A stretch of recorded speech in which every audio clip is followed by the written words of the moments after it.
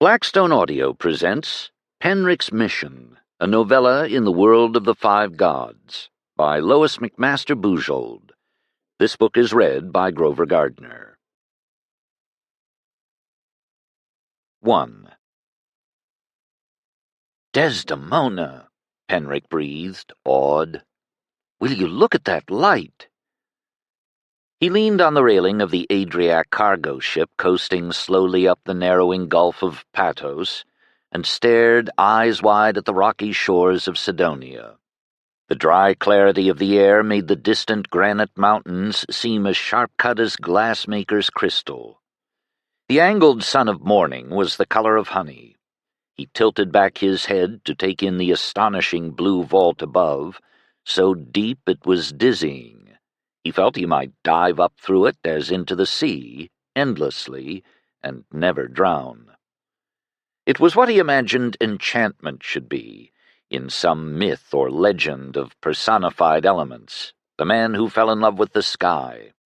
Mortals, he was reminded, did not usually come out well at the ends of those tales. "Yes, but by noon it will scorch that pale scholar's skin of yours to blisters. Keep yourself covered. We'll have to see about getting you a proper hat," his demon returned, speaking through his mouth as prosaically as the bossy older sister he sometimes imagined her to be. But he thought she was not unmoved by the sight, shared through his eyes, of the light of the land of, could you call it her birth, that she'd last departed, over 100 years ago? "Longer than that," she sighed. He pressed his finger to his lips, warning her not to speak aloud in company, and moved around to the prow, keeping clear of the crewmen shifting ropes and sails.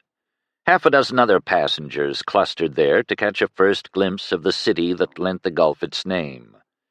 The ship came about and tacked toward the farther shore, climbing a slight headwind. A tumbled slope drew aside like a stage curtain, revealing their goal. Spread across the wide amphitheater of the Gulf's head, Patos seemed built of the bones of this land. Stone houses with red tile roofs, stone streets, arched and colonnaded, the familiar five-fold shape, high on one hill, of a stone temple. A broad stone fortress guarded stone quays reaching out into the clear blue waters, where a dozen other cargo ships crowded, offloading. The grove of cranes and masts made up for what seemed to Penric's eyes a decided lack of trees, which was in part why his ship's heavy lading of cut timber was expected to be welcomed trade. A bit slow, bulky, boring, a ship for ordinary men with ordinary purses to make passage in, such as a lawyer's young clerk, carrying a sheaf of unsigned merchants' agreements and a hopeful marriage contract. All entirely bogus. He adjusted the strap on his shoulder and touched the leather case that held them, plus the second set of documents that was much less dull, sewn covertly inside its lining. Velka gave a little wave as Pen joined him on the forward deck. The man was a Sidonian mercantile agent with whom Penric had made friends, or at least friendly acquaintance, on what he had been assured was a remarkably smooth 3-day sail from the Adriatic city of Lodi, and on whom he'd been happy to practice his Sidonian. Smiling slightly, Velka said, "Still excited for your first trip to Sidonia?" "Yes," Pen admitted, grinning back, still inebriated by the morning light and not even bothering to be sheepish. The young clerk should certainly be allowed such elation. "I expect you will find it full of surprises." "I expect so, too." Des passed no comment, even internally, but Pen felt she watched the harbor scene as keenly as he did. 2 oarsmen in Sidonian customs tabards rowed a green-painted boat out from the quay and swung alongside Pen's ship. He picked up his single valise and followed Velka with the first batch of passengers to disembark, making his way over the side and down the rope net without mishap. When it had rid itself of its human freight, the ship would go on to another quay at the Imperial Naval Shipyard and Arsenal to discharge its timber. Penric mused on the rationale, which rather escaped him, of one country selling essentials for shipbuilding to another country when they might, some future year, be at war, or at least in chronic naval clashes with each other. Well, the puzzle did not fall within the ambit of this mission. Imperial customs consisted of a long wooden shed housing tables, a few agents in official tunics, some bored guards, and a dull air of bureaucracy. The passengers shuffled into line and turned out their goods for inspection. His clerk, when Penn took his turn, examined his fake papers and wrote down his fake name and age and fake business, with only mild interest. His valise was dumped out on the table and his possessions pawed through, as the clerk looked for Penn knew not what. His belongings had been carefully selected back in Adria to fit his travel persona, and included nothing of interest, most certainly not his white robes of a divine of the Bastards order, or the white cream and silver shoulder braids marking him as a temple sorcerer, nor even the four-cord green braids of a teaching physician of the Mother's order, which had been foisted on him back home in Martinsbridge, even though he had declined to take the oath to a second god. The faint ink stains on his long fingers might well have belonged to a lawyer's clerk. In any case, his most secret and dangerous contraband, his chaos demon who gave him his uncanny powers, passed entirely unsuspected. Velka, lingering to speak with some port official, waved Penric on, and Penn emerged once more into a light grown even sharper. He stepped away briskly, not wanting to be lumbered with a companion at this stage. He wondered if he should first seek out the man he'd come all this way to bargain with, or go find lodgings. Perhaps locate the fellow, then pick lodgings convenient to him. Asking around the harbor marketplace for his quarry's address would leave a trail of witnesses to his interest. There must be something more discreet. "Good thinking," observed Desdemona. "Your best bets will be up by the provincial governor's palace, or some tavern near the army barracks where the soldiers gather."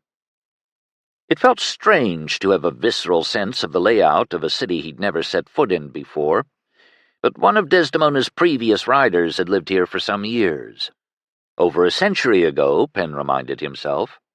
Things would have changed, although probably not major buildings or streets, not with all this stone. The marketplace, a semi-permanent little village of booths and awnings, smelled of fish, ropes, tar, and spices.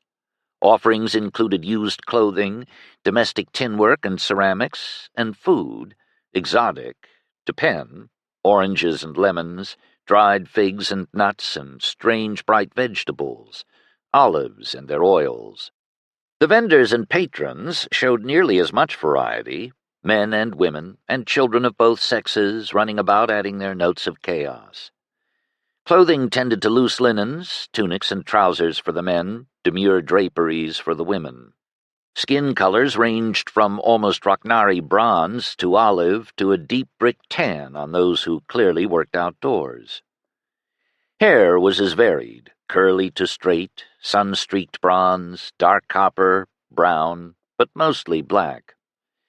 He was glad he'd taken the advice to dye his own to an unassuming brown for the journey.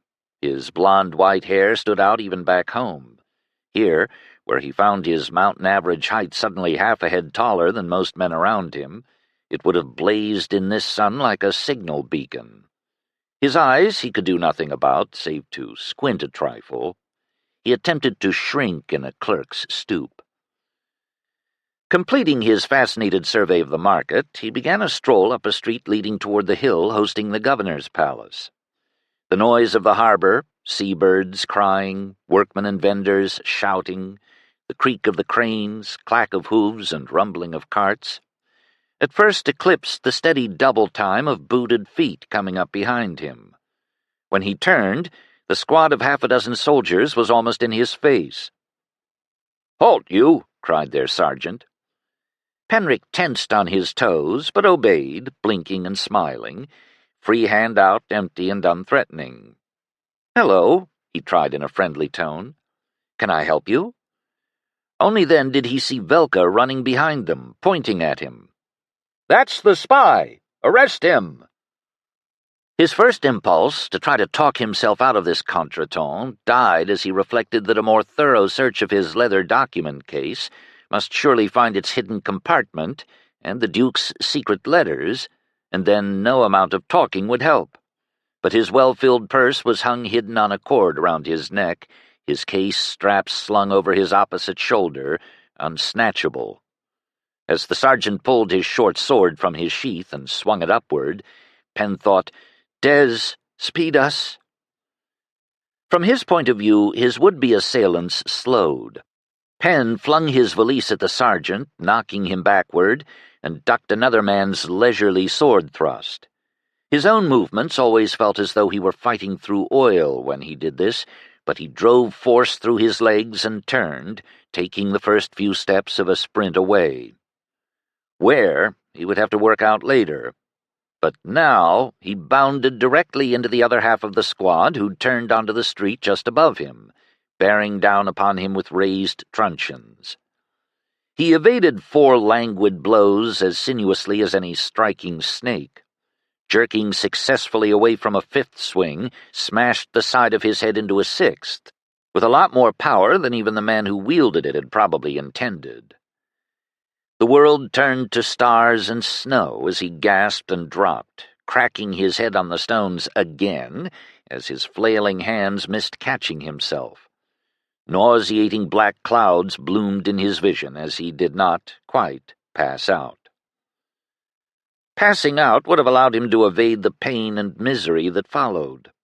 Plenty of strong hands combined to hoist his long body up and hurry him back down the hill and through the gates of the shore fortress. Shadows flickered overhead, then stone. At first he thought he was swooning for certain as the world darkened, despite the continued drumming in his skull, but they were just going underground. An orange blur of torchlight wavered past him. The passage narrowed, widened, narrowed again, widened again. He was held down and efficiently stripped of case, boots, purse, belt, and belt knife, and his outer garments. Someone grabbed him by the hair and growled, "What is your real name?" Pen couldn't even groan in reply, though he panted and then, suddenly, vomited on his interrogator. As defenses or even revenges went, it seemed weak, but at least the man leapt back, swearing. "Bosco, you hit him too cursed hard. He can't talk in that state." "Sorry, Sergeant, but it was his fault. He ducked into me." "Never mind," said Velka's voice. "I dare say this will answer all the questions anyone has." Velka, yes, seemed to have taken loving possession of the leather case. A smile of satisfaction curled his lips. Pen grew sorry he hadn't let Des cheat the man at dice after all, shipboard. "I don't suppose he can climb down the ladder on his own now," said a soldier. "We could just drop him in." "Aye, if you want to break both his legs." "So, is he going to be needed for anything later, aside from his execution?" asked the sergeant of, Pen guessed, Velka. "Too soon to know. Best preserve him for the moment." A brief professional debate among the soldiery resulted in Pen, dressed only in his shirt and trousers, being lowered into darkness by a rope wound painfully under his arms, shepherded by a soldier on a twisting rope ladder. His bare feet, then knees, then the rest of him found cold, raw rock as he collapsed. Rope, soldier, and ladder all disappeared upward. The scrape of a heavy stone overhead cut off both the voices and the last faint reflections of the torch. Utter silence, utter darkness, utter aloneness. Only not for him. "Des," he groaned, "are you still with me?" A shaken pause. "They'd have had to spatter your brains all over the street for me to be anywhere else." Despite his current throbbing pain, his curiosity prompted him to ask, "Where would you have jumped?" A sense of surly thought. "Velka."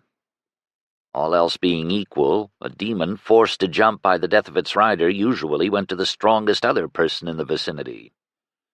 Really? He would not have lived long. A pause. and he would have died in all the lingering agony I could arrange.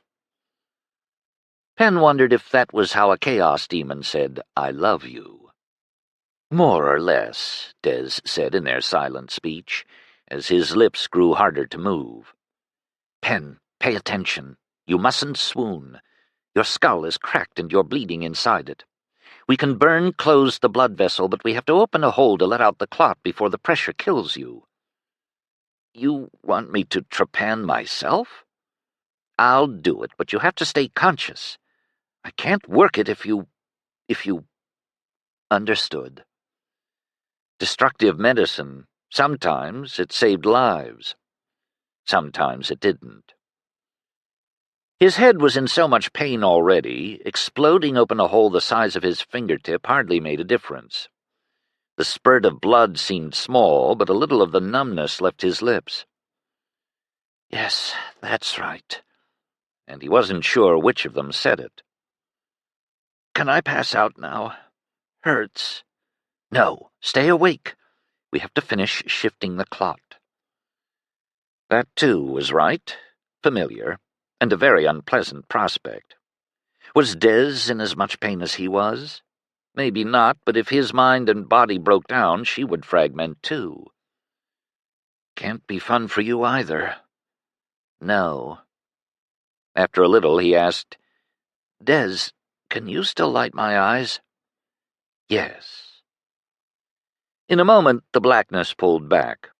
With no light at all to work with, the effect was peculiar, oddly colorless, but his sense of the space and the shapes around him grew secure.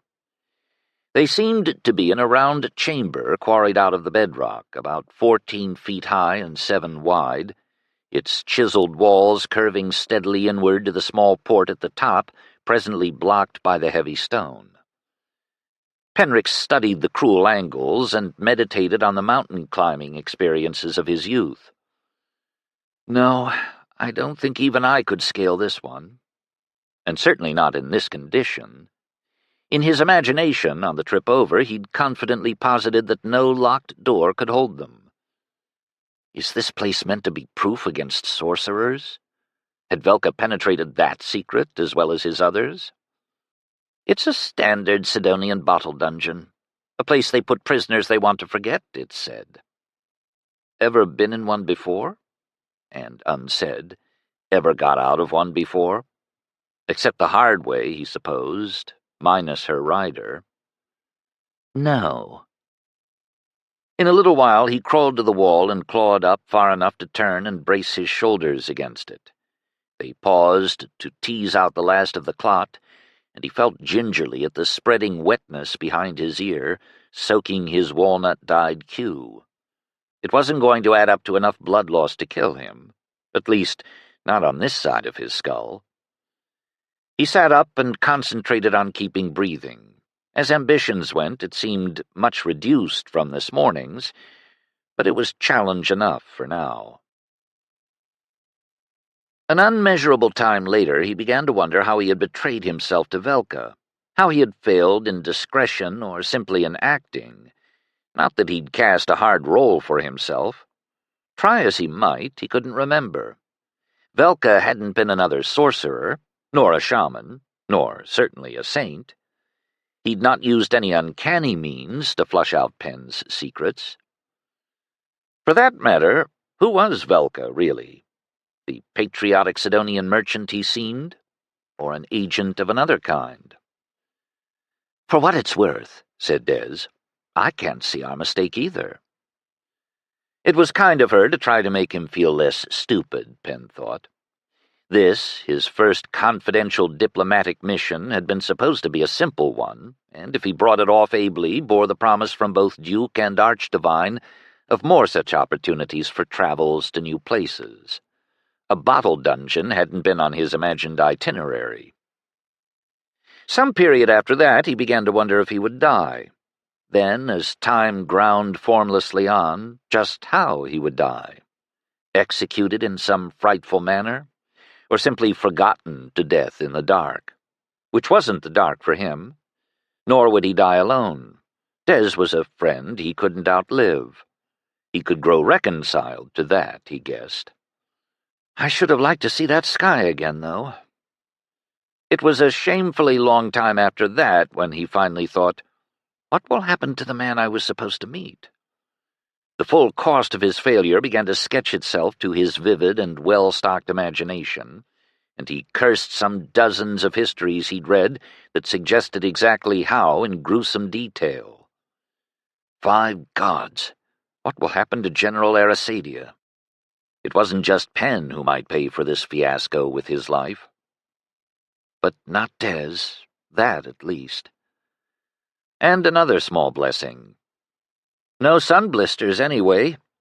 He giggled, but his mouth was too dry, and then he choked. Penn, said Des uneasily, you're starting to fray down here. If you can't hold yourself together, you won't be able to hold me. Hold! How?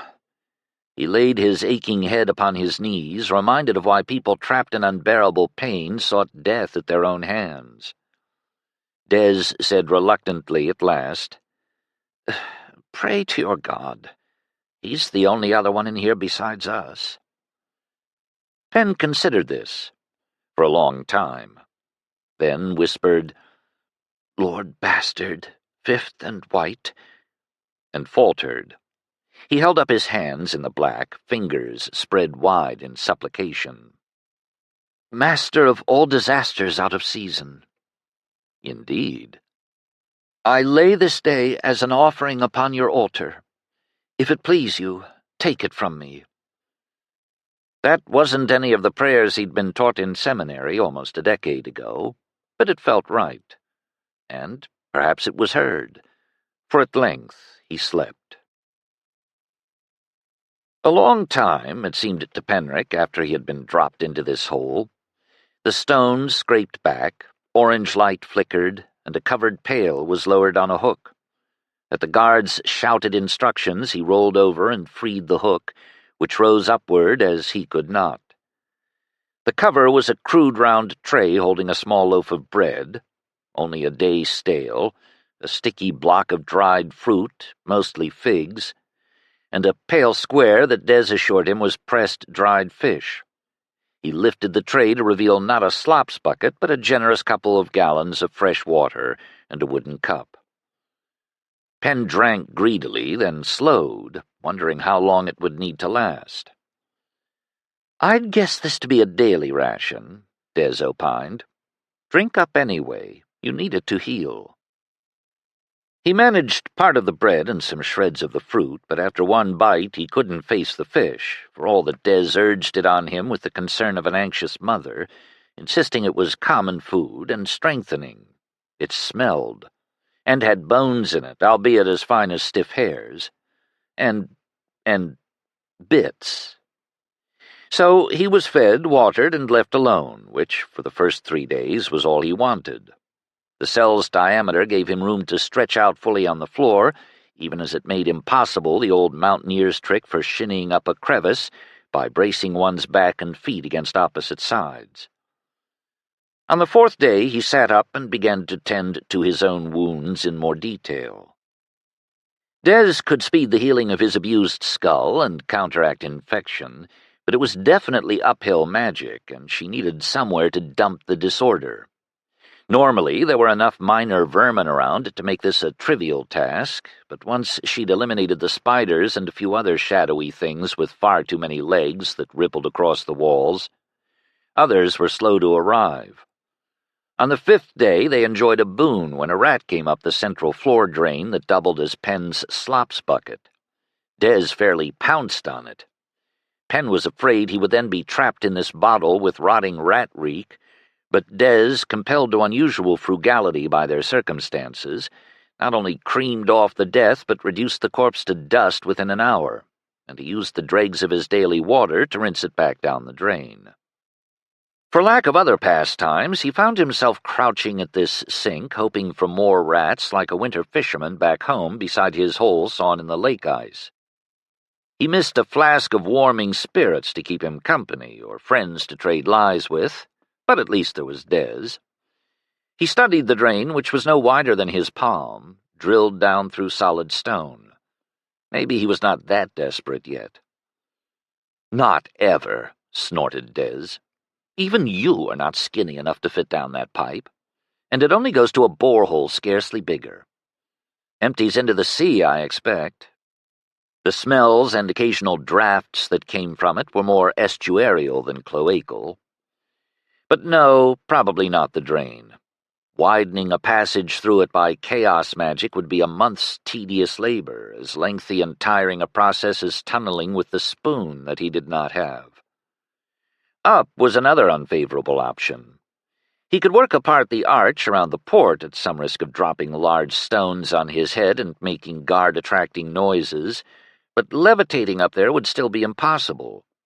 Waiting to be hauled up out of the dungeon for interrogation by his captors still seemed his best and easiest chance at escape, certainly until his fractures mended. He was perilously hot with their healing, masking the chill of any incipient prison fever.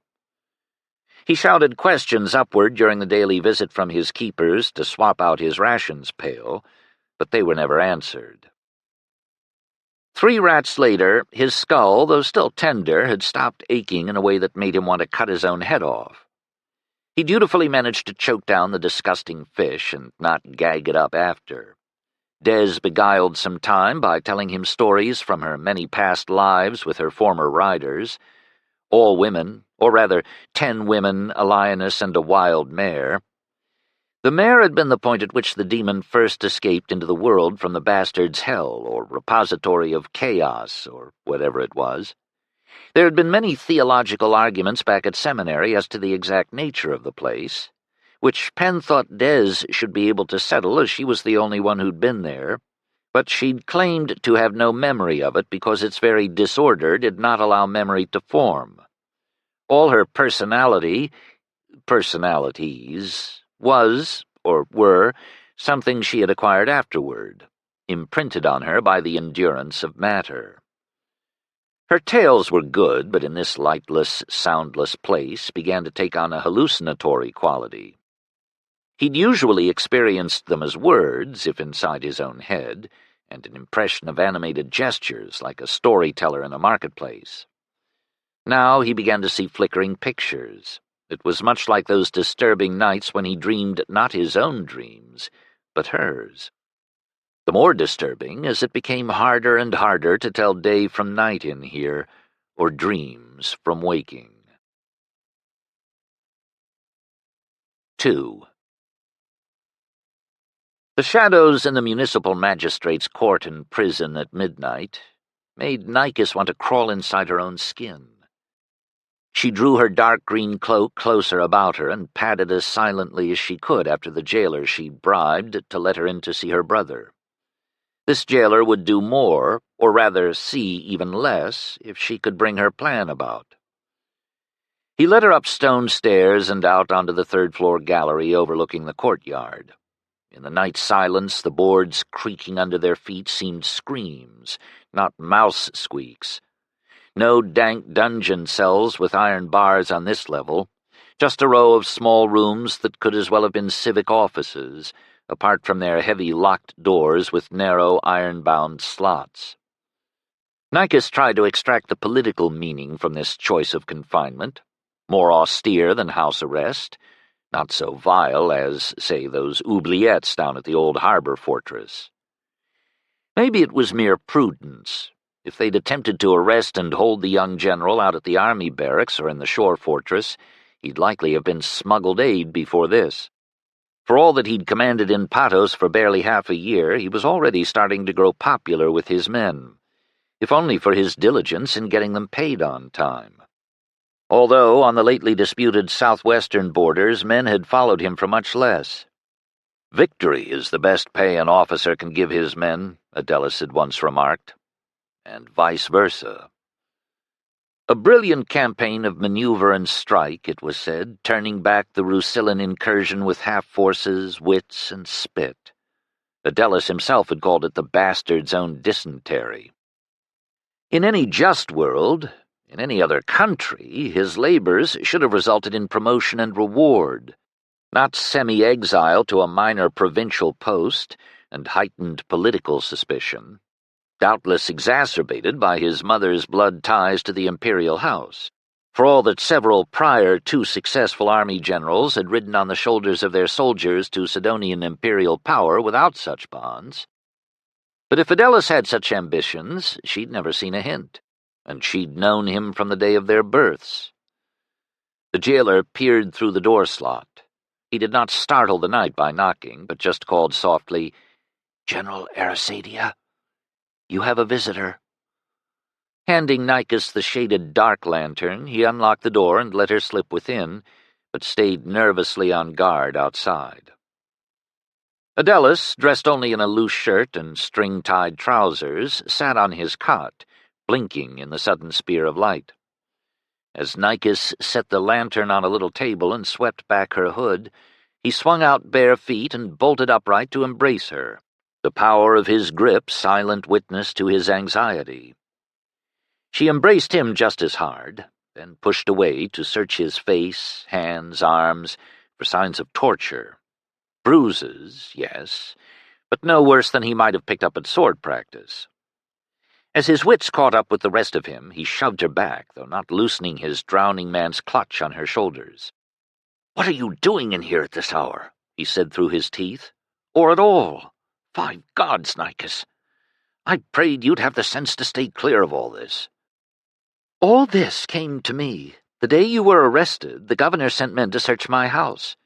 They took all my letters from you and my old letters from Chimus. What could they want with those? I was so furious—" His jaw tightened. "Did they hurt you?" She shook her head. "Just shoved me back when I protested." Despite it all, the corners of his lips twitched. "Did you hurt them?" "God's witness, I tried," she sighed. "They knocked down my servants, ransacked the house, tore up floorboards and pried apart paneling and furniture, especially in your chamber, turned out all the clothes chests and left everything in piles, although they were clearly after— oh, I don't know what they were after, but they didn't really pillage us, and no one was raped. A lot of small valuables turned up missing after they left, but you'd expect that." She drew breath. "Adelis, where did all this come from? All I could find out is that you are accused of plotting treason with Adria, which is nonsense." He shook his head. "I swear I don't know. They said they'd seized my correspondence with the Duke of Adria, detained his agent, but I'd never made any contacts with Adria. They didn't let me see the evidence, said it had gone in a courier pouch to Thassalon days before, and this arrest order was the result. Not that they need be authentic letters for this sort of move." "Forgeries to entrap you, do you think?" "Maybe." She flung up a hand.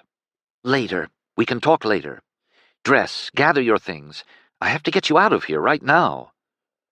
"What?" Instead of obeying, he stepped back and stared. "Nicus, is this some sort of harebrained rescue scheme?" "Yes," she snapped, declining to waste time arguing about the embedded insult. "Hurry!" Instead, he shook his head. "Bad idea." "Staying here is a worse one." "I agree it's not good, but nothing would convict me in my accuser's eyes, in the Emperor's eyes, faster than fleeing like a guilty thief." "Do you imagine they haven't convicted you already?" "There has been no trial, no hearing." "When did you grow so naive?" He smiled sadly. "If I didn't run from 4,000 screaming Rusillan tribesmen, I'm not going to run from this."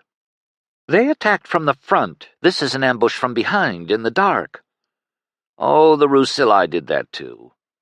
She grimaced, fierce in her frustration. "What in the world is your plan, then?" "Stand my ground, argue my case, continue to speak the truth." "And if that ground has already been cut from under you?" "I did not commit treason, and I will not. I'm not without friends as well as enemies at court." "Argue your case from a safer place." "There isn't a safer place, not within the bounds of the Empire, and to leave it would turn the false charge true." She leaned her forehead against his shoulder, so frenzied she nearly bit his shirt. "Adelis, it has to be tonight. I can't do this again. I spent all I had on the bribes just to get this far, and the horses. Suborned men don't give refunds." He sank down on his cot and did a good simulation of a boulder, stolid and immobile. Stubborn. It ran in the family. If she'd brought 4 men, whacked him over the head, and carried him out in a sack, she might have been able to do this. But when that look grew on his face, nothing less would shift him. She'd sometimes admired the trait, but not when it was aimed at her. "You have to leave," he argued in turn, "and stay well away. You're bound to be watched, but you're not enough threat to anyone in your own right for them to go after you without provocation. For the love of all the gods and goddesses, for the love of me, don't give that provocation." "You're saying I should do nothing, just freeze to the ground like a hare menaced by a hawk?" "That would be a good start, yes." He swiped his hands through his dark, disheveled hair, clenched them on his knees. "Please don't try to engage with something so far over your head as this. The last thing I need is for my enemies to realize how effective a lever on me you could be." Tears were leaking down her cheeks, and she hated their wet helplessness. "Curse all men, and their pride and their greed and their envy and their idiocy. And their fear." He grinned at her, his rich brown eyes crinkling. "Ah, that's my Nicus." She couldn't scream here. She couldn't even yell. Another 10 minutes of ferocious undervoiced argument moved him no further. He should have been made a siege commander, she thought. Only the frightened jailer stopped it. He cracked the door and hissed, "That's enough! Madame Katai, you must come away now! I can't stay out here any longer." Adelis pushed, the jailer pulled, and she found herself once more on the gallery, bewildered in the dark. He led her back down the stairs, out the side archway to the entry with the postern door, where they found a troop of 6 guardsmen and a senior captain waiting for them. The jailer had not revealed her. He whimpered too as they were roughly seized. Another lantern was unveiled and raised, pushing back the shadows. "Where is he?" asked one of the guardsmen, sounding confused. The captain stepped forward.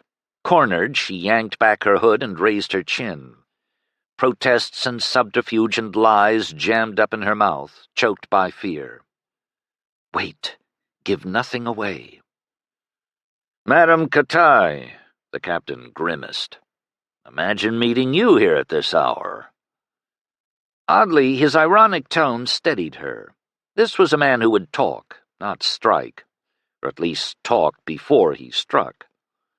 "If anyone here had possessed the common courtesy or holy mercy to let me see my own brother in the daytime, I would have. I took what I could get." His glance seared the shrinking jailer. "So it seems." "You mustn't blame him. I cried at him, you know." Which was true, if incomplete. The captain, she suspected, was not a man whom feminine tears would soften. But let him think this was just an anxious visit from kin, not an escape attempt, and perhaps the poor man would get off more lightly. "And where is your brother?" "Right where you people put him. Unjustly." Her lips drew back in something that was hardly a smile. "He claims the Father of Winter will support him in his innocence." The captain vented a faint snort, but stepped aside to murmur to 2 of his men, who departed at a run. They returned in a few minutes to report, "The general is still locked in, sir." The captain stared at her in some frustration. Had he hoped to catch her in the act? He said, conversationally, "We have your horses and your servant, you know. Rather a lot of baggage for an evening jaunt through town, don't you think?" It wasn't as though she'd left them waiting at the prison's front gate. So, she'd been spied upon, make that more effectively spied upon, than even she had suspected. Not that anyone who'd really known the general and his widowed sister could have been too surprised at this turn of events, but how many people in Patos was that, really? She lived retired by choice and seldom taxed Adelis at camp. He, in turn, was respectful of her privacy. Betrayed from before the beginning, it seemed. Her dead silence was apparently not the reaction for which the captain had rehearsed, so he gave up trying to draw her out, replacing his heavy irony with sternness. "Your efforts on your brother's behalf are understandable, madam, but pointless. If you return here at midday tomorrow, the general will be given back to you freely, without impediment. In fact," he narrowed his eyes at her, "in fact, we will escort you home now and guard your rest, and escort you back tomorrow, just to make sure of it." He added after a moment, "We will, however, be keeping the horses." "He is to be released?" The soaring thrill his words engendered died in her chest. That Adelis was innocent, or, be frank, something like innocent, she had no doubt.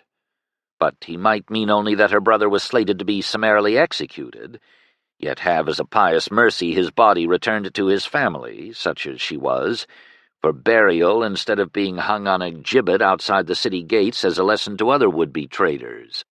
Whatever the answer, the captain already knew, and the pity in his face frightened her far more than the sternness. He didn't reply, but just surrounded her with his men and marched her out into the winding streets of Patos. So, they'd both been right, she and Adelis. Her pathetic escape scheme was doomed to failure, and his remaining in his captivity was a horrible, horrible mistake.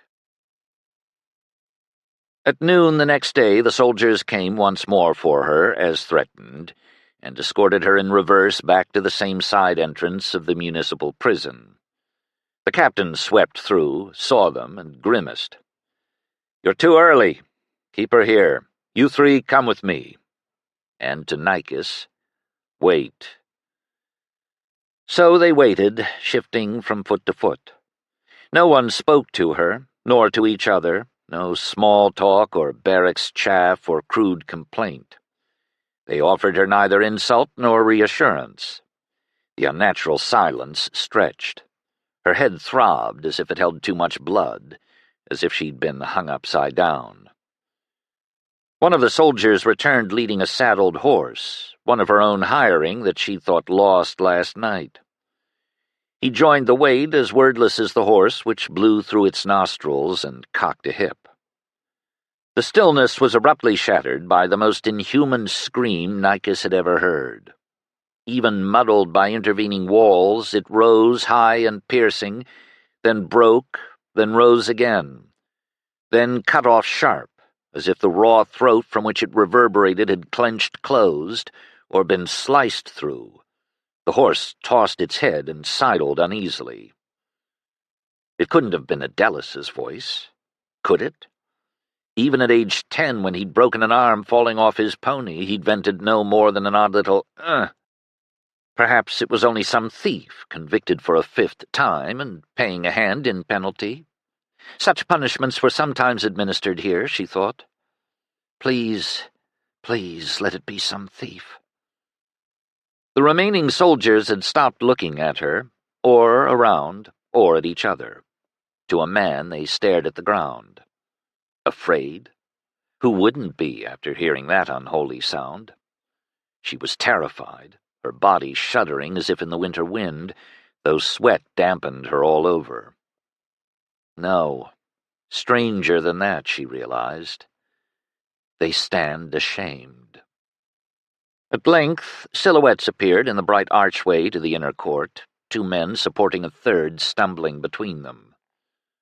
Adelis? Not a corpse on a litter, to be sure, but relief didn't wash through her. The solid form was familiar, its constricted posture not. His body was hunched, lurching, as though he were overtaken with wine sickness. It was only as they came near that she saw the pale bandage wrapped around his head, and realized why they were now willing to release the genius general to no more stern a warder than his sister. Oh gods, oh gods, oh gods, oh gods, oh gods! They've put out his eyes. 3. Penric guessed it might have been 10 days when the stone was dragged back and not replaced, but no hooked rope dropped to collect his empty pail. Instead, a few feet of a leather hose were pushed over the edge of the hole, though not far enough to be anywhere near in reach. The guards were silent shadows in the wavering torchlight, its wan glow grown as brilliant as the sun's in Pen's staring, dark-adapted eyes. "Now what?" he called up, not expecting a reply. "Mercy for you, madman," someone growled back down. "I'm not mad. Rather angry by now, though.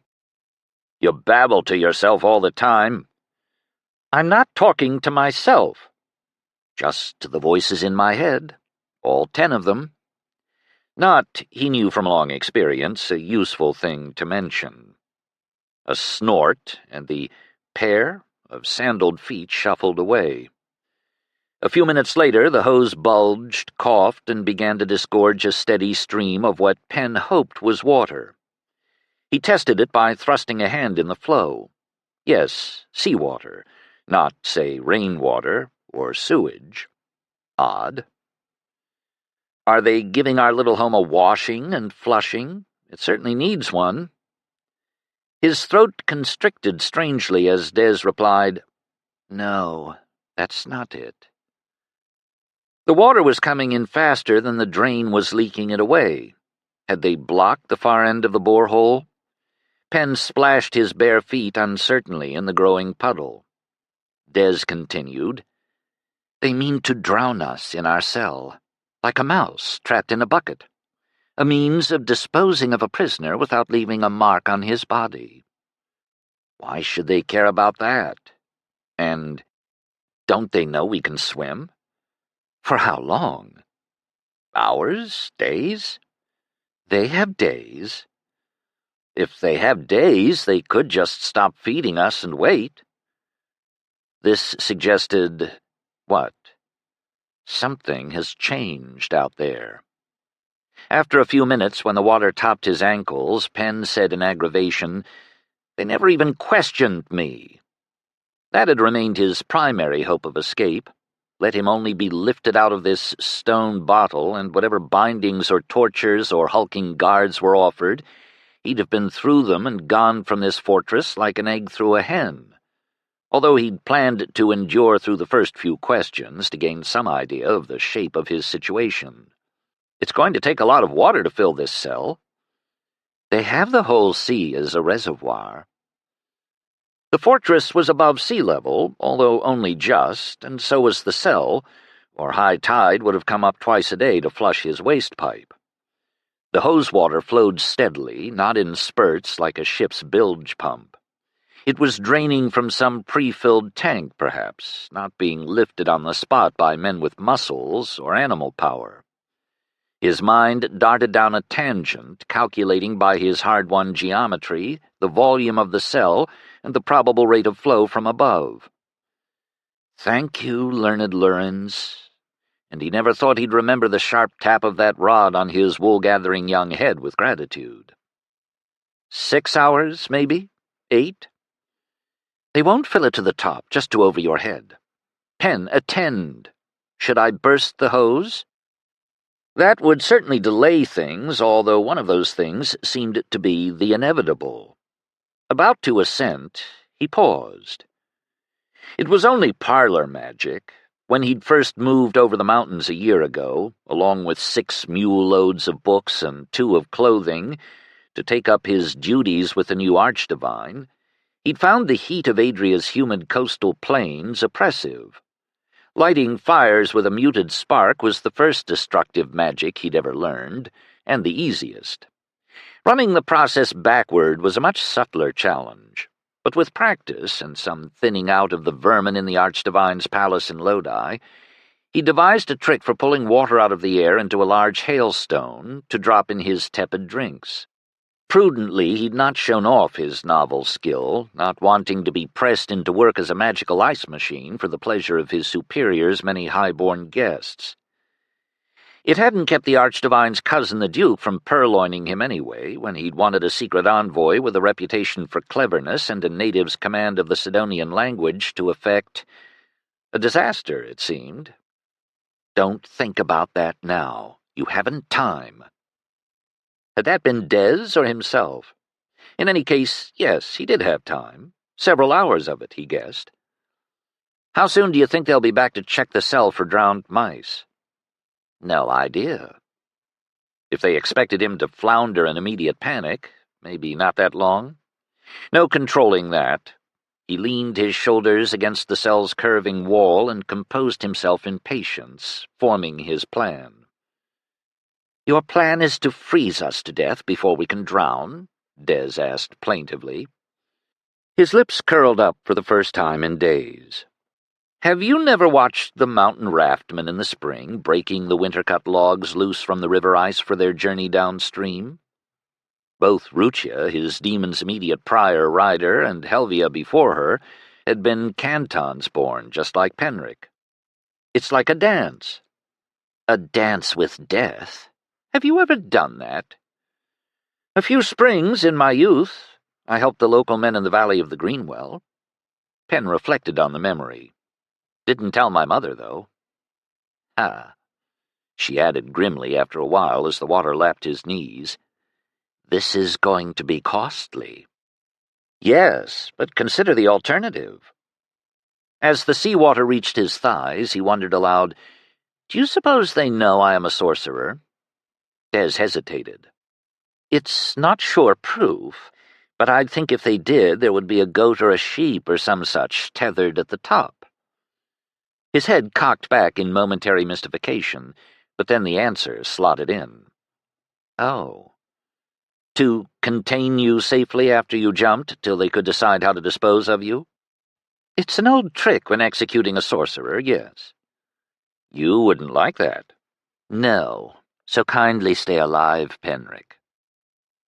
When the water reached his shoulders, he commenced, starting a thin sheet of ice in the center of the cell.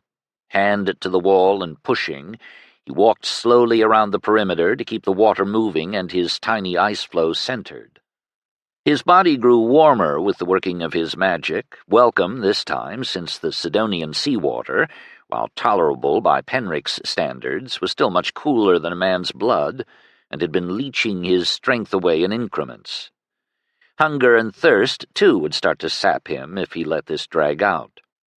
And Desdemona was growing— he was never sure what to name it— more excitable, perhaps, in these early stages. They were still a long way from the uncontrollable mania that overtook her when they tried to work too much uphill magic too fast, but it seemed discourteous to stress her beyond need. Also dangerous. Des muttered an obscene agreement, sign of sorts. "But you realize," she said in sudden cheer as he plowed through the water past his chest, "with this skill, you need never die of thirst in a desert." Penn coughed a seawater-laced laugh. "Not my most pressing concern here, Des." His ice disk grew thicker, descending downward in the middle. He tried to keep the top surface relatively flat. He needed to generate rather more than his own body weight, he guessed. As the water reached his chin, he clambered aboard, and up. The hose end was just beyond his reaching fingers. His bare feet on his floe were chilling, and worse, melting potholes. He attempted a jump, missed, slipped, and ended up splashing into the water, barking his elbow painfully on the wall and being pinched against it by the pitching ice brick. Brine in his eyes and nose stung, the taste bitter and metallic in his mouth. He came up spitting and heaved himself atop his float once more. This time he waited a little, letting the floe and himself settle as much as they could under the ongoing spout of water from above. Tested his balance more carefully, gauged, stretched, coiled, and up. One hand closed around the slippery leather, then the next. The jet of water in his face cut off as his hanging weight pulled the hose closed over the edge of the port. One hand over the other. Don't let go, don't fall back. He flopped an arm over the keystone circle. Then he was out altogether, collapsing across the dungeon's paved floor. He lay gasping for a moment. Rolling over, he peered one last time down into the watery, deadly well. "You realize," he wheezed, that once that ice melts, which it was already starting to do, and swiftly, they're going to have no idea what we just did. Desdemona borrowed his mouth for a black laugh that echoed very demonically indeed. He clapped his hand across it, but grinned back. He was still sprawled, wet, barefoot, brimming with hot, unshed chaos on the prison floor of a guarded fortress, alone on the edge of an unknown country. No idea if it was day or night outside. Not the time to plan a triumphal celebration yet, I don't think. 3 bottle dungeons lay in a row in this close corridor, the other 2 thankfully unoccupied. So how special a prisoner had he been? A locked door at one end led probably to a guard post. The lock would be easy, the guards perhaps not. He followed the leather hose back the other way to where it issued partway up the wall from a small window, its normal barring unbolted and set aside for the occasion. Can we get out this? Maybe. Better chance than the drain. Seems to run about 2 feet through the wall and open into a window well. I can't sense what's beyond that. Penn leaned backward, reached through, turned his head sideways, and fitted himself in. A great deal of undignified wriggling later, and he was able to sit up in the outer well without actually snapping his spine. His long legs nearly trapped him, but at the cost of some contusions, he managed to extract them without having to break bones. He stood up in the well. He'd reached a sort of porch overlooking the sea. The stone tank rose nearby, a silent bilge pump standing near, unmanned at this hour, which was night, 5 gods be thanked. He'd feared the sudden sunlight might have blinded him as effectively as the black below. Something scuttled along the edge of the porch and then exploded with a pop. He'd not seen a rat do that before. "Quieter, Des." "Hurts," she complained. "Also, how many times have I sat in the latrine with you sick when—" Even after a decade, she could still make him blush. "Howsoever, how do we get out of this place?" "Your job now." The obvious way out was to slip over the wall, swim quietly around to the harbor in the dark, and creep up over one of the jetties. They stared down at the black lapping sea with equal disfavor. "No help for it," said Des at last. "Unless you want to go back to the bottle dungeon. Carry on." Penric sighed and climbed down into the foam-laced waters. An hour later, salt-crusted and footsore, Penric sat in a stone laundry trough that drained a modest marble fountain, sited in a square fronting a middle-sized temple. He'd drunk his fill of blessedly clean water, and now faced the next task. He tried not to think about the several harbor rats and a luckless, sleepy seagull they'd sacrificed in their wake down at the shore. Des, calmer, seemed back to visiting chaos only on less theologically questionable insects. One couldn't call it necromancy, exactly. "Lie back," said Des in her practical Ruccia voice, "and I'll get rid of your hair dye." "Really?" "They'll be looking for a brown-haired escapee. Also, your blonde roots are growing out. It will be easier to lift the stain altogether than to try to work it around to match." He decided to take her word, and besides, the fresh water was something very like a bath. He would have preferred to burn his prison-reeking shirt and trousers, but until he could replace them, this impromptu laundering would have to do. So it was, after almost falling asleep in the trough, that he sloshed up and squeezed out his hair, letting it fall down his back. The ribbon for his cue was long lost. Not much time left till first light and people about, he gauged. He left a trail of wet footprints to the shadowed temple portico. Opening a simple lock was so routine by now that he didn't even pause in swinging the tall door ajar and slipping within. After that, it was rather like going shopping in the marketplace, in reverse. The layout within was similar to home, with altar niches spaced around the walls and a central plinth for the holy fire, banked to coals for the night. Timber-built temples in the cantons boasted fine wood carvings. Here the plastered stone walls were graced with frescoes, their subjects ambiguous in the shadows, and mosaic tiles enlivened the floor. This was a neighborhood temple, he judged, serving the folk in the immediate vicinity, not so large or so well guarded as the main provincial temple atop some higher hill. Nor so wealthy, alas. He found the bastard's niche, perfunctorily signed himself, and checked the altar table for offerings. Swept bare for the night, unfortunately. But this was the sort of prudent place that featured locked offering boxes in each niche. He flipped this one open and peered within. If it too had been emptied for the night, a scant scattering of coins and other oddments lay within. His long fingers rapidly picked out the coins and left the less identifiable prayers, such as a coil of hair. He contemplated his meager take. The white god must not be much loved here, or much feared. You wouldn't accept any of my suggestions for targets through town? Stealing from the poor is inefficient, and stealing from the rich is dangerous. Anyway, this isn't stealing, it's just collecting my pay more directly than usual. Des snickered. I didn't think the Sidonian and Adriac temples practiced such reciprocity. Same god. He'd known from the beginning that he served his god first and the temple second. So far he'd not found them often in conflict and prayed it would stay that way. Slowly he circled the chamber. His hand hovered over the box at the Mother of Summer's altar, but then passed on.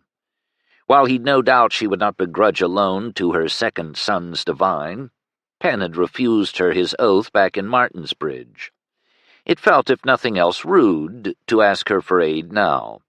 He'd abandoned service to the Son of Autumn years ago, and the Daughter of Spring had never been his goddess. He finally stopped before the Father's altar.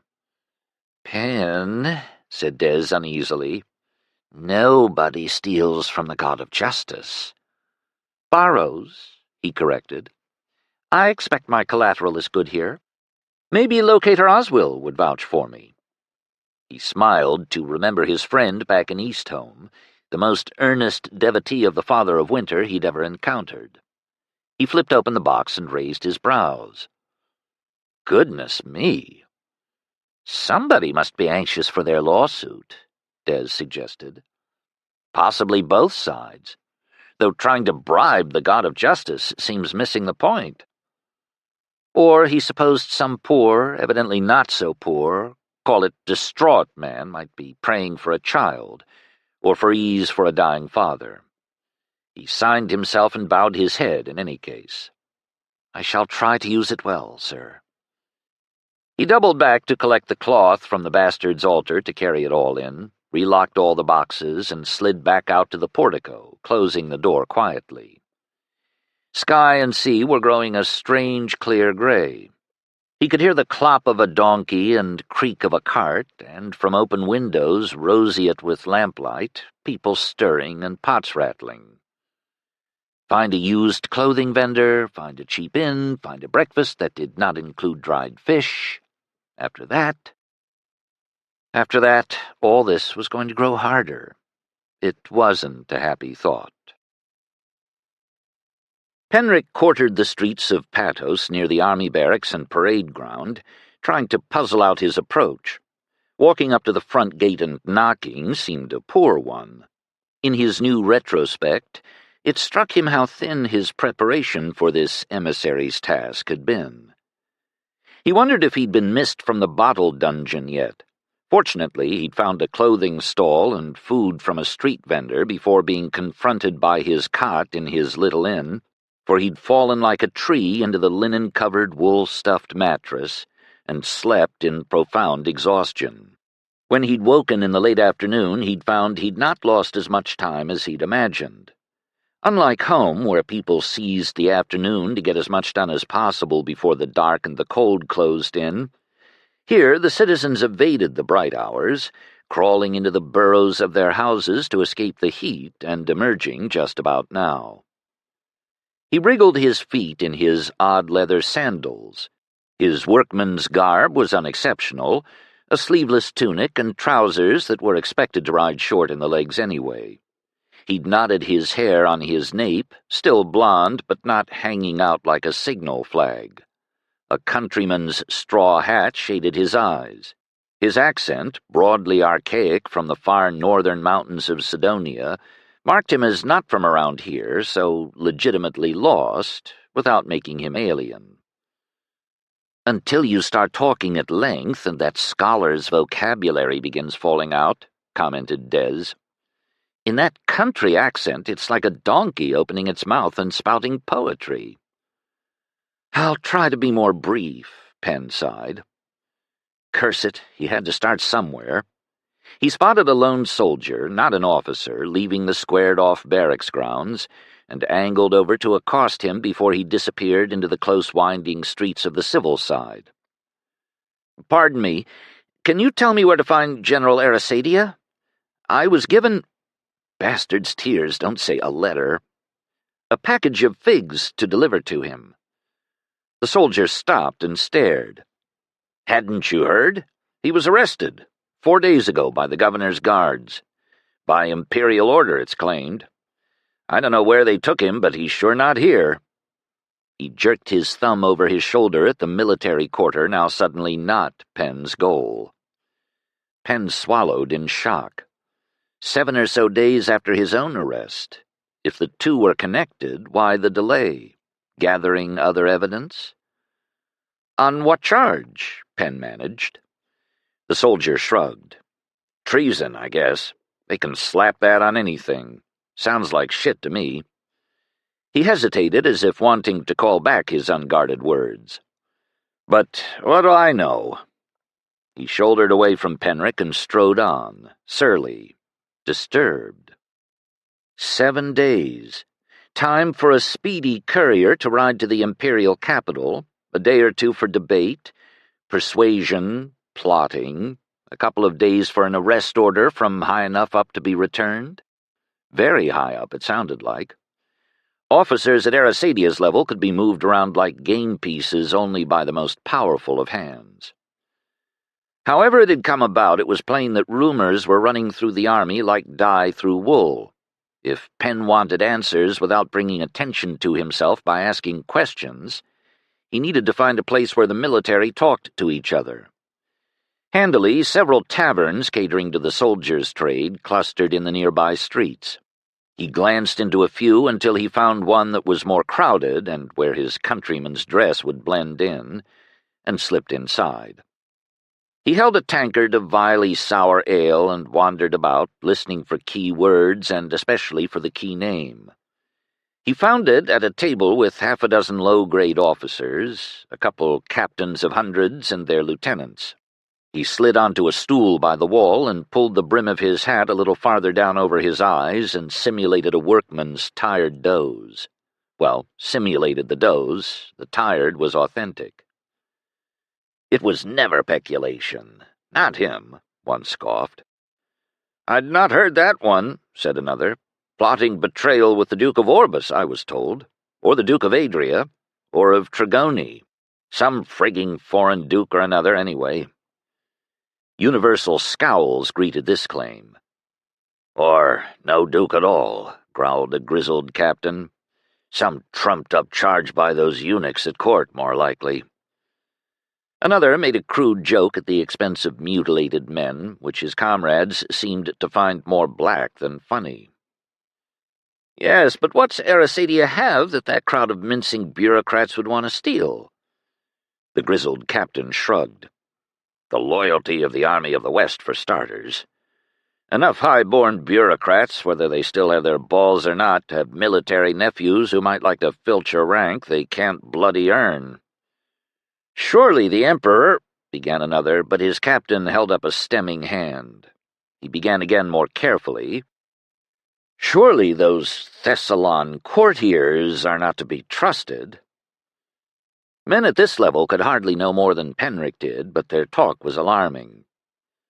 "No," sighed Des. "All standard army-issue bitching about the civil government so far. It doesn't seem to have changed in 100 years. Huh. The talk had turned to other complaints when a new man joined them, and Penn had to keep himself from sitting bolt upright. He was a younger fellow, broad and brawny, and had the sunburned, brick-colored skin of most of the men here, but his face was strained and ghastly, drained to a sallow tinge. Wide-eyed and breathless, he fell into a seat on the bench where his comrades obligingly shifted to give him room, and said, "5 gods, give me a drink." Not waiting, he seized one from a comrade who yielded it up with a surprised eyebrow lift. "I just heard." He tipped back the tankard and his mouth worked, but he couldn't seem to swallow. He had to struggle for a moment before he could choke it down. "Arasadia," he gasped out. "Yesterday noon in secret at the municipal prison. Imperial order." "Released?" said a man hopefully, then faltered. "Executed," growled the grizzled captain, voice grim as iron. The new man shook his head. "They blinded him with boiling vinegar." Shocked silence, bitten lips. Penn bent on his stool and swallowed back vomit. "Don't you dare," said Des. "Don't give a sign." "Princely," observed the gray captain in a weird sardonic lilt that might be rage or grief or swallowed curses. "Thought us army mules usually got hot irons through our eyes." "Not an honor I'd care for," muttered another. The other captain leaned back and sighed. "Well, that's done him. What a God's-forsaken waste." "Is he still in prison?" The new man shook his head. "No. They gave him over to his twin sister. What's her name, I heard." "So what is her name?" The men were easing back as they took this in, scowling but not apparently moved to leap up and start a military mutiny at the news this afternoon. Someone secured the messenger his own tankard, and he gulped deep. Some moved their food aside, but kept their clutches on their drinks. "Hope she's a good nurse," said a lieutenant. "Or we'll help him to a good knife," said another. "Either one." Penn panted in horror, so grateful for the straw hat, its brim now down to his chin. "Are they really twins?" "Who knows? Story I heard was that he was the son of old General Arasadia's high-born wife, and she was the daughter of his concubine, whelped on the same day. Unless the midwife swapped them in secret to give the old man an heir." "That's an old rumor." "Funny, you never heard it around till he was promoted so high, so young." "Well, he's a poor blind bastard now, whether his parents were married or not." The mood of the table blighted, the party broke up, most men finishing their meals and drifting out, a couple settling in for deeper drinking. Penric, as soon as he could stand without shaking, made his way into the street, now half-shaded in the angled, descending sun, and found a wall to prop his shoulders against. "Gods, Des, now what?" "Start back to Adria, I suppose. Not through the port of Patos, by preference." Acid bile burned Penn's throat at the thought of such an empty-handed retreat. No, far worse than empty-handed. It made no sense. The Duke of Adria had fancied to hire the demoted and presumably disaffected general as a mercenary captain for his own endemic and inconclusive wars against his neighbor Carpagamo. The private letter he'd received from Arasadia himself had suggested it, and the Duke had taken him up on it. Taken the bait? But it wasn't treason, no more than Penric exchanging his service across the borders from the new Princess Archdivine of Martinsbridge to the Archdivine of Adria. The Duke hadn't planned to use Arasadia against Sidonia, after all. It was just a little delicate. It shouldn't have been much worse than that, unless... what?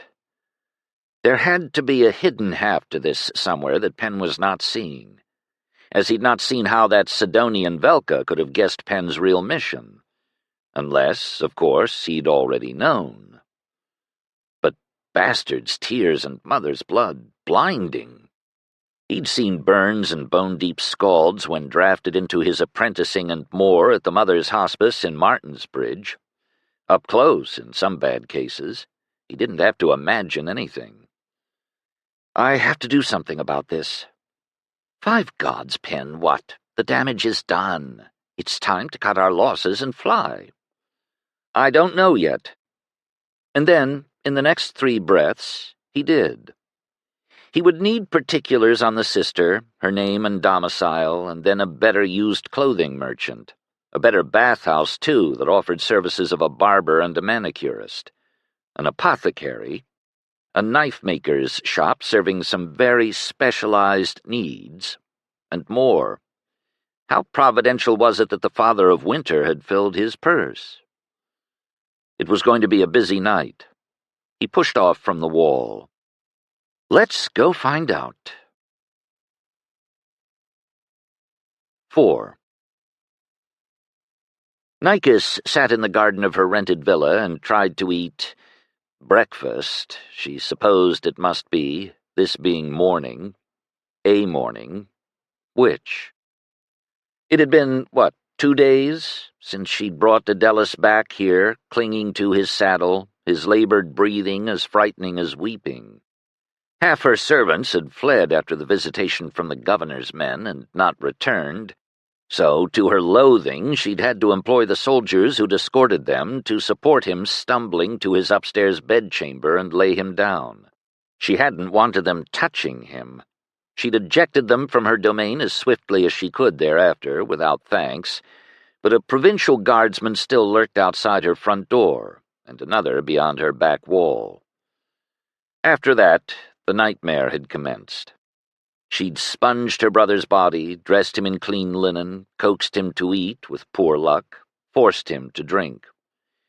He'd not cooperated much.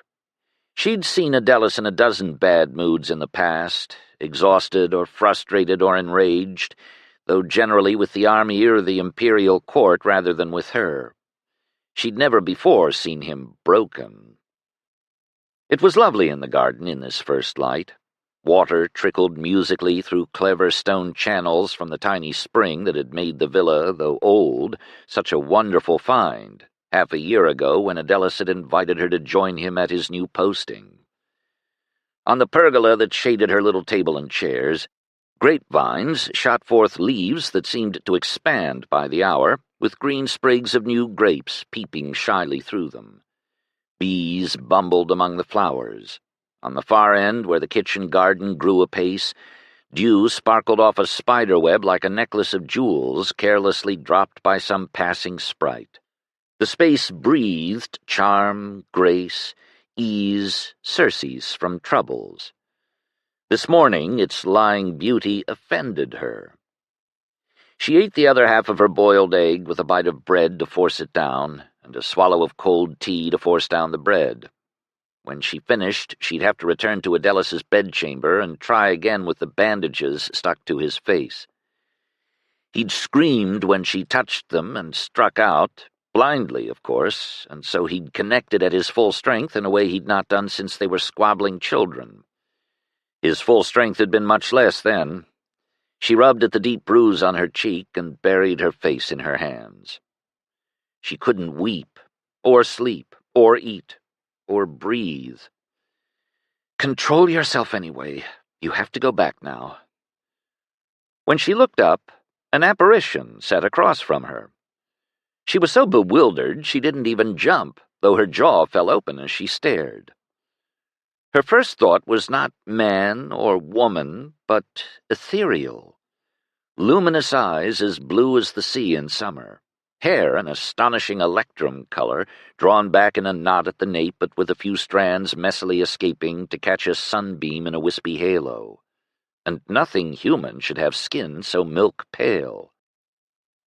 She dismissed her furious fancies. It was most certainly a man. Her gaze skipped down the long folded body. Wiry arms, hands too large and strong for a woman, nails cut blunt and scrupulously clean. Sandaled feet too long to be feminine, chest too flat, hips much too narrow. Drawn back to the face, she discovered an inexplicably cheery smile and white, sound teeth. He wore an undyed sleeveless tunic to his knees, belted at the thin waist, with a sleeveless jacket in dark green over it, suggesting, without quite being, the garment of an acolyte of the Mother's Order. In a soft, friendly tone, her hallucination spoke. "Madame Katai, I trust?" She swallowed and located her voice, sharp-edged with alarm. "How did you get in here? There are guards." Less to keep people from going in and out, she suspected, than to mark and report who did so. Perhaps they went off duty? I didn't see any. My servants should have stopped you." "I'm afraid I didn't see any of them either," he said, as if in apology. That she could believe, she thought grimly. "Pardon me for startling you," he went on in that same soft voice. "Stunning me? My name is Master Penric. I am a physician." She rolled back in her chair. "Apprentice Penric, I might believe. You can't be a day over 21. Less." "I'm 30, I assure you, lady." He claimed an age the same as hers, and she was a century old this morning. "I might grant 25. He waved an airy hand. 25 it shall be, then, if you prefer. "And master?" "In all but final oath." His smile grew rueful. "Huh. My credentials aside, some of your brother's officers took up a collection to hire me to attend upon him. For reasons you may understand better than I, they strongly wished to stay anonymous." He raised his blond brows, and she grimaced, unable to gainsay the likelihood. "But my fee is paid, and here I am." "For how long?" He shrugged. "As long as I'm needed." He gestured at the large case by his feet. "I brought supplies and a change of clothing." After a moment he conceded, "I might not have been anyone's first pick as a physician, but I was the one who would come, and I'm fairly good with burns." That last did not so much decide as dismast her, setting her adrift on dangerous shoals of hope. Her gaze caught on those scrubbed, thin-fingered hands. She might believe those hands, though she was none too sure of his tongue. She had no trust in this sudden stranger. She had no trust in anyone. But she was so benighted tired. Perhaps he read her surrender in her posture, for he continued, "I should examine the general as soon as possible. I'm so sorry I couldn't be here earlier." "Follow me, then." She pushed herself up, frugally drained the dregs of her tea, and led him into the house. "But he's not a general any more, you know." She had come to hate the very sound of the betrayed military title which her brother had so cherished. "What should I call him, then?" "Arisadia, I suppose." She did not invite this Penric fellow to Adelis. As he lugged his case up the stairs after her, he asked, "Has he spoken much?" "A little." "What has he said?" She stopped before Adelis's door and scowled up at the physician. "Please let me die." He hesitated, then said quietly, "I see." As she opened the door, he took a very deep breath and squared his shoulders. She revised his age downward again, and followed her inside. Adelis lay as she'd left him to go down to breakfast. Nikis glanced at the scullion she'd set to watch him. "Any changes?" The boy ducked his head. "No, lady." "You may go back to the kitchen." The blond physician held up a hand. "When you get there, boil a pot of water and set it to cool, and then another. We're going to need a lot." "The water left from my tea should be cool by now," Nikis offered tentatively. "Good. Bring that first." Master Penric nodded, and the boy retreated, staring back curiously over his shoulder. Nikis went to the bedside and took Adelis's hand. Its tension told her that he did not sleep. "Adelis, I've brought you a physician, Master Penric." The man had brought himself, more like, but she doubted Adelis would respond well to that news either. Below the cloth wound around his face, still not unwrapped from that first awful day, his lips moved, and he growled, "Go away. Don't want him." Nikis perforce ignored this. Her hand hovered over the grubby makeshift bandage. "I'm sure this should come off, but it's glued itself to his skin. My maid said it should be ripped off, but I didn't let her." Adelis spasmed on his bed, one fist wavering up. Nikis dodged it. "Is that cack-handed hag back?" Get rid of her. Shh, shh. She's gone. I won't let her in here again, I promise. Better not. He subsided. Penric, coming to the bed's other side, let his hand pass over the cloth and cleared his throat. In the woman's defense, there is a treatment, debridement for the reduction of burn scarring that involves something like that, which she might have seen sometime and misunderstood. Not for this, though. His voice went tart. If the fool woman had done that here, it would have torn off his eyelids. Both Nicus and Penric clapped their hands over their mouths, she to keep her breakfast down, he as if to call back the blunt words. Adelis jerked and groaned. Penric grimaced in weird irritation and added hurriedly, Sorry, casting Nicus an apologetic head duck. Burns are a gruesome business, I can't deny. I hate them. A faint snort from the bed. Penric eyed the heavy supine figure under the sheet. What have you given him so far? I obtained some syrup of poppies. I'm almost out, though. Adelis loathed the opiate, but he'd accepted it from her hands this time. She didn't think it had quelled the pain enough for him to sleep, but it had kept him too quiescent to fight them, lying in sodden silence. Too quiescent to rise and seek to do himself harm? I brought a good quantity. He can be given some more before I start. The physician cleared space on the wash table, opened his case, laid out a cloth, and positioned supplies upon it in a precise, organized manner that subtly reassured her. He began by measuring out his syrup into a little vessel with a spout. Then he held up Adelis's head and tipped it into his mouth, stroking his throat with a finger as he swallowed it down. His movements were gentle, but firm and sure, practiced-seeming, mindful, but not in the least hesitant.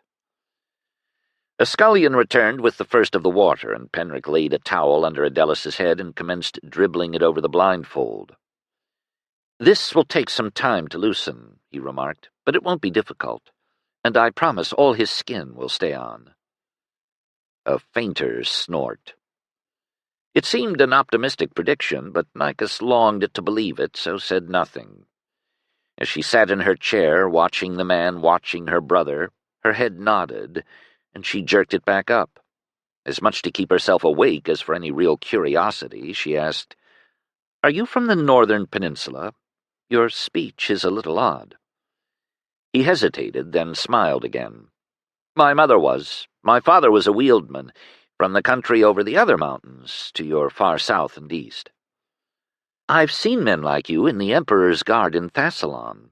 They were supposed to be from islands in the frozen southern sea. Fierce warriors, I was told, but ill-behaved visitors.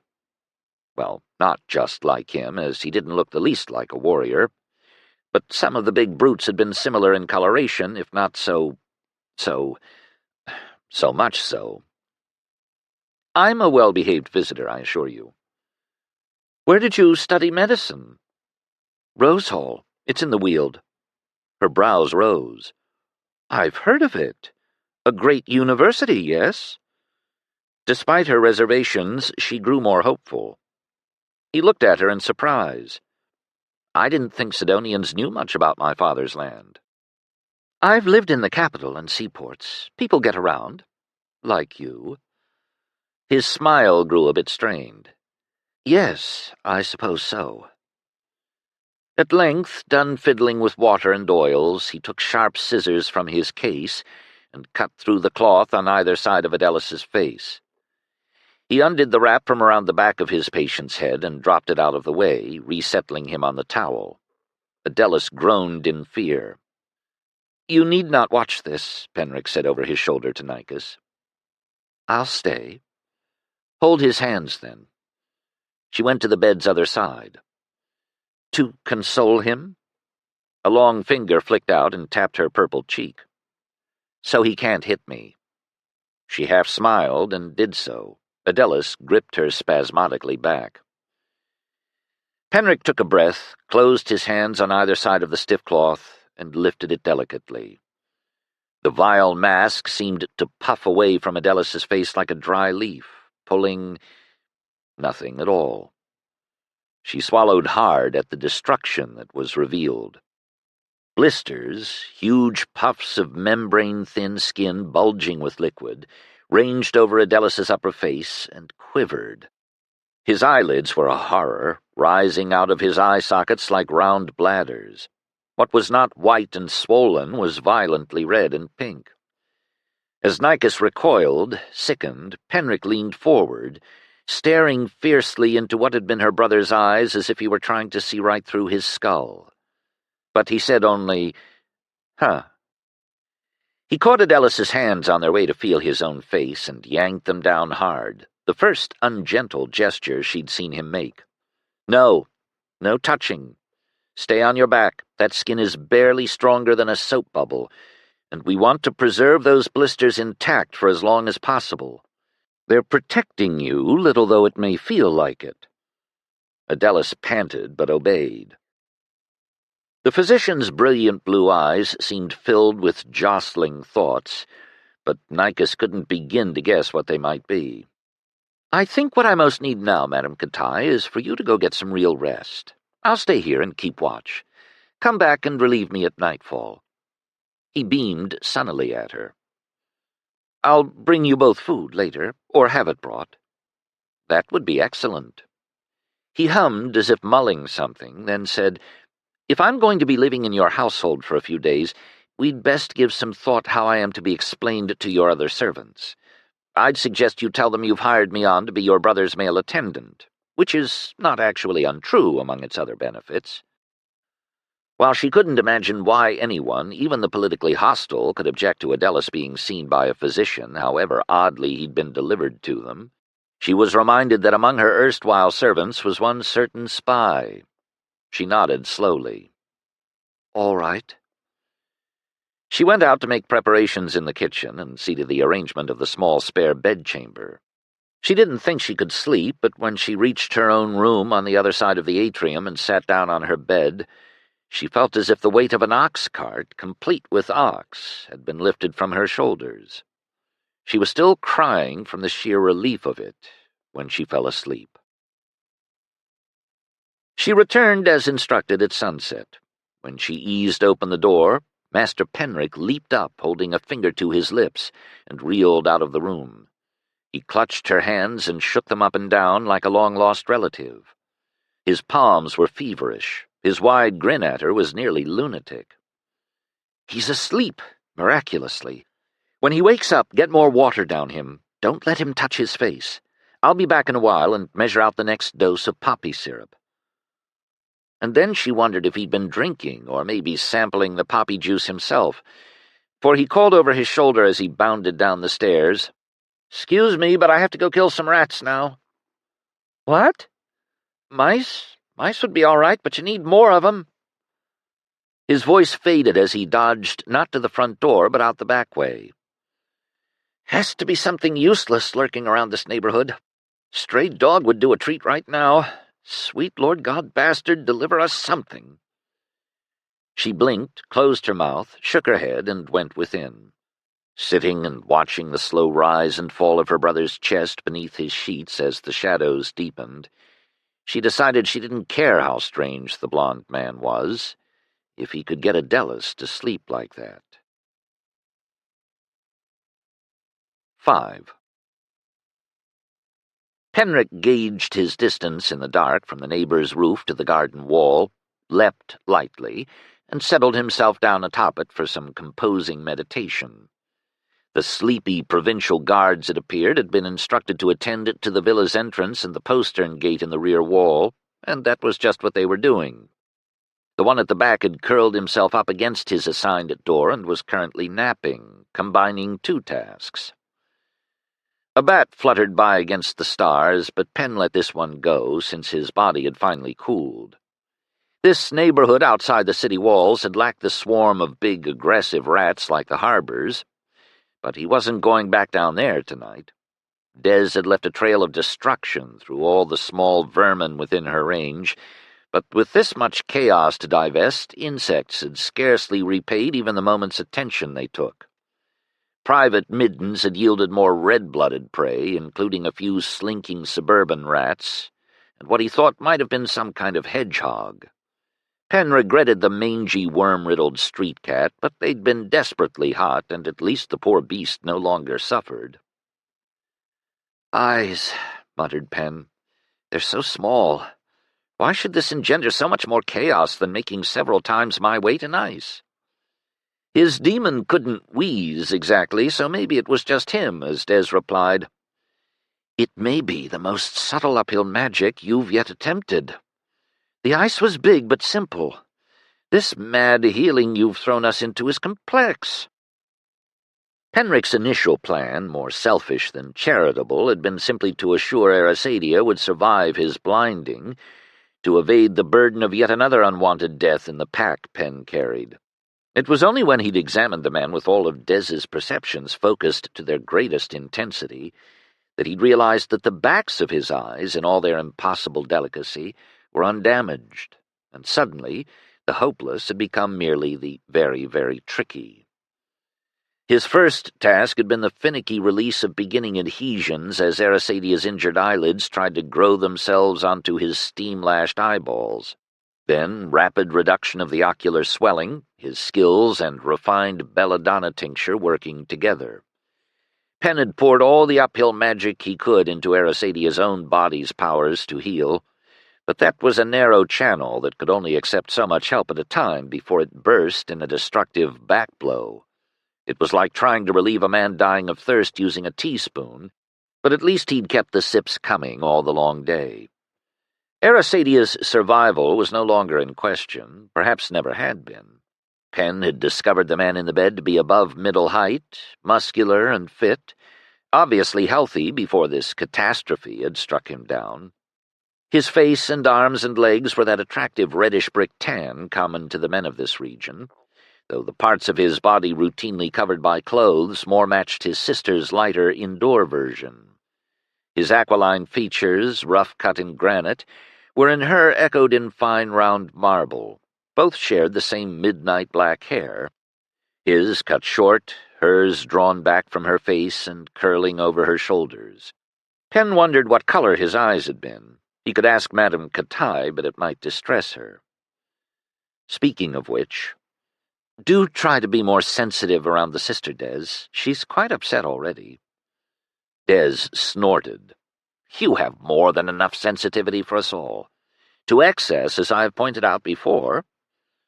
Bloody-minded chaos demon, Pen thought back. The impression of an amused purr.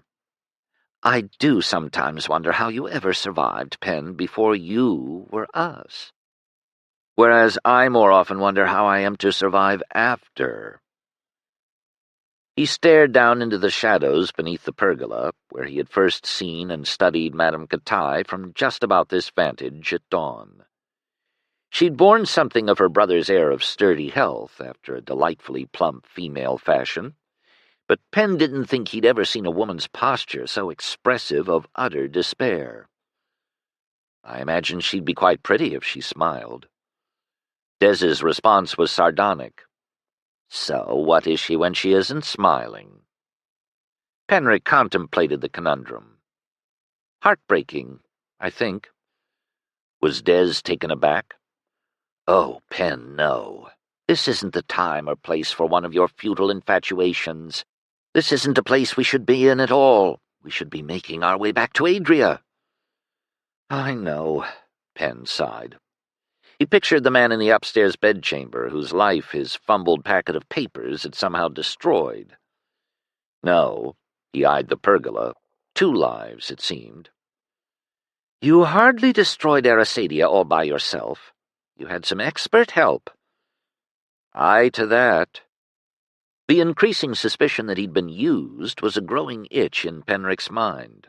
But by whom and where in this tangle of events? Who around here would know who Arasadia's enemies are? He answered his own question before Des this time. Arasadia would, for a start, if I could get him talking instead of just groaning. And he was now sure not if, but when he did, who might a man trust more than his physician? Des's silence would be tight-lipped if she'd had lips. After a while she remarked, I know you have no temple orders for this, and I felt no god move. You have embarked on this entirely on your own pen. How great a step from independent to renegade. Or how many little slippery ones, more probably. And Des could not, would not stop him, though she wasn't beyond making him stop to think. Shall I pray to my God for guidance, then? They both fell silent, considering the fifth god each in their own way. What would you do if you got it, and it wasn't what you wanted to hear? Maybe I'll wait for him to call on me. Des shuddered. I suppose you think that is an amusing joke. Penn's lips stretched in something almost a real smile as he dropped over the wall. 6.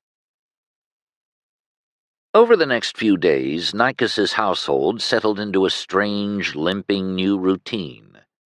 Their safety was balanced on the knife's edge, she knew, of the continued inattention of the provincial governor and whatever cabal in the capital, and she could probably guess the most likely men who had engineered Adelis's downfall. They were doubtless waiting out there for the word of his death, from the shock or infection or despair.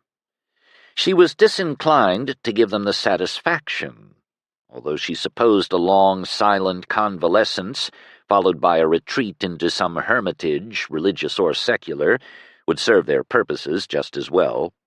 From here forward, Adelis would carry his imprisonment with him, at no further cost to the Empire. She'd made no move to replace the servants who had prudently scattered after the arrest. She wondered how soon the ones who'd lingered would realize how little coin she had left to pay them, and follow. Well, not the maid, the gardener-porter, and the scullion who'd come with the villa rather like the furnishings, and would stay after the current tenants decamped. Which would be when? Adelis had paid her rent through the half-year, but the end of that term was coming up in a few weeks. Possibly why their landlord had not moved to evict his politically poisonous lodgers already. Not that any woman could scheme how to hold household when she had absolutely no idea what her resources were going to be. Still, Nikas could make some shrewd guesses. Adelis's army pay would be cut off, of course, and all the property he'd inherited from his mother and their father attainted. Would the Thessalon imperial bureaucracy snap up every bit or leave him some pittance? Would the small remains of her own dower and the military pension from Chimus be seized as well? That would be like a hawk, having taken a fat hare, returning for a mouse. Their entire lack of visitors told its own tale. Some of his old officer cadre in the Western Army might have had the courage to come, but Adelis had been most cannily separated from them now, hadn't he? Although given that some of his new men had sent that extraordinary, if extraordinarily odd, physician, she must hoist her opinion of them back up. She and Master Penric had quickly found their way to a division of labor in the sick room. The physician had taken a pallet on the floor, attendant fashion, and guarded Adelis at night. Nikas relieved him twice a day, in the afternoon, when he rested in the garden or went out to discreetly restock his medical supplies, and in the evening after supper, when he departed on errands he'd never explained, though they seemed urgent to him. She'd almost swear she'd once encountered him coming back in through Adelis's window, which made no sense at all, so she dismissed the impression from her burdened mind. She wondered what other professional duties the man was leaving undone to linger so diligently in this stricken villa. The cook being numbered among the deserters and the housemaid having proved as clumsy in the kitchen as she was in the sick room, Nikas took over that task, not least because she trusted no one else with the preparation of invalid fare. 5 gods knew she'd had plenty of practice cooking such for Chimus during that last miserable year. She finally managed to draw the physician to a midday meal with her under the pergola, hoping to quiz him frankly on Adelis's progress out of Adelis's earshot. After they delivered the platters and jugs, she dismissed the scullion and sat herself down with a tired sigh, staring dully at her own plate, feeling as if she'd forgotten how to eat. Master Penric poured her wine and water, and offered the beaker along with a smile fit to compete with the sunlight spangling his hair. While she was still mustering her first question, he said, "I noticed your green cloak on the wall peg in the atrium, Madame Catai. Is yours a recent bereavement?" He appeared poised to offer condolences, if so. Dark green for a widow, yes, though she owed no other allegiance to the mother of summer, sadly. "Not very recent. Chymus died 4 years ago." As his look of inquiry did not diminish, she went on, "He was a comrade of my brother's, something of an older mentor to him when he was a young officer. Adelis felt he owed him much." His blond brows pinched. "Were you payment?" Her lips quirked. "Perhaps a little. Our mothers were widowed by then, in reduced circumstances, so helping me to an honorable marriage to a good man whom he trusted seemed the right thing to do. 10 years ago. We were all younger, in a terrible hurry to get on with our lives. I wish I could have—" She faltered, but talking to this mild, pretty man seemed curiously easy, and he was a physician. His claim of in all but final oath seemed borne out so far. "I wish I could have given Chymus children. I still don't know if it was some subtle physical impediment, his or mine, or just that he was called too much away to the border incursions. Adelis moved the world to get him back to me when he was wounded and maimed, as if I could somehow repair what the war had destroyed. But all I tried to do to save his life only prolonged his death. He cursed me toward the end. I thought he had a point, but I didn't know how to let go." It was the most honest thing she'd said about Chymus's dreadful last year to anyone. It was certainly nothing she could ever confess to Adelis. But Penric merely nodded and said, "Yes. Yes. Just that." It was nothing to burst into tears at the table about. She swallowed, hard, and awkwardly returned, "I suppose, as a physician, in training anyway, you've seen the like, how it is to try and fail to keep some valued thing alive." The flicker in his light eyes might have been from the movement of the dappled shade. He smoothly converted his flinch into a shrug, and she cursed her tongue, or her brain, or the day, or her life. The smile he reaffixed was so like his usual ones, she began to wonder about their validity as well. But he said, answering her fears and not her words, and how did he know? "Adelis will live. I expect him to get up walking later today. He may not thank me at first, mind you." Nicus gasped. "Truly?" "Truly. He's a sturdy man. I think he'd have got that far on his own, if not, perhaps, quite so soon."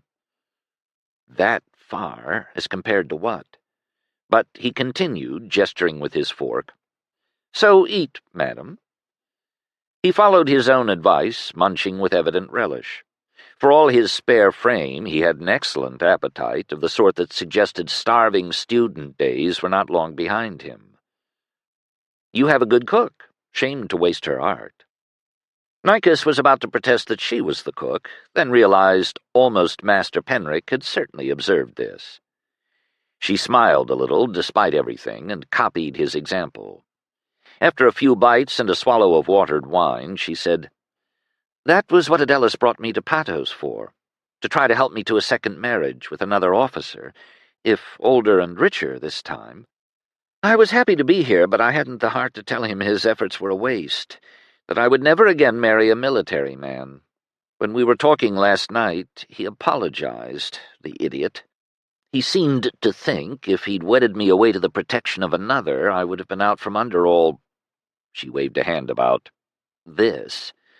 Never mind the feelings of the poor hypothetical husband, to find himself suddenly kin to an accused traitor. Or what if he'd refused to admit Adelis to his household when I brought him back blinded? I couldn't suggest that to Adelis, but it felt like how he describes ducking a crossbow bolt. You don't even know what you've escaped till it's over." Penric scratched his head and smiled. "I quite see that." "You do?" "What?" He coughed. "Nothing." She grew graver. "I hate all this madness. But I can't help thinking about what it might have been like for Adelis if there had been no one loyal to him here, in this extremity. Would his tormentors have just cast him blinded into the street? The like had happened to other traitors. I'm frightened all the time, yet I can't wish myself elsewhere." "Frightened?" His brows flicked up. "Surely the worst is done, over." It was her turn to shrug, mute with the weight of her dread. "Dying is easy. Surviving is hard. I learned that with Chimus." And no wonder she'd been thinking about her late husband so much these past few days, like a healed scar broken open again. What will we do in the after? That, Penric sank back, sobered. That is actually a very good question, Madam Katai. And mumbled under his breath, "About time somebody asked that one, Pen." He shook his head as if to clear it, and went on. "I am reminded. If Arasadia is to be up and moving about, I want to devise some sort of protective mask for his upper face that we can easily take on and off. Line the back with gauze that I can soak with healing ointment, or change out and keep dry and clean as needed. I think I might have something that would do. I'll look for it and bring it to you." He nodded. Somehow, while they were talking, she had emptied her plate. She drained the last of her beaker and studied the young physician. Abruptly, she decided he deserved to be warned. "I suspect there is a spy in my household." He choked on his wine, coughed, mopped his lips. "Oh?" he squeaked, then finally cleared his throat and dropped his voice to its normal timbre. "What makes you say that?" "The night before Adelis was blinded, I had devised an escape. I had mounts and a groom secreted near the prison. It was all for nothing, because Adelis refused to come with me, which was also for nothing, as it proved, but anyway, my horses and servant were taken even before I left Adelis' cell, and soldiers were waiting in ambush for us at the entrance. They didn't even bother to arrest me, but someone had known my arrangements and passed the news along, and it wasn't the jailer I'd bribed. I've not seen the groom since, so it could have been him or any of the other servants who fled. Or it could have been one who stayed. I don't know." "I see. How very uncomfortable for you." "It's maddening, but it seemed the least of my worries at first."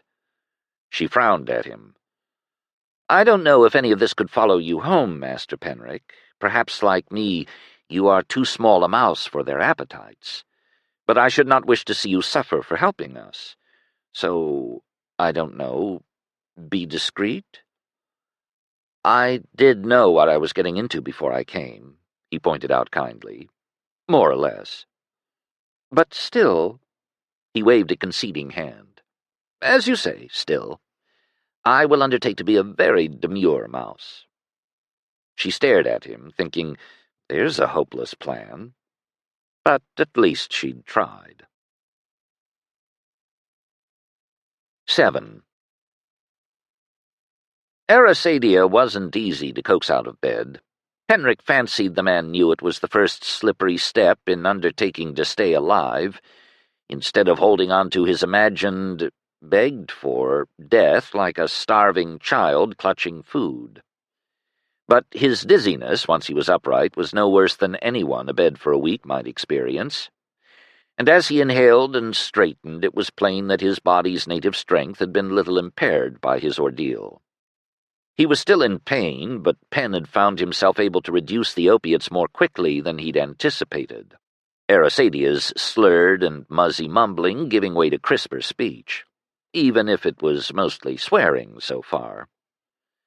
Pen guided him out to the second-floor gallery encircling the dual atriums, front and central, that admitted so much light and air into the villa, unlike the tightly boarded houses of the far-off mountain cantons. Did they ever get snow in this country? Arasadia's hand trailed along the walls. Pen took the balcony side. Penn was almost sure the man wouldn't lunge for the rail and over, trying to finish the job that his enemies had started. Almost. It would make a dreadful mess on the mosaic floor of his sister's nice house, for one thing. For another, so short a drop was uncertain of outcome. So they strolled along arm in arm like two friends out for a post-prandial airing. To distract Arasadia from his surliness, Penric essayed, "Is it true that you and your sister are twins?" It worked. Arasadia's lips puffed in almost a laugh. It was something of a joke among our mothers and us when we grew old enough to realize we were unusual. If a woman could give birth to children of two different fathers on the same day, no one would hesitate to dub them twins. Why not the same for two mothers and one father? They came to a corner where the wall fell away. Arasadia's free hand hesitated, clenched, then fell firmly controlled to his side. Only his slightly tighter grip on Penn's arm, as quickly reduced, betrayed his refusal to show whatever fear he must feel. A wife and a concubine are often bitter rivals in a man's house, but our mothers always seemed more like comrades in arms to us. Our father was flanked and outnumbered, but at least he had the wit to surrender. After he died, they continued to share their household. Goods and grief and tasks portioned out all the same. "I wonder if they shared a bed, too," Des put in brightly. Penn set his teeth to be sure that didn't slip out, and asked instead, "Were they close in age, or by blood, or some such ties?" "Not at all. Nicus's mother was 20 years younger than mine. My mother and father had evidently tried for children for years with no luck. It was long after he died that my mother ever mentioned her miscarriages in my hearing. So a child to share was certainly hoped for, and then, by whatever joke of the gods, there were two at once. We never knew whether to blame the mother or the bastard." Another turn brought a wall back within reach. Arasadia barely traced it this time. Nicus came out into the central atrium, holding something in her hand. She looked up at the sound of their voices. Her lips parted, a thrill illuminating her features as she saw them walking. Penn had guessed right. She was very pretty when she smiled. He felt a queer flutter in his stomach to know that his work had put such a look on her face, and a following clench to consider what she might look like to learn the whole story of Penn's involvement with her brother's woes. He heard the sound of her quick slippers on the stairs as he guided Arasadia back into his bedchamber once more. As he helped his not-very-patient patient sit up in bed, notably straighter than heretofore, Penn studied his face. The blisters were much reduced, shrunken, and wrinkling. Those that had broken were healing cleanly from the edges inward. The rims of his eyelids were silvery damp. Tear ducts. Gods, how many rats had died for those tear ducts to open and work once more? Penn was still in grave doubt about the delicate irises, and nothing was more likely than for the brutalized lenses to go to cataracts, trading one form of blindness for another. Penn had heard of a horrifying operation tried in Darthica, of cutting out clouded lenses and replacing their function with glass spectacles, but he hadn't heard that the success rate was high. And bastard's tears, how could a person lie down and let someone take a knife to their eyes? Then he wondered how they'd held Arasadia down for the boiling vinegar, and then he tried to stop thinking. Arasadia's lids were still too swollen to open, but it wouldn't be long now. Soon Penric would find out what he'd done. More to the point, so would Arasadia. Penric had not one guess how the man would respond, except probably not mildly. Nicus entered, holding out her hand. I wondered if this would do. It was an old masquerade mask. The beak should come off readily. Adelis went as a raven, for the battlefield, he said, which I thought at the time was morbid. She reflected. Or a sly dig from the army at the bureaucrats. If so, they missed the point. Perhaps fortunately, Arasadia murmured, turning his head toward the sound of her voice, the mask visible apparently to his memory. But I was young and angry. Penric accepted the object, turning it to check the side he cared about. It was made to cover the upper half of the face, and its dimensions closely matched the ravages of the scalding. No problem to pad it with ointment-saturated gauze, changeable according to each day's needs. And while feigning to Arisadia that it would hide his disfigurement from unsympathetic eyes, it would also keep the man from discovering prematurely what Penric had been doing to him before the work was done. "What will we do in the after?" Nicus had asked. Pen still had no answer, but the problem would soon be upon them all, and it wasn't going to be the one she was imagining. Penric turned the mask over. The front side was black leather, cut and stitched in elegant lines, decorated with striking sprays of black feathers, a little ragged and brittle from age and a sojourn in some chest. "And what did you go as?" he asked Nicus. "A swan? White to her brother's dramatic black?" She laughed. "Oh, not I. Even back then I had more sense. I went as an owl, a much rounder bird." She waved a hand down her body, which was indeed more owl than swan-shaped. Pen thought she looked wonderfully soft, but he didn't suppose he dared say so. "Wisdom bird," said Arisadia. The ghost of a smile twitched his lips. "I remember that. Did I tease you?" "Of course." "Foolish raven." Curious, Pen held up the mask before Arisadia's face, and blinked. "My word," said Des. Pen quickly closed his mouth before she could add more, and more embarrassing, commentary. With the eye-diverting damage obscured, the man sprang into focus as not exactly handsome, but arrestingly powerful. Pen had met men and women like that from time to time. It was nothing a sculptor could ever capture, not residing in the line or the form, but when one saw them, souls ablaze, one could not look away. The raven mask emphasized the effect unfairly. "No, keep looking," Des demanded. "For all the stares you've been sneaking at his sister's ample backside, you can give us this. He's not going to object." They'd had this argument in bathhouses, where, in general, Pen went because he wanted a bath. 7/12 of Desdemona found the places fascinating for more prurient reasons, although not including, curiously, the imprint of the courtesan Mira, who knew more about what might be done in bathhouses, besides bathing, than Penric had ever imagined, and shared it whether Pen wanted to know or not. Mira was professionally unimpressed with prurience. Some of the rest of the sorority were inclined to goggle. Pen swore Ruccia was the worst, which, since they seized Pen's eyes to do so, had a few times early on got him either punched or propositioned by his fellow bathers. Once both.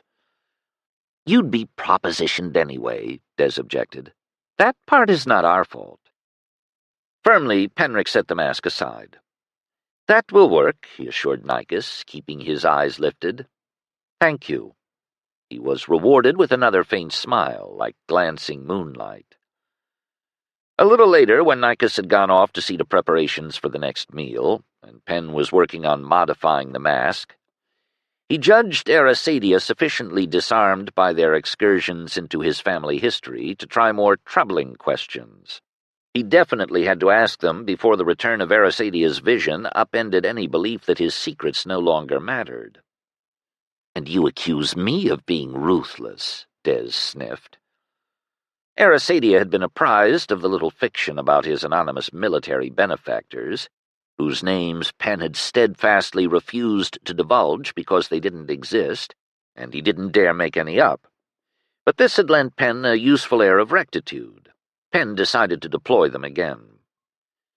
"Your secret friends who hired me were very upset with the rumors about your arrest," he started. "Outraged by some, worried, I think, by others. Did all this come out of nowhere from your point of view? Surely the general had been taken by surprise, or else he could have fled or flung up some other evasion or resistance." "Not nowhere," said Arisadia slowly. He held out a hand palm up, as if measuring some unseen threat.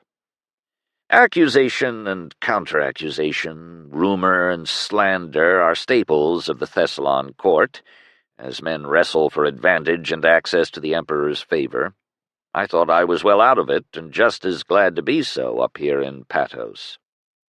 Do you know who your enemies are? Arasadia's laugh held little humor.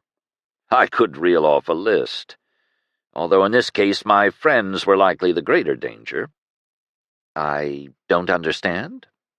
Penn scarcely needed to fake a confused naivete. The Western Army was not well treated by Thassalon in our last campaign. Supplies and reinforcements were almost impossible to extract. Pay was in arrears. In an offensive campaign, an army can pay itself out of the spoils of the enemy country. But we were defending on our own ground.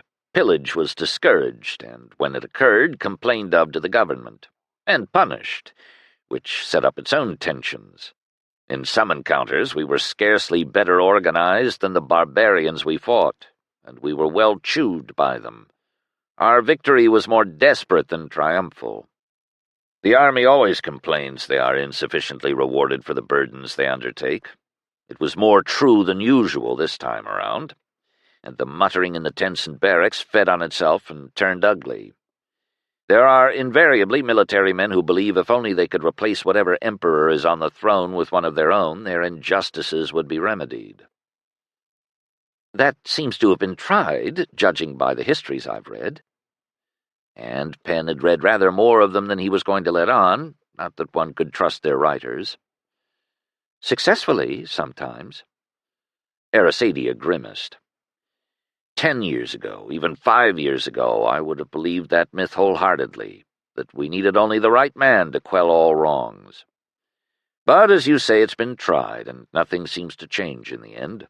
I had to see a lot more of the court to learn what we are up against, and it isn't just the corruption of courtiers, for all that we're well supplied with that, too. Taxation is a mess, for one thing. The sporadic plagues have chewed holes in the fabric of the realm. At some golden periods the shortfall was made up for by conquest, I suppose. But it seems every generation we lose more territory than we gain. Reform is resisted by everyone who has an interest in it not taking place at their expense, including the army, I'm sorry to say. To set one man, no matter how heroic or well-intentioned, up against the whole vast weight of that, and then to excoriate him for his inevitable failure. He shook his head. I would say 5 gods spare me, but there was a cadre of my officers who thought otherwise, and started to go beyond muttering. Evidently 1/2 a year and Patos were not distance enough to save me from their admiration, and the reaction it engendered.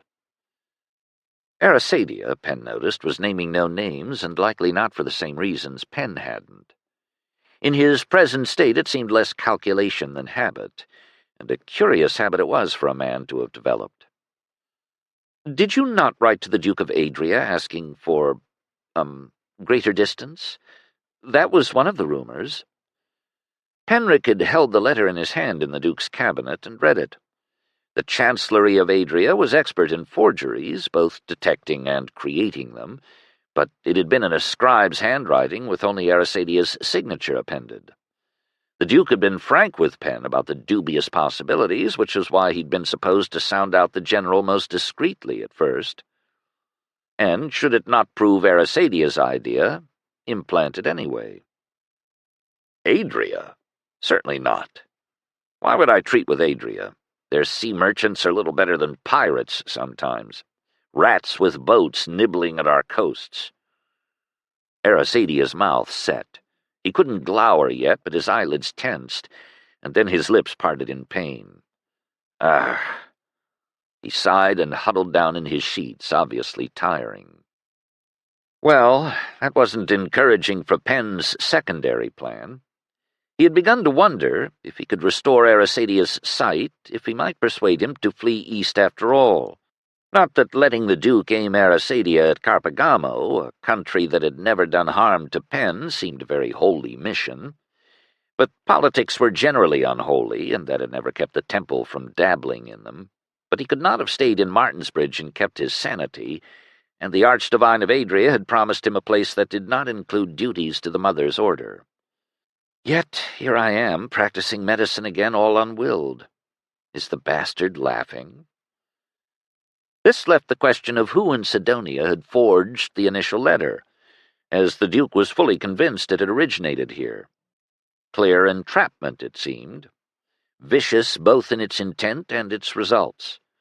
Velka might have brought it. He'd certainly escorted the very real reply back into the right-wrong Sidonian hands, which had to have been outstretched waiting for it. Penric was really starting to want some time alone in a quiet room with Velka. He was theologically forbidden to kill with his magic, but there were other possibilities. So very, very many. And oh gods, he surely now understood why physician-sorcerers were the most tightly controlled of all the discreet cadre of temple mages.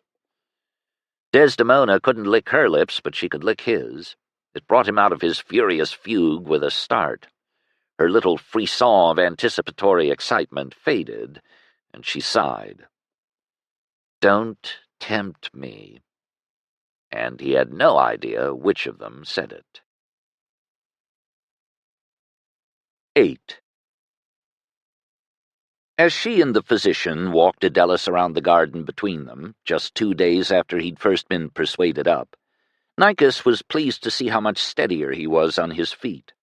It was plain that the overwhelming pain of his scalding, so precisely and cruelly placed that had driven him close to madness, was vastly reduced. He was healing with amazing speed.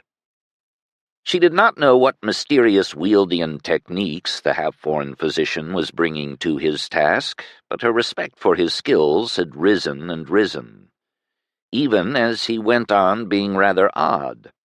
He talked to himself, for one thing, when he didn't think he was overheard, in what she guessed was his father's tongue, or sometimes in snatches of what she recognized as Darthican, and then argued back. He always smiled at her, yet his bright eyes were restless and strained, as if masking a brain busy elsewhere. As they turned and paced along the wall, Adelis unwound his arm from Master Penric's, but not from hers. His hand drifted up to touch his cheek, just below the black mask. The sly design made him look strong and dangerous and not at all invalidish. It made him look quite like himself, in fact, at least when in one of his more sardonic moods. But his voice was uncharacteristically tentative as he asked, "Does my face look like a goat's bottom?" Her heart clenched, but she returned lightly, "I always thought your face looked like a goat's bottom, dear brother. It appears no different to me." Penric's brows lifted in concern as he turned to her across Adelis, but Adelis just smirked, looking mordant below the mask, and gave her arm a squeeze, returning in a matching tone, "Dear sister, always my compass." His voice fell to quiet seriousness. "In the darkest places, it seems." She swallowed and squeezed back. Penric offered, "Your blisters looked much better this morning, almost gone." "Are you a connoisseur of blisters, Master Penric?" asked Adelis. "It goes with my trade, I suppose. Yours were superb." "That's Adelis for you," said Nicus. "Always has to have the best." A huff of laugh. "Your latest ointment has tamed the itching, thankfully." "Good. I don't want you scratching." They turned once more and negotiated the steps up to the pergola, and Nicus said, "Go around again, or rest?" "Go around again," said Adelis definitely. Nicus smiled. But before they could continue, a brisk knocking at the front door echoed through the atriums, and they all paused, listening intently. The gardener-porter answered and admitted the supplicant. Supplicants, 2 voices quizzed him. If it was a friendly visit, it was the first since they'd been plunged into this political quarantine. If it was not... A sharp, indrawn breath from Master Penric drew her attention. "I know that voice. One of them. He mustn't see me." The voices approached, the aged gardener shuffling slowly in escort, the others stepping impatiently short to match. Penric looked around frantically. He was quite cut off from the house by the visitor's entry route. No time. To Nikas's astonishment, he scrambled up the corner post of the pergola like a cat climbing a tree to escape a dog. He swung back down to add, "He's no friend to you. Be careful," and then ran lightly along the top, making the grape leaves bounce and quiver. Adelus, lips parted in unvoiced question, turned his head to track the thumps and rustles.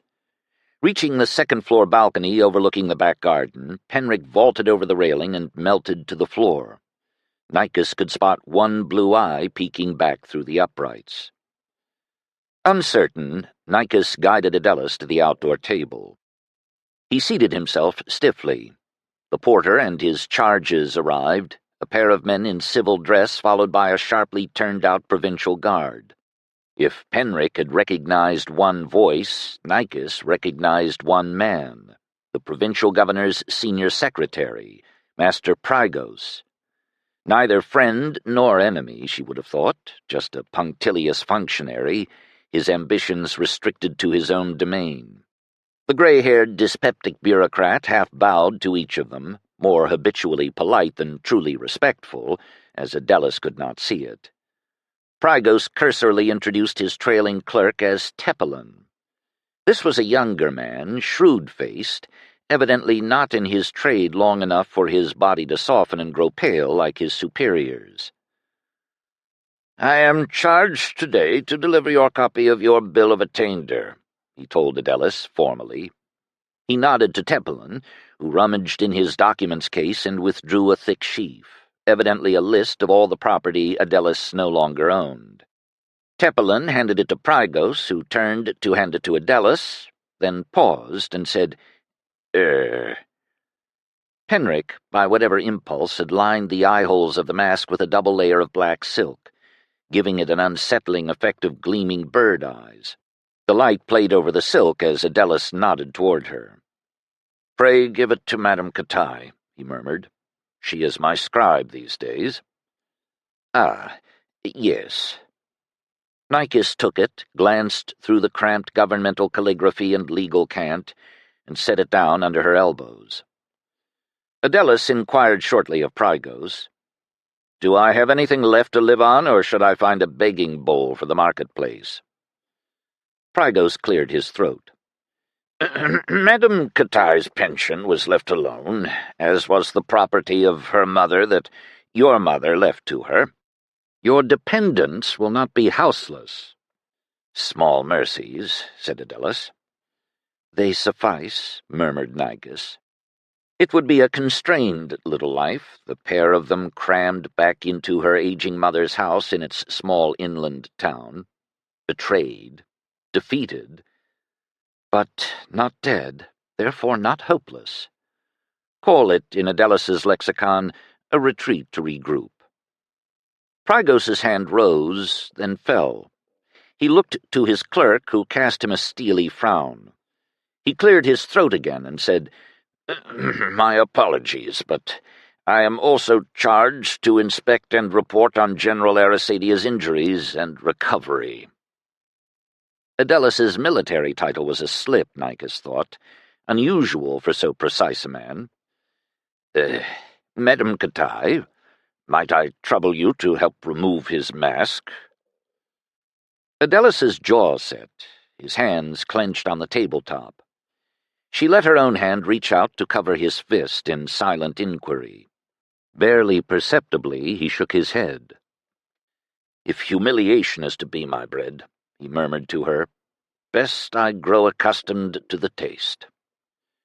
She sighed, sickened, and rose to step behind him and unlace the strings, holding his mask and dressings in place. She reached around him to lift it as gently as she had seen Master Penric do.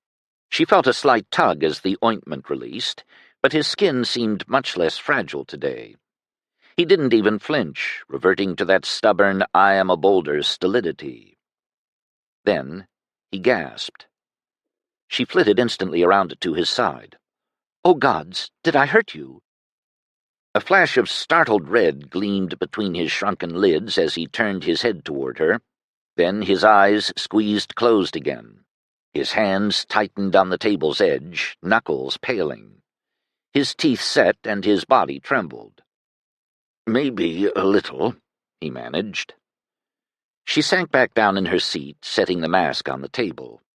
Prygos gulped and looked away. Tepelin, by contrast, sat up with a muffled oath. He leaned forward, eyes narrowing as he stared into the half-wreck of Adelis's face. "Pray excuse us for just a moment." He rose, and his hand fell to Prygos's shoulder, gripping it, pressing him to rise and follow. Prygos looked up, surprised, but obeyed, and wasn't that odd? Tepelin motioned at the impassive guard who had propped himself against the pergola post. "Stay. Keep them here." The two men trailed away through the house and out the front. Nikos pricked her ears, but neither spoke till the door closed between, cutting off sound. "Nikos," said Adelis, his voice taut, "I'm getting a little tired. Perhaps you could escort me back up to my bedchamber." "Of course." She started to rise again, but the guard put in sternly, "Please stay seated, General." Adelis's hands wavered out, found her, patted their way up to her head. He turned her face close to his. His eyes slitted open again. The whites were bloodshot, nearly solid red. His irises were a strange garnet color, but the tight black circles of his pupils looked back at her. "Dear Nikos," he said, "in that case, perhaps you could fetch refreshments for our guests and for me. Get my attendant to help you." The lids pinched closed once more, concealing a terrible wonder, and an exactly equal terrible danger. Her head felt so bloodless with shock that she feared she might pass out, but she said, "Certainly," and scrambled to her feet. The guard frowned, but evidently decided that her mouse self, mere nursemaid to the important man, was too frail a threat to concern him. She walked firmly into the house, not looking back. She did not turn aside toward the kitchen, though she mentally reviewed the residue of wine in the pantry, fit only for servants and therefore too good for these visitors, and her stock of ready poisons sadly lacking. She walked, did not run, don't run, up the stairs to the gallery. Master Penric was no longer lying prone on the back balcony, but she heard faint noises coming from Adelis's chamber. She entered and closed the door behind her to find him swiftly packing the last of his medical kit. He'd pulled on trousers under his tunic. He looked up and cast her the most contrived smile yet. Of the dozen alarms jostling her mouth, one escaped first. "He can see." "Yes." "How long?" "Since yesterday. Or if you mean when did I know I could recover his eyesight, since nearly the beginning, or I'd have been gone long ago." She gaped at him. "Are you leaving now?" "No. I don't know. I'm not finished." He grimaced and snapped his case closed. "More to the point, Velka saw. Worst possible time for the man to show up, I swear." "Who?" "Tepelin, the clerk who isn't. I don't know which is his real name, maybe neither. He's a high-level agent from the cabal in the capital who entrapped your brother. I don't know how high, but he isn't stupid, and he doesn't waste time." He looked around. "And neither should we. Is there any money in this room? Anything Adelis or you would want to aid your flight from the city?" She would cry, "What flight?" but his intent and their need were too plain to argue. "We haven't enough coin left to pay the laundress tomorrow. I was hoping she would take something in trade." "Can you ride?" "Yes, but I haven't a horse." "Huh." He stood up and tapped his lips with his thumb. "I would so prefer to be discreet about this. May not be possible." They both froze as the sound of the front door slamming and the tread of too many heavy feet penetrated faintly from the atrium. "Bastard's hell, no good. Go back and stay by your brother. I won't be far away. Don't panic." If her glare could have blasted him where he stood, he would be floating ash. She whirled and ran for the stairs. She made it back to the table barely before the new invasion. Prygos and his knot clerk were followed by 4 guardsmen, the 2 who'd been posted at her doors and 2 more. The one who'd been left on watch pushed off from his pergola support and looked his inquiry not at the senior secretary, but at Tepelin, or Velka, or whoever the cursed man was. Tepelin gestured at Adelis. "Seize and bind him." Adelis's chair banged over backward as he surged up out of it. No question of tame surrender this time. Nikos realized too late that she should have detoured by the kitchen to grab a carving knife, or 2, but she snatched up her own chair and used it to charge at least one of the men. She caught him so by surprise, she actually managed to knock him backwards, but he grabbed the legs and yanked and nearly took her down with him. When she tried to stomp him with her feet, he clutched her ankle and toppled her. She landed painfully, the world spinning, and then he seized her hair. Adelis was more adept and more professionally vicious, but the 4 other guardsmen and Tepelin combined against him. And while it was plain he could see something now, it was equally plain his sight must still be blurred and indistinct, and when one of the men managed a hard blow against his tender upper face, he gasped and staggered, and then they were all upon him. She and Adelis both struggled and fought to the last, but the last came swiftly when swords were drawn. They were roped tightly to 2 opposite pergola posts, panting and bruised, staring at each other in dismay. And where was Master Penric and his promises in all this? Not that the skinny physician could have been much more help in a fight than she had been, but he might have dropped the odds against Adelis from 5 down to 4. Tepelin, out of breath, huffed upright and straightened his clothes. Prygos, who had stood back from the brawl in understandable terror, came up to his side, and both approached the bound Adelis. Adelis's head jerked back as Prygos lifted his hand to touch his burns. "As you said," Prygos remarked, apparently to Tepelin, "the man who administered the vinegar must not have had his heart in the task. Someone is going to have to question him later." "He seemed diligent to me," Adelis gritted between his teeth.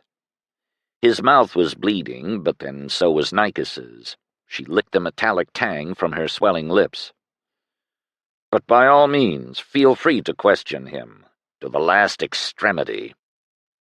"Enough of this," said Tepelin. "Let us amend the lapse and go. No merit in dragging it out. The fine judicial show was all over a week ago." He gestured to a guard. "You too. Hold his head still." 2 guardsmen came up to either side of Adelis and grasped his head. The tendons stood out on Adelis's neck as he strained against their hands, and his breath whistled through his teeth. Prygos stepped well back, gesturing assent, though looking rather ill. Tepelin grimaced in distaste, drew his belt knife, and raised it toward Adelis's eyes. Nikos screamed. "Oh, now," came a soft voice from above. "I really can't allow that." For no reason that Nikos could see, Tepelin hissed and dropped the knife as though it seared him. Clutching his hand, he whirled and stepped back to look up. Master Penric stood atop the end of the pergola above Adelis's head, one hand cocked on his hip, looking peeved. Tepelin's jaw dropped in disbelief. You're supposed to be drowned." "Really?" Penric's head tilted as he contemplated this. "Perhaps I was." Horror flashed in the man's face, to be replaced swiftly with dawning anger. His mouth clopped closed, opening again to shout to the bewildered guardsman, "Seize him!" That sounding a more reasonable order, they all started forward. Penric's features set in a look of inward concentration, and one pale hand waved, fingers tapping like a man directing a group of musicians. One after another, the 5 guardsmen dropped to the floor with cries of pain, their legs sprawling out every which way, helpless to stand as a new foal. Tepelin lurched and followed them down. Prygos, his eyes bulging, yelped and turned to run. Penric bent to gaze after him. "Oh, forgot about you." He waved his hand again, and the secretary tripped and fell, seeming unable to get up again, although he attempted to row himself along the floor with his arms, casting terrified looks over his shoulder. Penric heaved a sigh and climbed down from the pergola. His face shifted, and he vented a weird, silent laugh. "So much for discreet, Penric." He strode among the guardsmen, now flopping feebly like dying fish, and kicked swords away. As he bent to touch each man's throat, their cries squeezed to squeaks, although his hand drew back from Tepelon's, who was the only man not screaming. "Not you, yet." All the clamor died away. Nicus's ears rang with the silence. Penric stood up straight. He grimaced and gestured again, and the ropes binding Nicus and Adelis to their respective posts loosened and dropped around their feet. Nicus thudded to her knees. Adelis staggered forward, grasped Penric by the shirt, and slammed him up against another post. His face was wild, and not just from his squinting bright red eyes, as he shoved into Penric and cried, wailed almost, "What are you?" Now, Penric favored him with his sunniest grin. "Mustn't look a gift horse in the mouth." "That's not an answer." He shook the physician, who allowed himself to flop bonelessly, unresisting. Nicus suspected him capable of resisting very effectively indeed, if he chose. Shaking, she used her post to haul herself to her feet and rubbed at her bleeding mouth, her numb jaw. "Why didn't you let us loose sooner? Or do anything sooner?" "I thought about it, but it would have put one random element too many in an already complicated situation. Our attention does have limits. Actually safer to leave you where you were temporarily." As Adelis released him with a curse, he brushed down his scarcely rumpled green jacket and stretched like a cat. His mouth didn't stop smiling, but the smile didn't reach his eyes, which flickered constantly over the scene of not exactly slaughter. Adelis seemed intent on correcting that as he bent and snatched up a sword. Penric's hand fell atop his. "No, you can't kill them. They're helpless, you know." "So was I." Penric gave him a conceding nod, but said, "You have a more urgent task right now. You have to get your sister to safety." Nicus, who'd been frantically wondering how she was going to get Adelis to safety, was offended by this blatant tactic, but it worked. Her brother's head cranked around to find her. "Reminded of my existence, are you?" Granted, Penric was a very distracting man. Adelis, still gripping the sword, hurried over to hug her to him. "Are you all right, Nicus?" "Just knocked around." He glared thinly down at the guardsman, as if reconsidering his prey, but, stepping over the bodies, Adelis kicked a few in passing, Penric hurried them both into the atrium, lowering his voice. "There are 2 horses tethered outside. Madame Katai, if you have riding trousers, go put them on. Grab whatever monies you have. No more clothes or treasures than will fit in a sack, and be back down here as fast as if the house was burning." "The house isn't burning," though it felt as if her life were on fire. Yet. Compelled by his infectious insanity, she ran. A stack of cloth and his medical case were already sitting at the bottom of the stairs, she noticed as she galloped up them. She returned to find Penric belting one of her longer gowns around a hotly protesting Adelis. He then pulled her widow's green cloak off its peg and settled it around her brother's shoulders and yanked the hood up over his head. "There, your magical cape of invisibility. Keep your face down." Penric peered out the front door, then bundled them into the quiet street, dozing in the bright afternoon. He gave her a leg up onto the larger of the 2 horses, both marked with provincial government brands and bearing military saddles. A short delay followed while he argued in sharp whispers with Adelis about the widow's clutch on the sword, settled by sliding it semi-discreetly back into its saddle scabbard, but inciting another dispute about getting him up behind her. "There are 2 horses," said Adelis, "one for each of us. You are not as fit to ride as you think you are, which you are going to find out shortly when the excitement wears off, and there are 3 of us. I need the other to follow on." "You're coming with us?" asked Nicus. She could scarcely describe her own reaction. Though not sorry, No. The blond man nodded. I wasn't done yet, you see. Leave town at a sedate walk, nothing to draw attention to yourselves, not to mention easier on this poor horse, and take the south road. I have a few things to clean up here, and then I'll catch up to you. How will you find us? I can find you. You and who else? Began Adelis in exasperation. Further protest was cut short when Penric stepped back and slapped the horse on its haunches. Nycus found her reins, and they fled at an amble. They were both quiet for a little as the reverberations of terror running through Nycus's heart slowly died away. She could barely imagine how Adelis felt about it all, twice betrayed as he was. She could sense it, though, as the fight began to leak out of him and he leaned more heavily against her.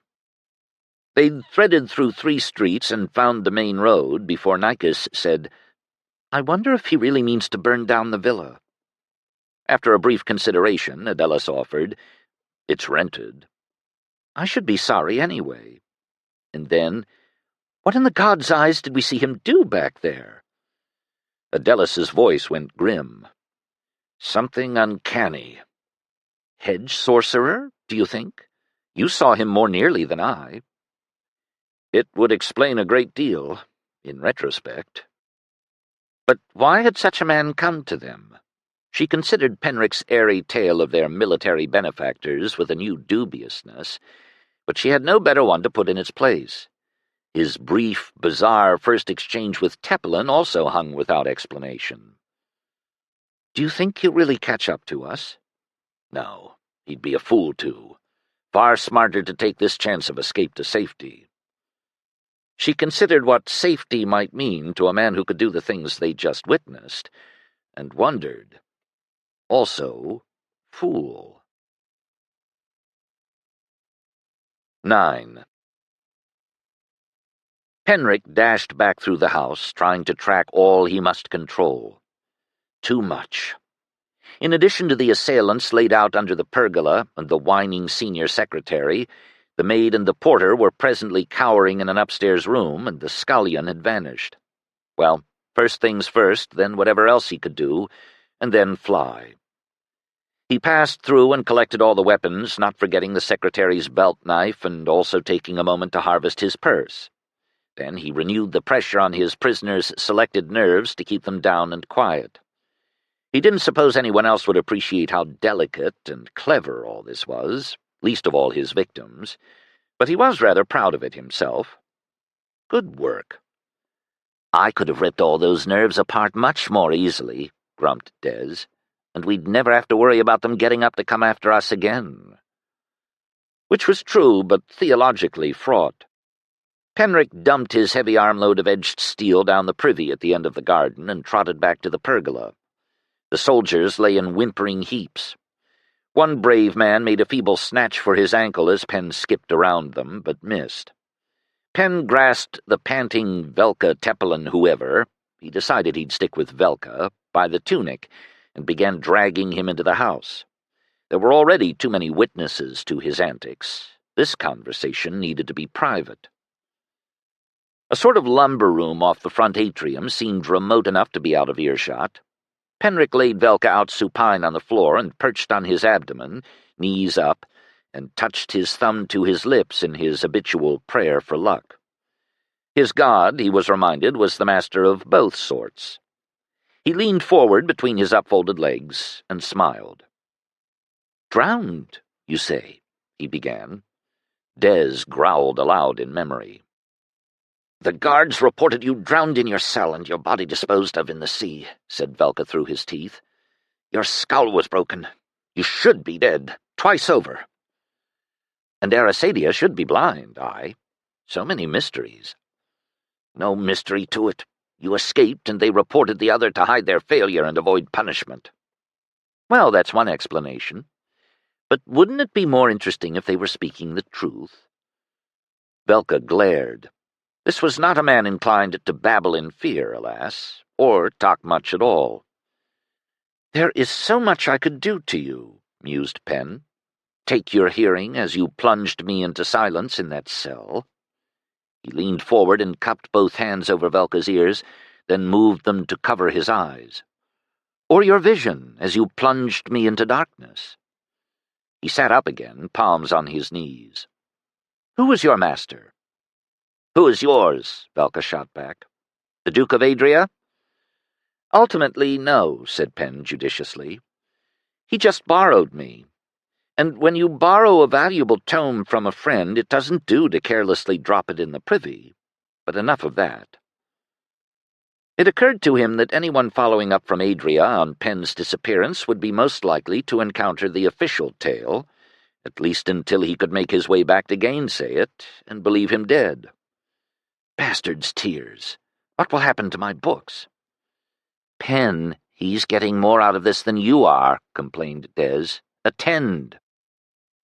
So, which shall it be? Ears? Penn clapped them, but did nothing destructive.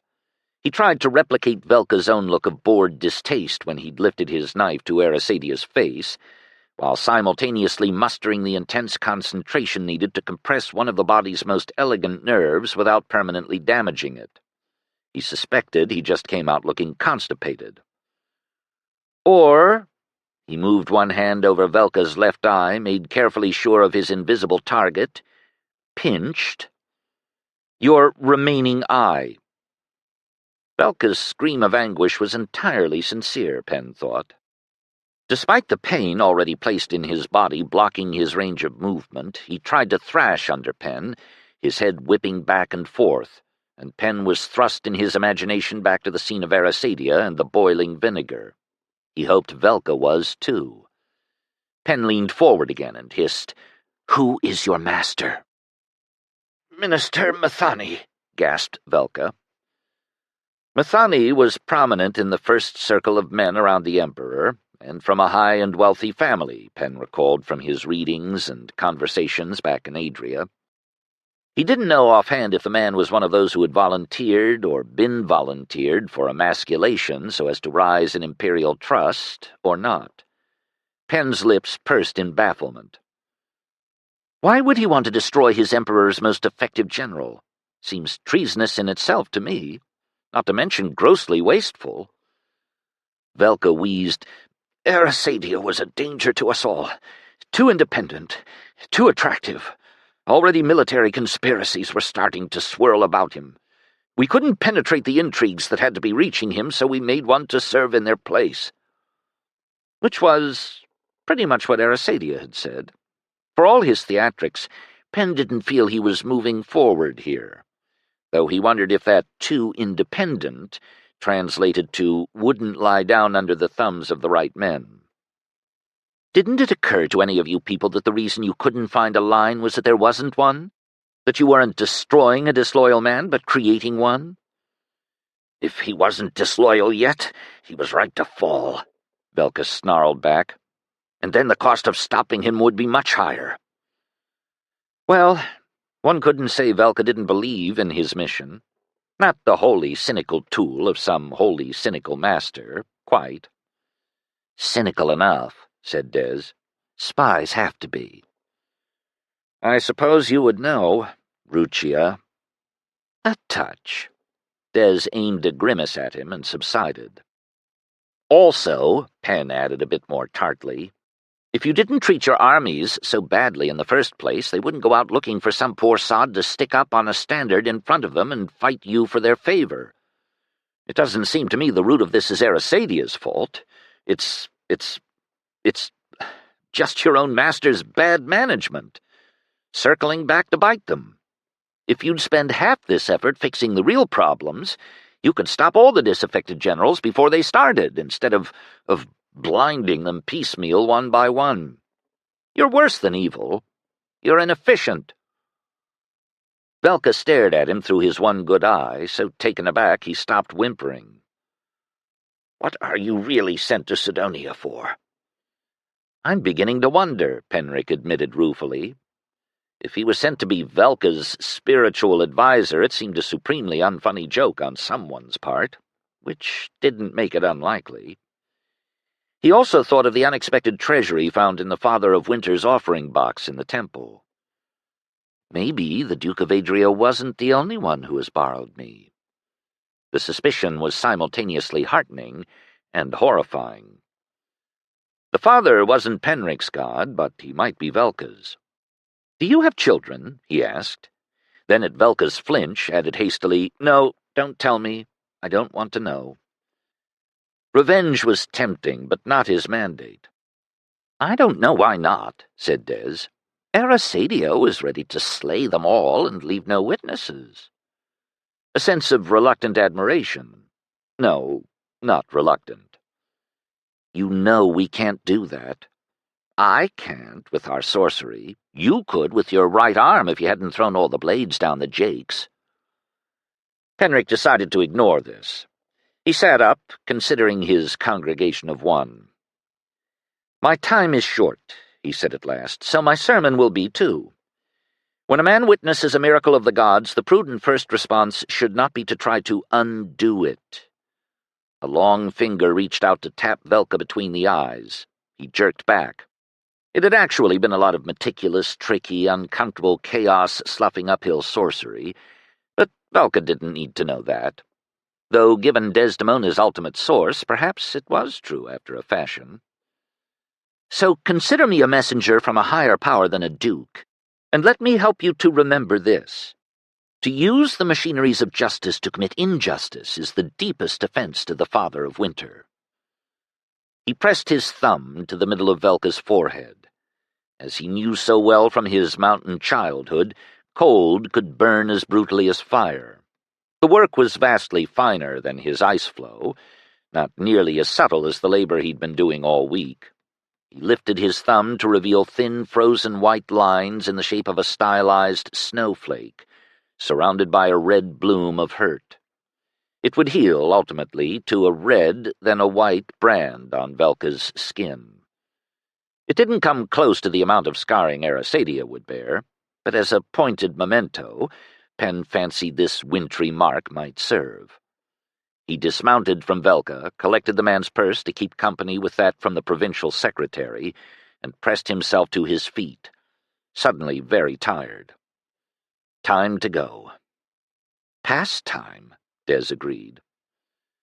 As he made for the door, Velka wrenched himself around on the floor and cried, "Hedge sorcerer! You're insane!" "Your fine sermon doesn't seem to have taken, learned Penric," said Des. She was much too amused. Pen took 2 steps out, aiming to collect his medical case and his soon-to-be-stolen horse, then whipped around.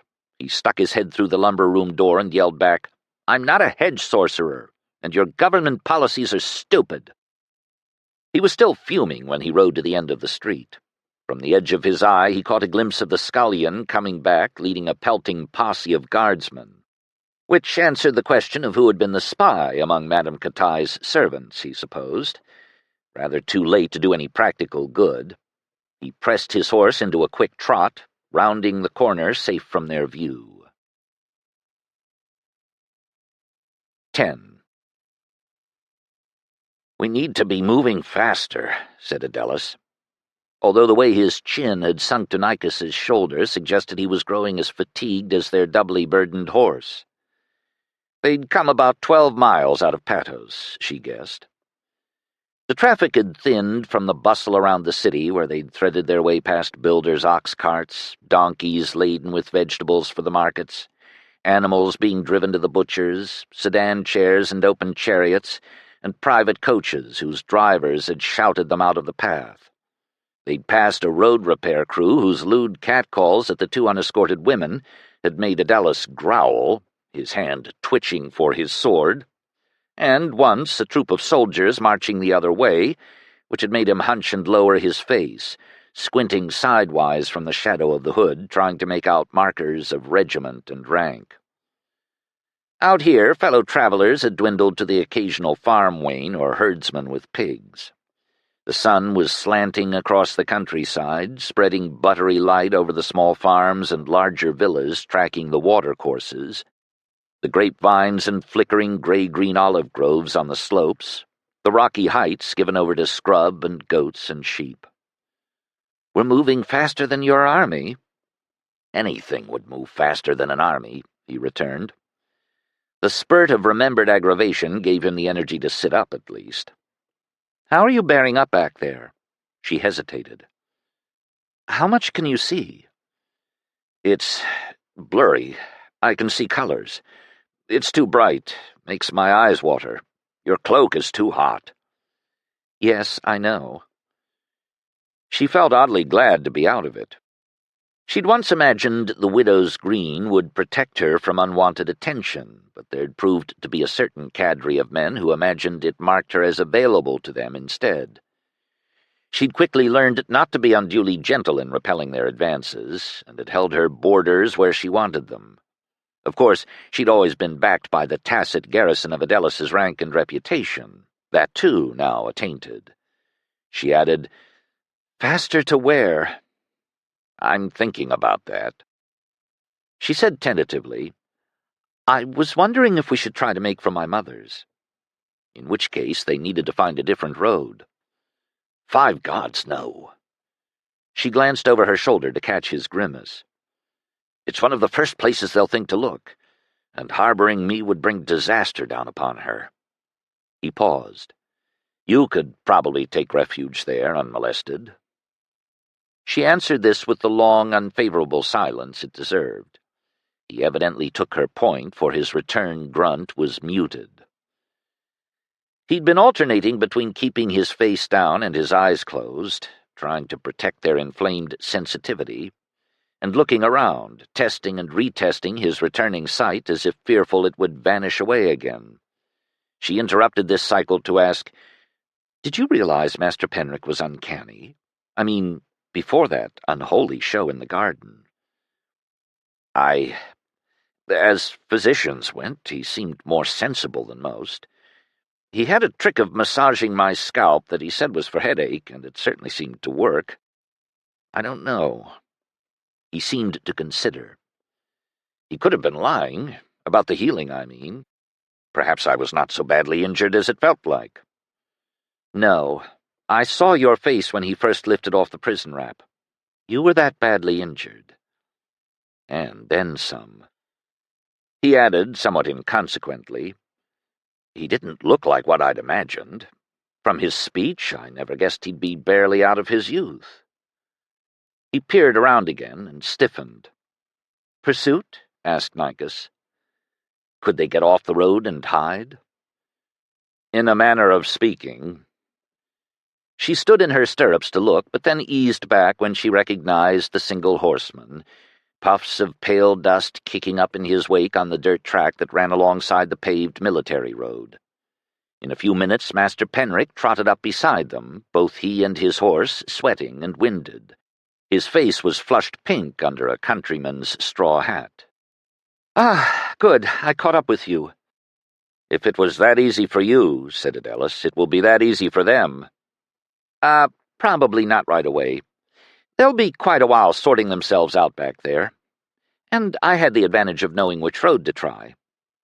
He smiled cheerily, but it won him only dual glowers of suspicion.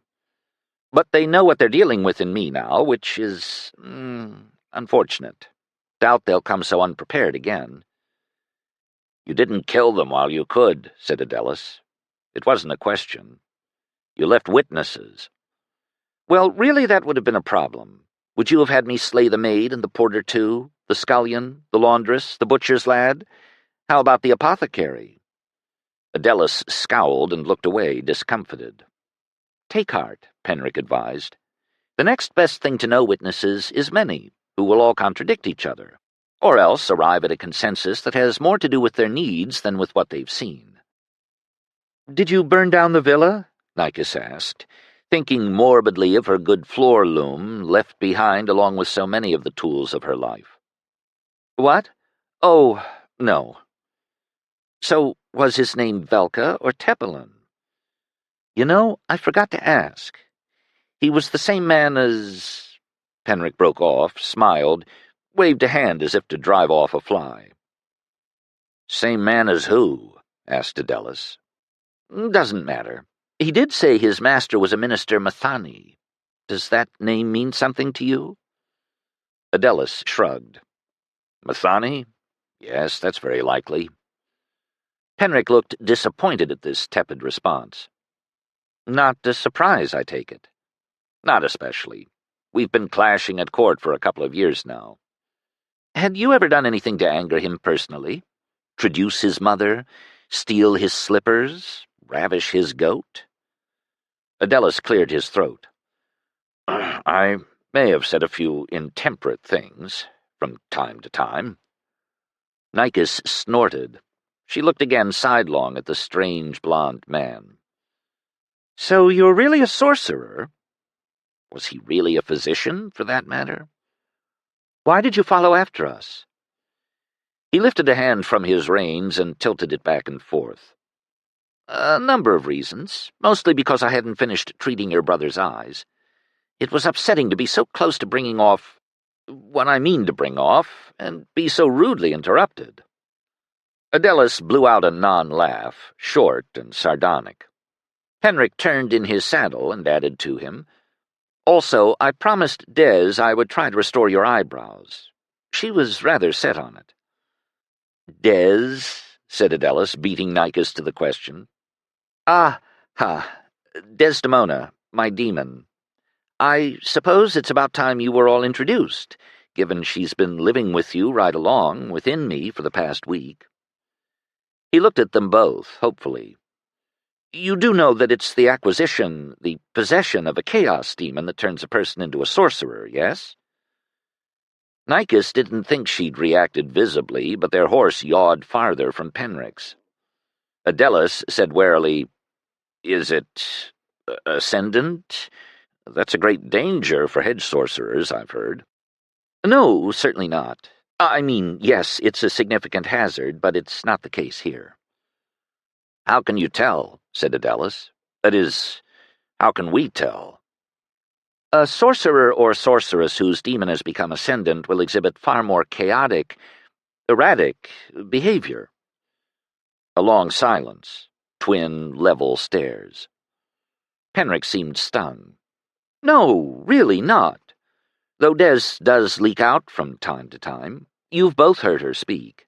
With my voice, of course. It would be quite unkind to keep her wholly prisoned.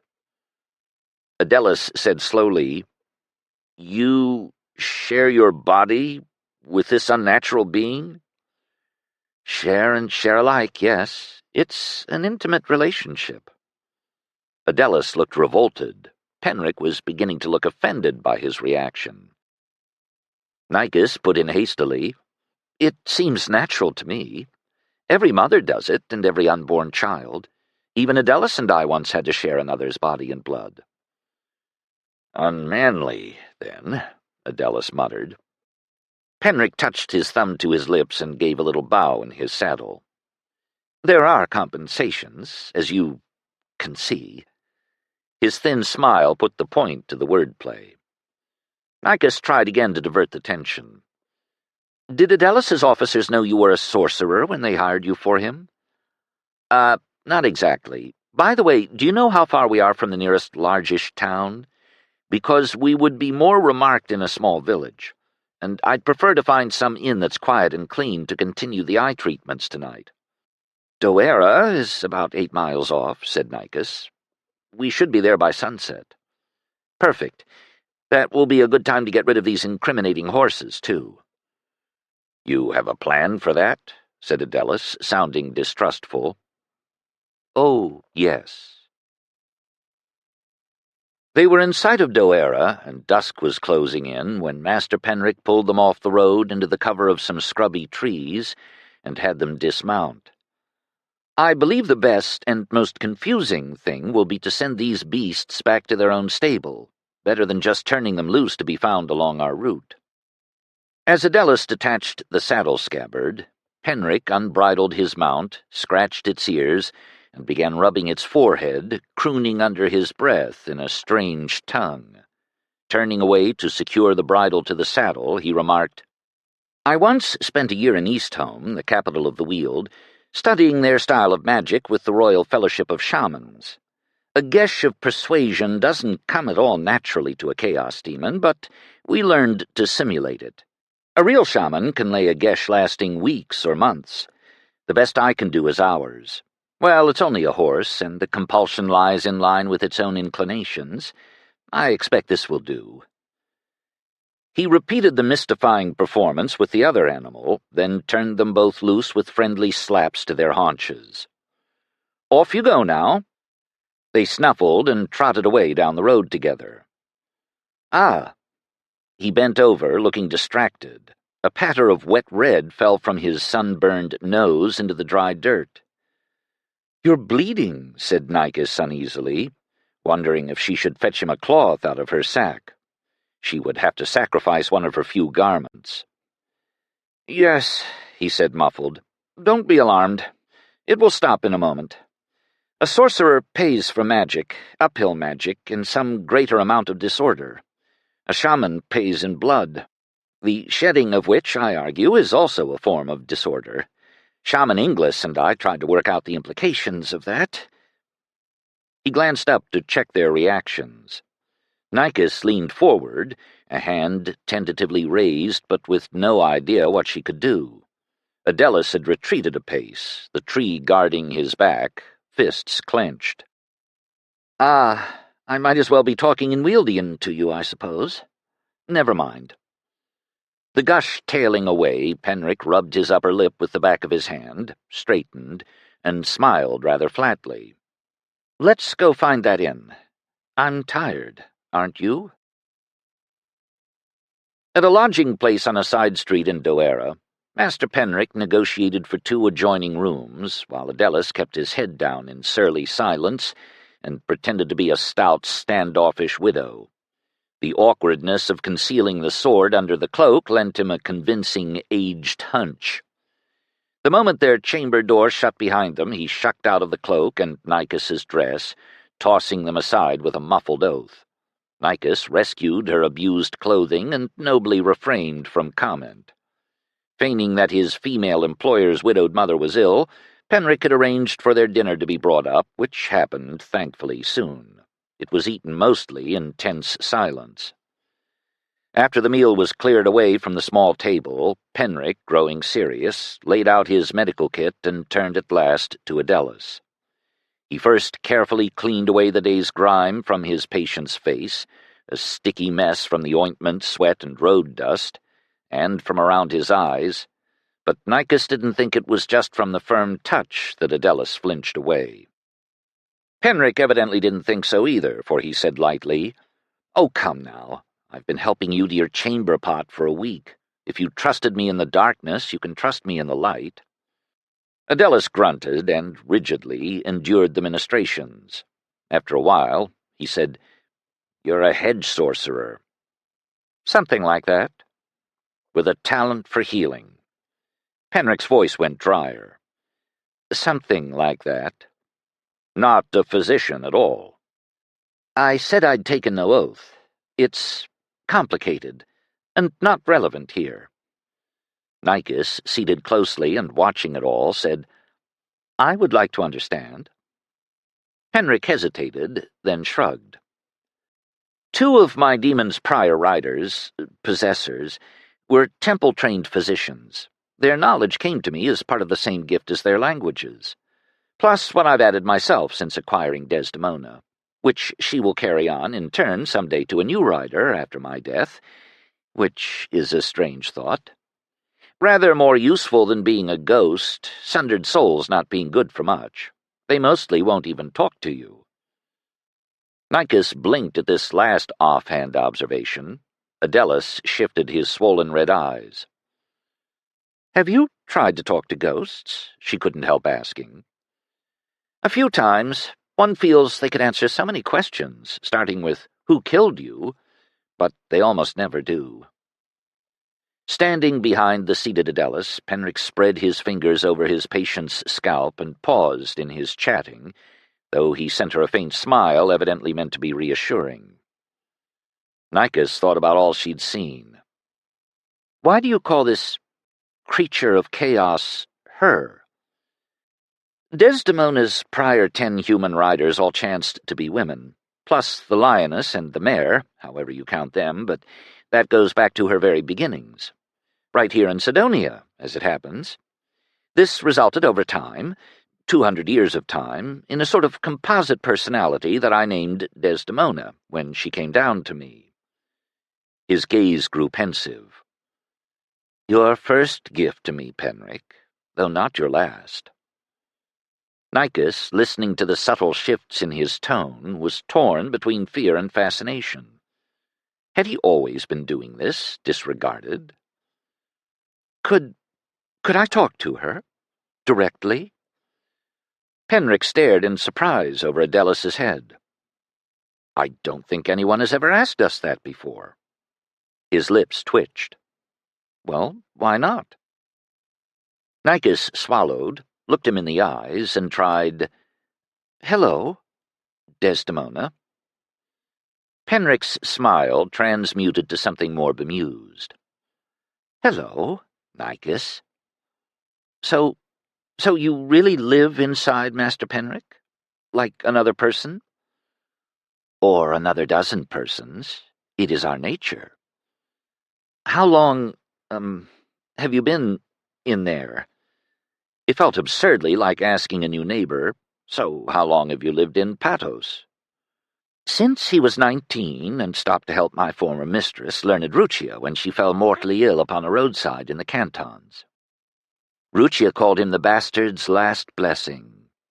We thought we needed to learn what better to do about bad hearts. How long have you been together, then? As if the neighbors were a married couple. 11, 12 years? Master Penric, or was it the demon, waved a dismissive hand.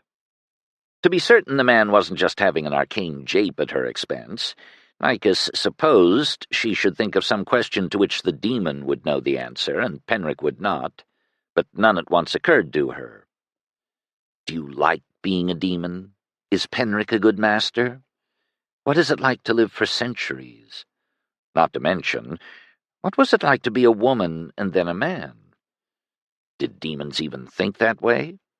She tried for something that seemed more answerable. Why is Master Penric not a proper physician? His expression seemed to conduct a brief war with itself, but he, or she, replied, A good question, child, but not mine to answer. Though if he ever does explain, you'll know he's come to trust you. His voice went sharper. I think that's enough, Des. Adelis, still sitting stiffly, rolled his eyes as best he could, as though he considered this offering dubious coin, and his sister a gull for accepting it. Nicus, watching those long fingers barely move through her brother's hair, wondered if she was witnessing some delicate sorcery being done right now. By Penric's abstraction, maybe so. But Adelis, after a while, had a question of his own.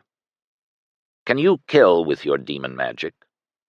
Penric grimaced. Yes, this was Penric again now, and was this going to be like learning to tell two identical twins apart? No. Fight? Within limits? Did you think all those soldiers trying to arrest you earlier today tripped over their own boots? What if your attackers were more than you could overcome? Running away is always my first choice. After that, disable and run away, as you saw. What if you were truly cornered? A you-or-him contest. Penric's eyebrows pinched. You've killed in warfare, presumably. Adelis nodded shortly. Have you ever murdered? Slain one helpless before you? Adelis shrugged. There were clean-ups on the battlefield. More speeding a death already underway than a killing. Not a pretty business, nor heroic, but needful sometimes. Penric, after a thoughtful moment, gave a conceding nod, and said, I suppose, but every death, howsoever accomplished, opens a doorway to the gods. If I die, my soul goes to my god, if he'll have me. But should my demon murder, whether under my command or ascendant and rogue, she would be stripped from me through the victim's soul door by her holy master, her 200 years of life and knowledge boiled back down to formless chaos in an instant.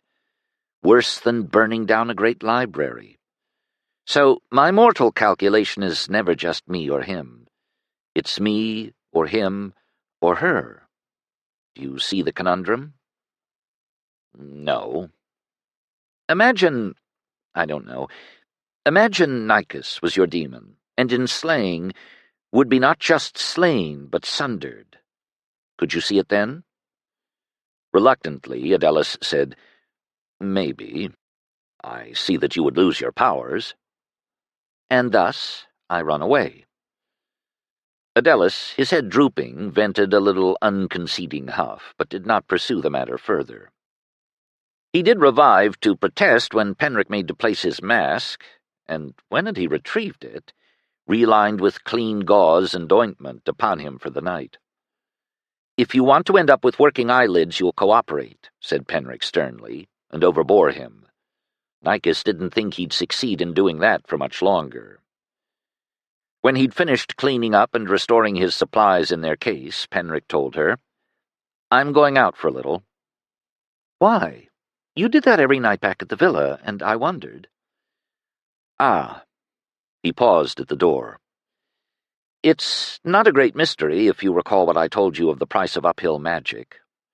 Creating order, such as in healing, generates a greater burden of chaos, which I must promptly find a place to shed. The more efficiently I work out ways to do this, the more uphill magic I can safely accomplish."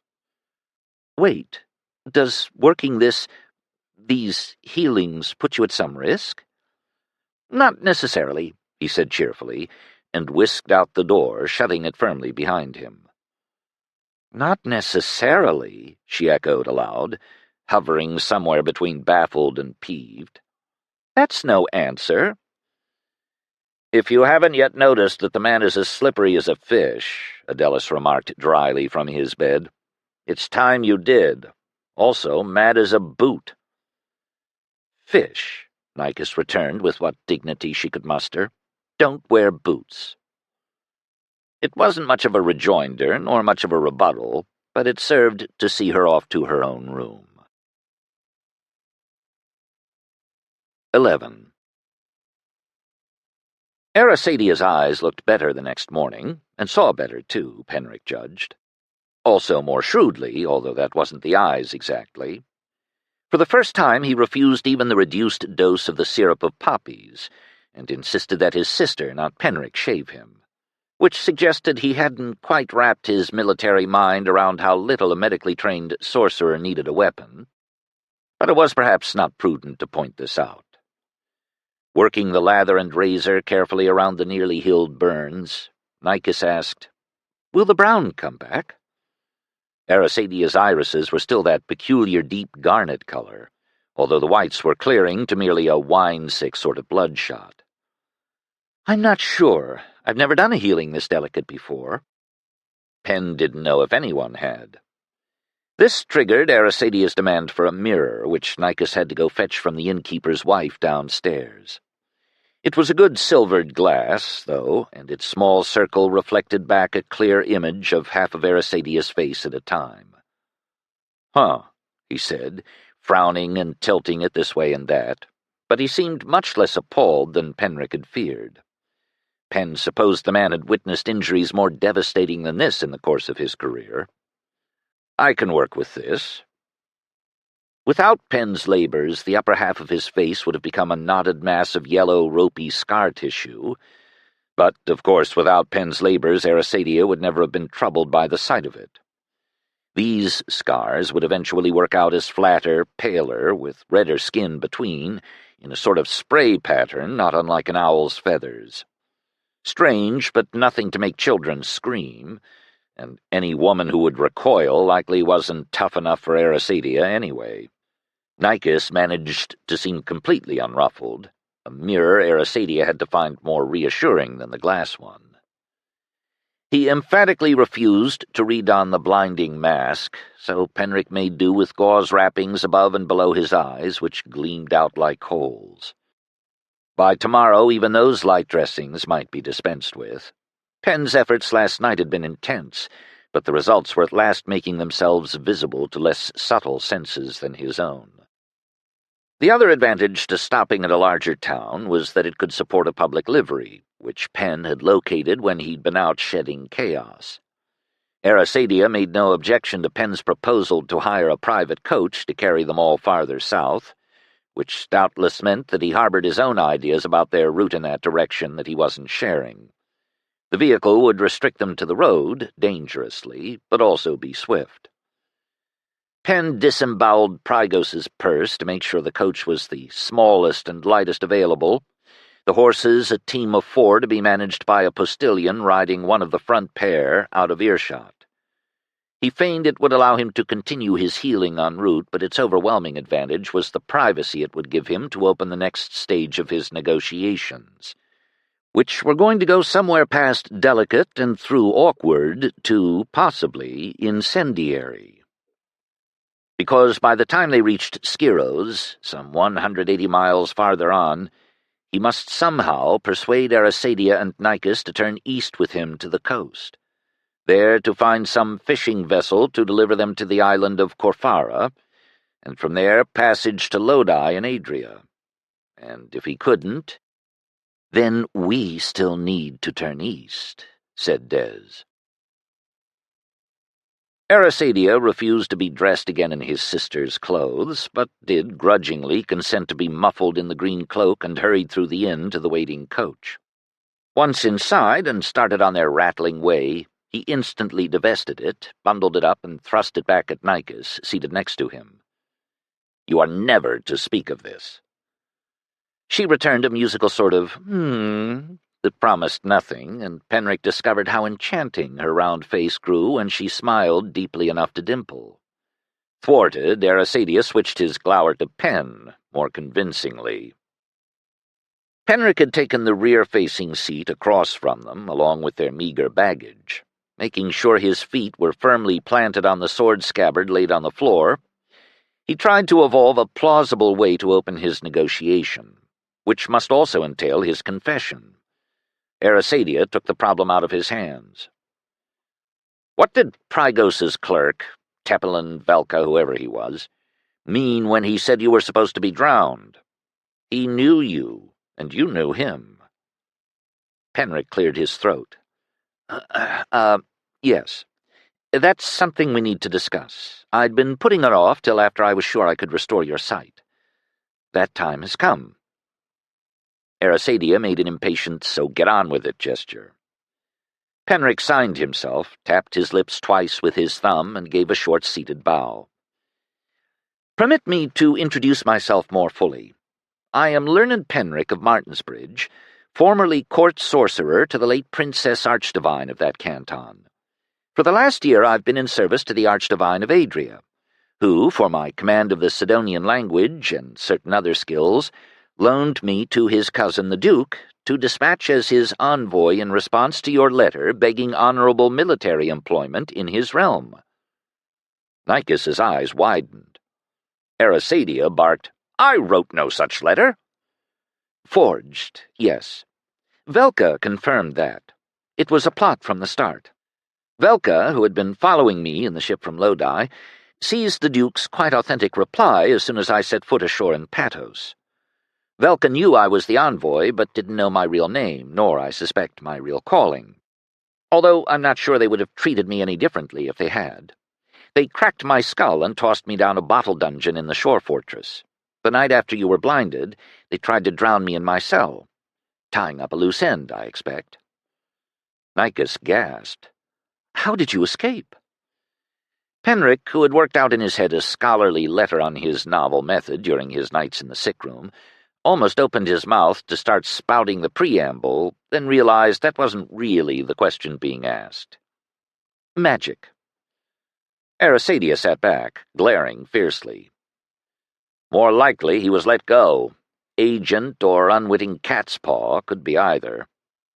Penric, affronted, snapped, "If you must know, when the water was halfway up the cell, I turned some of it to ice and stood on it to reach the opening." "I don't believe that," scoffed Arasadia. Nikos looked more doubtful. Penric sighed and sat back. "Just a minute." He held up his pinched fingers and concentrated. Des had been right in her theory about water in the desert, or at least in Sidonia, he was pleased to see, as the tiny, intense spot of cold grew to a hailstone half an inch across. He leaned forward, pulled out Arasadia's palm, and dropped the chip into it. Arasadia, looking vaguely horrified, shook it hastily out of his hand. For good measure, Pen made a bigger one for Nicus. She, at least, rewarded him with a more appropriate look of awe, and, after a moment, bent forward to taste it. "Don't," her brother began, but she crunched it between her teeth and smiled. "It really is ice. They had ice sometimes at court in Thassalon," she told Penric, "but they brought it down out of the mountains in winter and stored it underground." She narrowed her eyes. "If you are a temple sorcerer, you must owe final allegiance to the Bastard's Order, yes?" "He is my chosen god, yes." Or choosing one, Pen had never been quite sure. "I did really attend the White God's Seminary at Rose Hall, which is associated with the university corporate body there." "But not its medical faculty?" "You lied?" her eyes asked. Penric waved this away. "I had enough on my plate then just with the theology, since I was doing everything backward and in a hurry.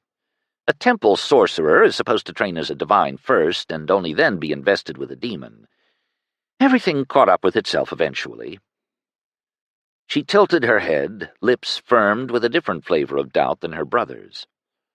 "You are neither quack nor charlatan. Your skills, even if uncanny, couldn't have come out of the air." And there was a place he didn't wish to dwell. "They were hard-earned, just not all by me. But this is beside the point. I was sent here as a go-between, not as a physician. The Duke of Adria was quite sincere in desiring to take you into his train, General Arasadia, and would be pleased if I were to return with you. And your sister. At present you are running away, but that's not enough. You need to be running toward. If we turned for the coast at Skyros, I think I can get us all aboard a ship for Adria."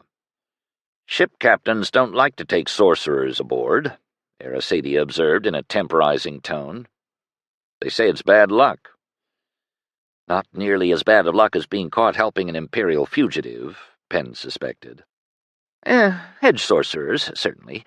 The temple-trained know enough not to shed chaos in the rigging, and further know how not to." "Can the mariners tell the difference?" "Generally not, which is another reason why I travel incognito." Nicus was staring back and forth between them, clearly taken aback by this new proposal to dispose of her life unconsulted. "I don't speak Adriac. I speak a little Darthican." Pen smiled hopefully at her. "I could help. I could translate. I could teach you." By their dual frowns, Pen didn't think he was making much headway. He tried again to bring things back to the issue. "The Duke really does want you. He thinks with your skills and experience you'd slice through the forces of Carpagamo like a knife through butter, and I concur, although even you might break a tooth on their Canton Mountain mercenaries.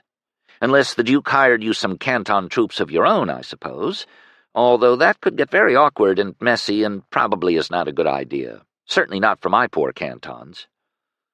He added after a moment, "Adria and Carpagamo do no end of horrible things to one another as opportunity presents, but at least I can promise you blinding is not public policy there." It was Nicus who pulled the unraveling thread from this. "You aren't really half Sidonian, are you? That was another lie." No. I'm from the Valley of Greenwell, in the mountains about 100 miles east of Martinsbridge. I don't think you would find it on a Sidonian-made map. Or most other maps, truth to tell." "Are the Cantons even a country?" said Arasadia in unflattering doubt. More a patchwork of... city-states is too grand. Call us town-states. Conquerors from the old Sidonian Empire to great Aldar of Darthica to Saone and the Weald have all tried to hold various of the cantons, but none have succeeded for long. We have no tolerance for foreign misrule. We prefer our own misrule." A little homesick grin twitched Pen's mouth. "Not that there's much profit in conquest. Our mountains have few productive mines, and our fields are worse, unless you like goats and cows. Our main exports are cheese and mercenaries. Both quite good," he added in a faint spasm of patriotism. "It snows a lot," he ran down. "When it isn't raining. Perhaps that's why I'm good with ice." Gods, he was tired. "Mad as three boots," muttered Arisadia cryptically. "Adria," said Penn, "would pay you well." Arisadia's mouth twisted in disgust. "No doubt." He raised his chin, his garnet eyes glinting. "I was never in correspondence with the Duke of Adria. I was in correspondence with the Duke of Orbis." Penn's eyes widened. Des murmured, "Aha." Now there was a missing piece fallen into place. I'd not got so far as telling him to go jump in the sea, although that was next. A happy interruption, in retrospect. "When we arrive at Skyros, you are welcome to go home to Adria with my best curses. Nicus and I will strike south for Orbis." He sat back and folded his arms, stony. Nicus's lips parted, and a hand lifted, but fell back, whatever she thought, given no voice. Arisadia added, "And if you try to lay a gesh on me like those bloody horses, I'll run you through." Surreptitiously, Penn put a little more weight on the scabbard under his foot. "That would be harder for me than it looks, and harder for you than you think." Arisadia snorted and closed his eyes, shutting out everything. Penn could see his point. 12. A strained, exhausted silence filled the coach, broken by the bustle of changing the horses at the first 15 miles. A servant sold them cups of thin ale, which Nicus drank for lack of any better beverage, and they took turns at the livery's privy. She seized a moment when the physician, sorcerer, learned Penric, an oath-sworn temple divine, ye gods, was out of earshot, to draw Adelus aside beneath a tree overhanging the coach-yard. "It's all very well to spurn the Duke of Adria, but have you noticed that Penric is the only one among us with any money?" "I thought you had some." Adelus certainly had been hurried out of the villa with little more than her clothes on his back. "Enough for a night at an inn and a few meals, maybe. Not enough to get us to Orbis. If that's our destination, the man emptying out his purse to buy us passage all the way to Skyros was a boon. And the continuous travel through the coming night, purchased at a premium, would give them a significant edge on any pursuit. I believe that was Secretary Prygos's purse, but yes, getting it away from the sorcerer could be tricky." "I wasn't actually suggesting we repay his bounty by robbing the man," Nicus said a little tartly. "He could be an extraordinary resource." The fact that he'd served princesses, archdivines, and dukes hinted at a high level of standing that the man himself concealed. "You don't wish to be conscripted by Adria?" His laugh was short and humorless. "My Adriac is poor, I get sick on ships, and I have no desire to let those sea rats use me against Sidonia, which I don't doubt they'd try to do sooner or later, Carpagamo be hanged. No." He added in a lower tone, as if embarrassed by the hope, "From Orbis, I might have some chance of eventually reinstating myself with Thassalon. From Adria, I'd have none." Nicus considered this. "Something dire would have to happen to Minister Mathani and his hangers-on to allow you that." Adelus's teeth glinted, feral below the wreck of his face. "Probably." She took a steadying breath.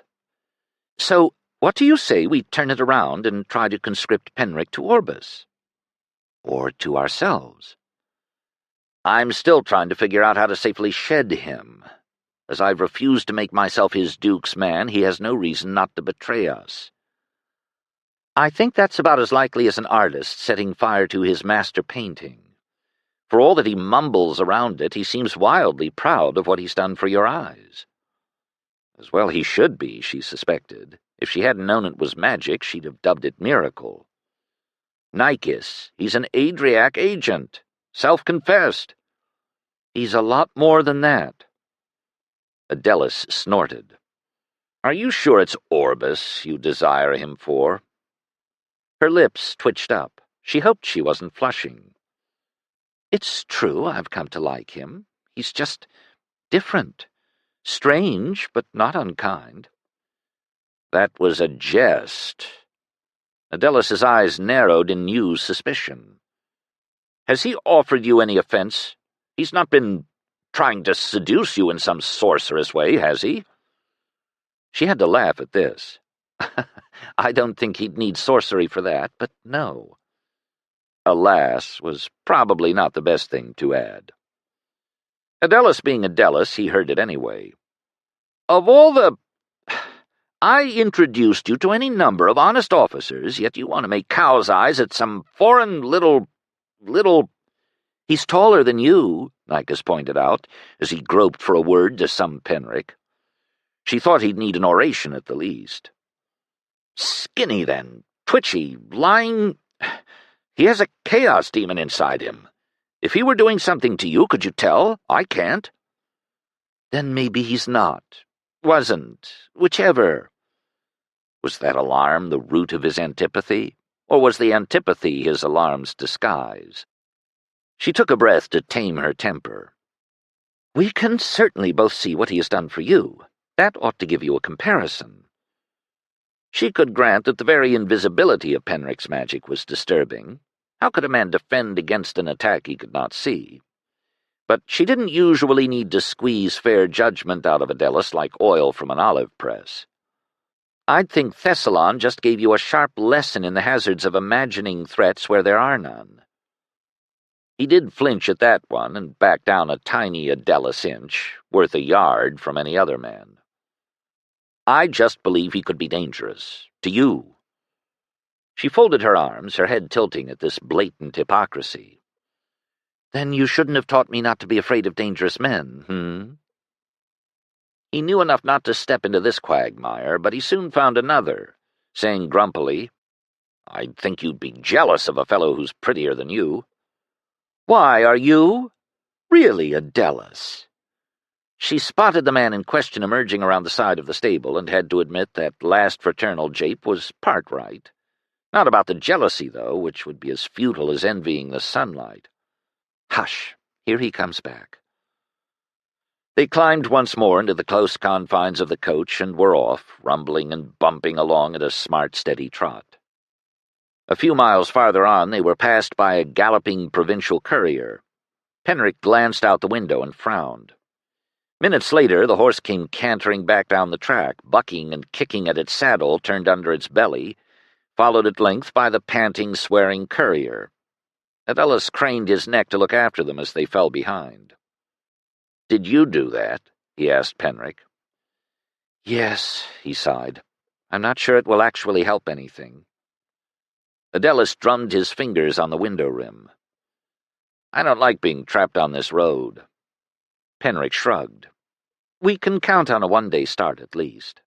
I guarantee Velka won't be recovered enough to ride yet.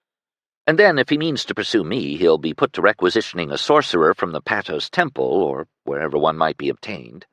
If the temple in Sidonia is anything like the ones I know, the delays will be maddening. Although if they think I'm a hedge sorcerer, they'll take the request seriously. Controlling hedge sorcery is in their mandate regardless of the politics." "If we could find a coach, so could Velka," said Adelis, "with or without his own pet sorcerer." You didn't cripple him permanently." The least Penric might have done, Adelis seemed to imply, even if his status as a learned temple divine finally explained why he would not kill. "No." "Why not?" "I suppose the simplest answer is to avoid accumulating theological damage to ourselves." Penric frowned. "I understand the drift of your questions, Arasadia. Every realm's army tries to tap the temple for destructive sorcerers, even as rare as we are. I won't say my superiors never give in, but someone is always sorry later. Generally the sorcerer. It's a known hazard." Adelis accepted this with a provisional of his own. Nicus was increasingly sensible that there was disciplined thought behind what the sorcerer would or would not do, even if the hidden rules of it escaped her, to the point where she was starting to wonder if his claimed age of 30 might be a lie in the other direction.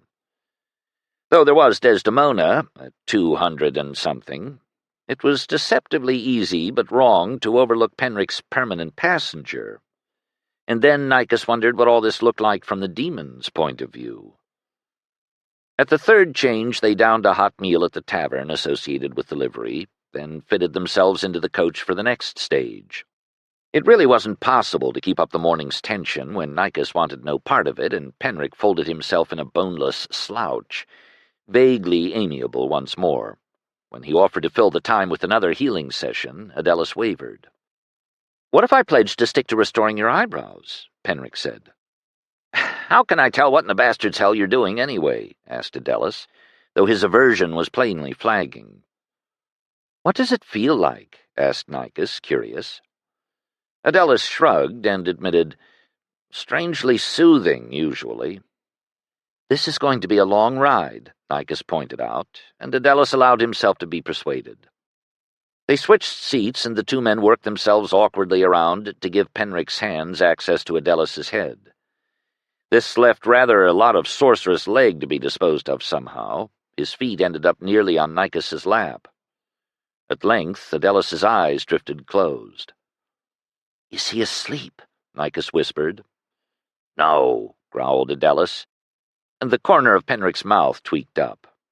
So his guard was not so far down as that.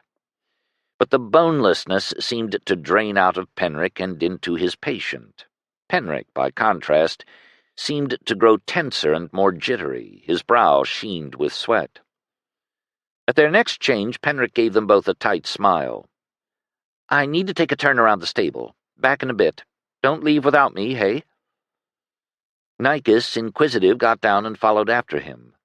The stable was cool and dim, pleasant with the bulks of the horses resting in their stalls, munching rhythmically at their fodder.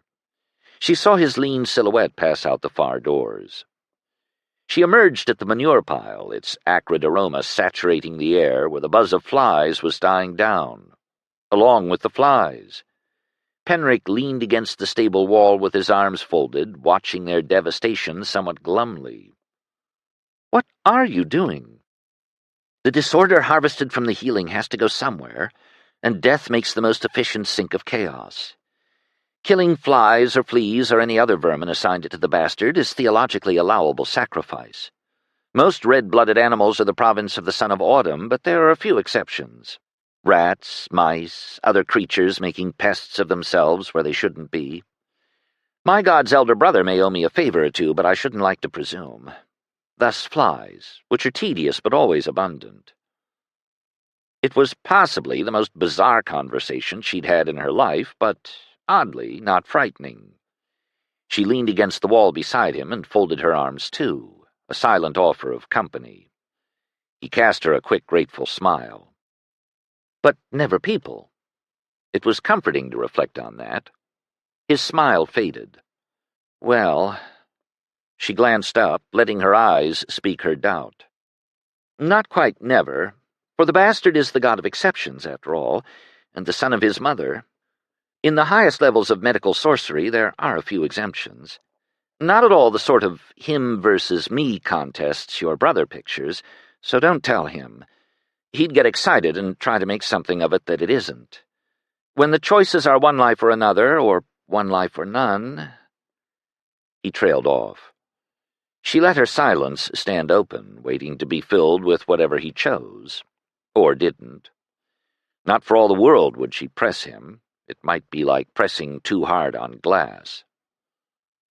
After which the physician gets to spend his nights face down on the temple floor, praying for a sign and receiving silence. Not devotions I'd wish on anyone. Could she honestly say, "I see"? She changed it to, "I'm sorry." The yard before them had fallen deathly still. He drew breath. Me too." He shoved off from the wall, his smile carefully reaffixed, and they turned back through the stable. And what exactly did this erratic-seeming, young-seeming man know about the highest levels of medical sorcery? She was beginning to suspect that the answer might be everything, which trailed the question like a net behind a boat. How? In the late afternoon, the Patos plains gave way to climbing hill country, and their progress slowed. Nicus's only consolation was the reflection that the rugged slopes would delay pursuers equally. A third pair of horses was hitched to their little coach at a price to haul them over the highest pass.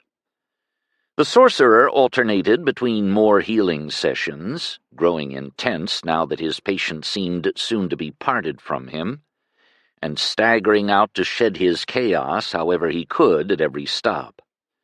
With her packed so close and the labors so relentless, Nicus began to see the effects not only on Adelis, but on Penric. He's draining himself. Freed at last to talk about his craft, Penric did. He didn't sound much like a spy, but he did sound quite like a frustrated scholar with a favorite subject and a captive audience. She wondered if he was one of those inexplicable people who talked more, not less, as they grew tireder. Adelis was bestirred to open curiosity at last, despite his reservations, although his probing questions tended to revolve around military applications. No one could muster a troop of sorcerers. Demons did not well tolerate each other, which was also why only one heard of a single court sorcerer at a time. No, one sorcerer did not differ greatly from another in raw power. All were limited by the amount of chaos a human body could safely hold and shed at a time. The differences in skill were mainly due to cleverness and efficiency, which age and experience enhanced. The inefficient working of magic generated, among other things, heat. A clumsy sorcerer might pass out from the heat or, a vile grin, perhaps burst like a grilled sausage, who knew? Nicus wasn't sure she believed that one, nor from the look on his face did Adelis. If the latter were true, Penric temporized, no one had lived to report on it, so proof was hard to come by. No, a wistful sigh. No sorcerer could shoot fireballs from his or her fingertips. The two men looked equally disappointed at this. Although I'm a pretty fair hand at shooting flaming arrows, Penric added, but that's archery, not sorcery. No, and through repeated discouragement, Penric gently led Adelis away from hypothetical military schemes involving sorcery, or at least this sorcerer. Nicus wondered how all this negative certainty sat with the god of exceptions and exemptions. Slippery as a fish, indeed. Her own questions seemed to fall on more fertile ground. Yes, physician sorcerers were rare. Only the tamest and most domesticated of temple demons, cultivated over several demon lives, or rather, the lives of their learned riders, were considered suitable and safe to be paired with an already trained and skilled physician. Yes, 200 years was unusually old for any demon. Most new elementals did not last so long in the world, being hurried out of it by a saint of the Bastard's Order dedicated to the task, or some other accident. The longer a demon survived, the more likely it was to seize ascendance in its rider's body, and without its rider's disciplines, its fundamental chaos would come to the fore, to disaster all around. Yes, demons took the imprints of their personalities from their human partners, for good or ill. Given some humans, this could turn out very ill indeed, making it quite unfair that it was the demon who suffered instantaneous sundering and utter destruction when its god caught up with it at last.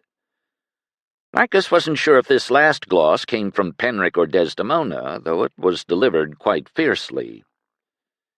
As night fell on the rocking coach, even the chatty Penric ran down to a miserable endurance. Adelis put on his campaign face and went stolid. Nicus drooped. She and Adelis took turns leaning on each other, napping badly. Penric folded himself this way and that in his seat, each position looking more uncomfortable than the last, finally lifting his legs to prop near the roof, more or less bracing himself in place. She might have brought more comforts if this flight had been planned, conducted in suitable secrecy, instead of forced pell-mell with pursuit pelting hot. If wishes were horses, we all would ride, the old nursery saw went. And remounts were another thing she was going to be wishing hard for when they reached Sciro's, where they would be running out of time, money, stamina, everything. They came to Sciro's at the next day's dusk. Stumbling out of the coach at last, Nicus wondered if Penric had felt anything like this escaping the bottle dungeon. At a cheaper, grubbier inn they found only one room to share, but it offered water to wash with and a flat, unmoving bed to fall into. The innkeeper dragged in a thin, wool-stuffed pallet to lay on the floor. Penric grimaced and casually rid it of crawling, biting wildlife, for good measure passing his hand over the bed.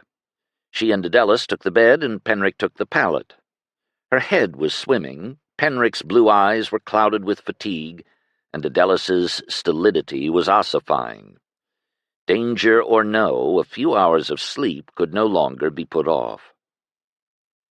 Deep in the night, she awoke to see Penric, who, like all of them, had lain down half-dressed, pull on his jacket and slip out through the shadows. Adelis was snoring. Was the sorcerer making his escape to Adria? Planning some final belated betrayal? Alarmed, she slid into her shoes, whipped her cloak around her, and followed him on tiptoe. He exited silently through the inn's front door. She waited a moment and did the same, flattening to the wall and looking around for that narrow form, without torch or lantern, flickering in and out of the moonlight. She pulled up her hood and tracked him down the street and around a corner. He crossed a paved square and disappeared under a temple portico. She waited for the second creak of a heavy door, then dared to run to catch up. What did he want inside? He'd left the door ajar. She eased it open with no betraying sound, and found a deeper shadow to stand in. The moon, just past full, shone directly down into the sacred atrium, pulling short the blue shadow of the fire plinth. A few red coals gleamed in its ashes. As her eyes adjusted, she spotted Penric making his slow way around the perimeter from altar to altar, signing himself, then cursorily opening what she'd thought were supposed to be locked offering boxes, and helping himself to the contents, tipping the coins into his purse. Which did explain how he'd been finding funds since his escape from the bottle dungeon, apart from pickpocketing provincial officials. He skipped the mother's offering box, although he signed himself and bowed his head before her place all the same. At the bastard's offering box, he murmured, They must love you better in these hills." He topped off his purse, but instead of merely bowing, went down on his knees before the altar with its white cloth.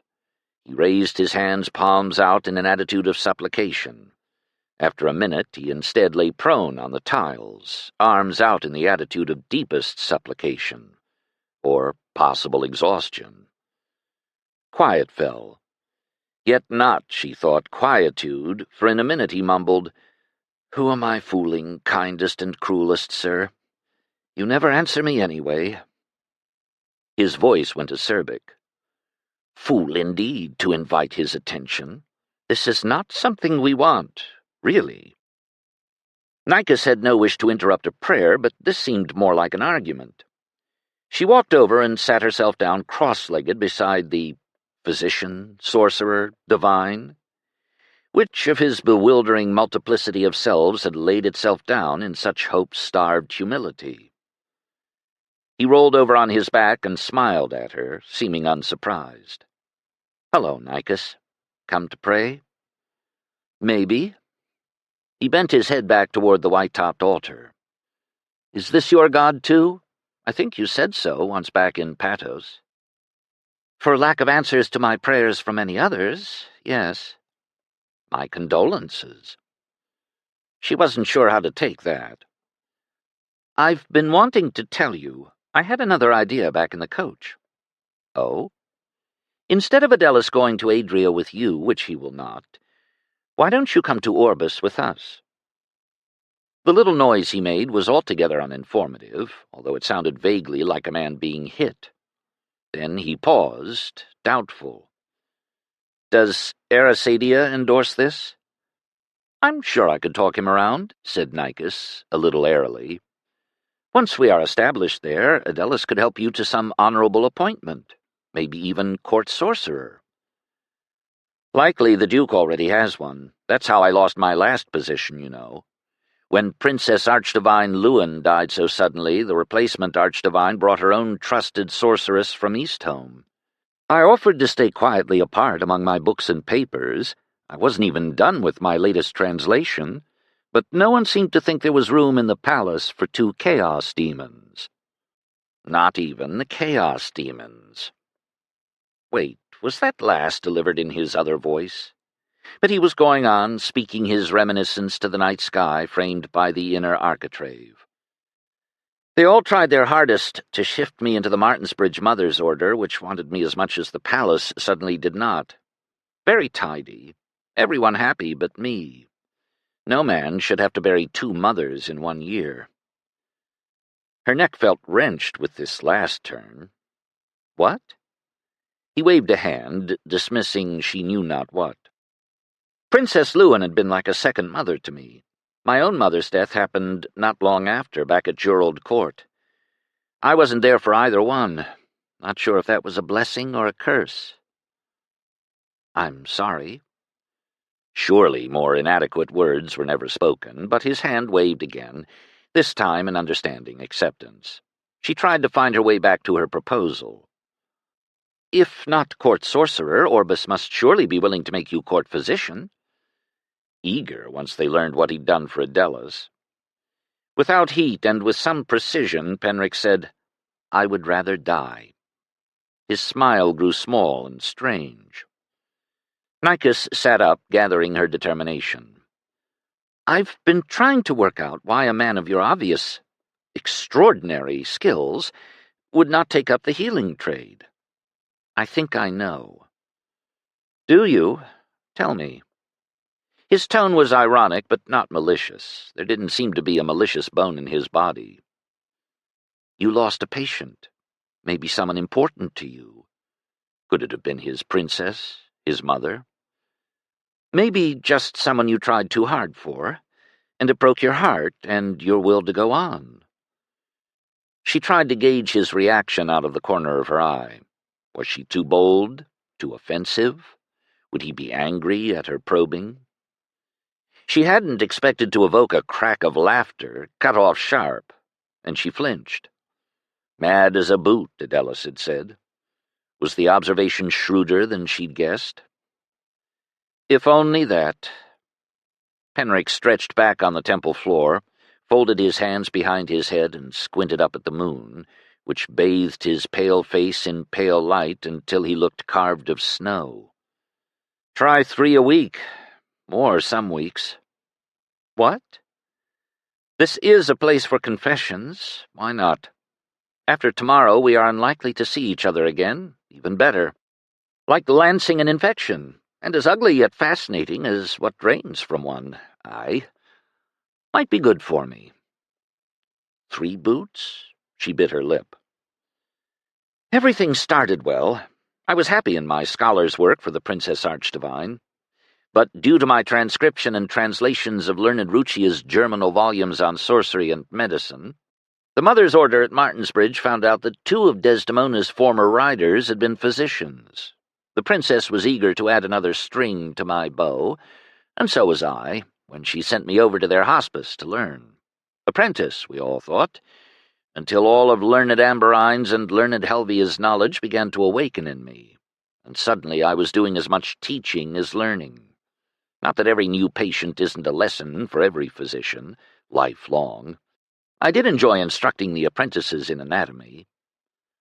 I brought off some difficult cures. It all depends, you know, on underlying conditions.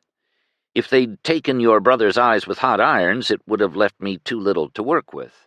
But from the outside, no one could tell why I sometimes succeeded and sometimes failed. The hospice began to ask more and more of me because, after all, it sometimes worked. Worth trying, you know. I was stretched, but still holding my own when the princess passed away and I lost a defender I didn't realize I'd had. You see, the Order's idea of conserving me was to save me for only the worst cases. I never got to treat, I don't know, a hangnail or even worms anymore. I was never allowed any easy victories. Always and only the direst injuries and illnesses, over and over. Far more died than not. When I found myself walking to the hospice each day devising, well, it doesn't matter now. It matters to me, Nika stared. His moon-silvered brows flicked up. Why ever? Whatever. I did promise a full confession, didn't I? As I sit, lie down, speak before my God, not that he doesn't already know. A snow smile, barely bending. So, when I spent my walk to work each day thinking up methods for a sorcerer to kill himself, which is not an easy thing to do, it turns out, when his demon opposes the idea, I realized perhaps it might be time to stop.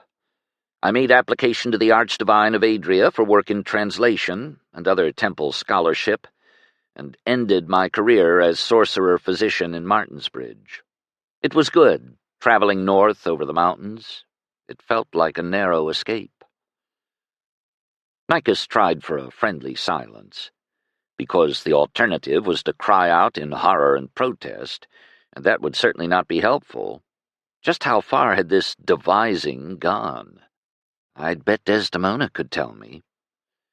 Penric continued, and thus I learned the difference between a skill and a calling.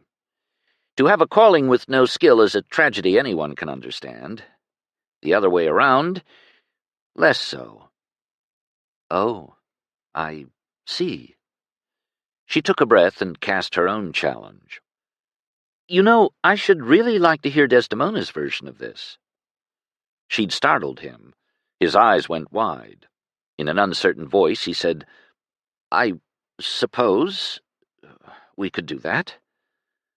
She could catch now when that inner twin shifted the tensions in his face. The demon spoke. Ha! We blame his superiors entirely. Amberine and Helvia both trained up in the greatest centers of the medical arts in Seon and Darthica in their days, where their skills and limits were properly understood, together with the reticence needed to sustain them. Backwards Martinsbridge saw only that a magical boon had fallen to them and wanted to milk it for all it could give, like a greedy trainer putting a high-blooded colt to race too soon to its ruin. And Penric, the fool, wouldn't say no and wouldn't quit, till we both ended up on a hillside at dawn, seeing if I could heal his arms faster than he could slice them open, which was not my idea of how we should part ways. It wasn't serious. His voice shifted to a tone of dissent. There was a precipice near enough if I'd been serious. As you have several times pointed out, you can't make us fly. Fortunately, he passed out before he could win the contest. A small landslide and an unlucky elk paid for the rest, and when he woke up, we had a talk. Penric may have been confessing. This sounded more like ranting. And he still won't say no, and he won't quit, which is how we ended up in a bottle dungeon in Patos, instead of a nice, comfortable study in Lodi overlooking the canal. What he needs is a superior with the backbone to say no for him. His voice went sly, and his eyes shifted toward her. A woman with experience keeping fool men alive might do the trick. Des, he convulsed to a sitting position. What, you're the one who's been mooning after her hips for the past fortnight, so do something about it. His jaw snapped shut.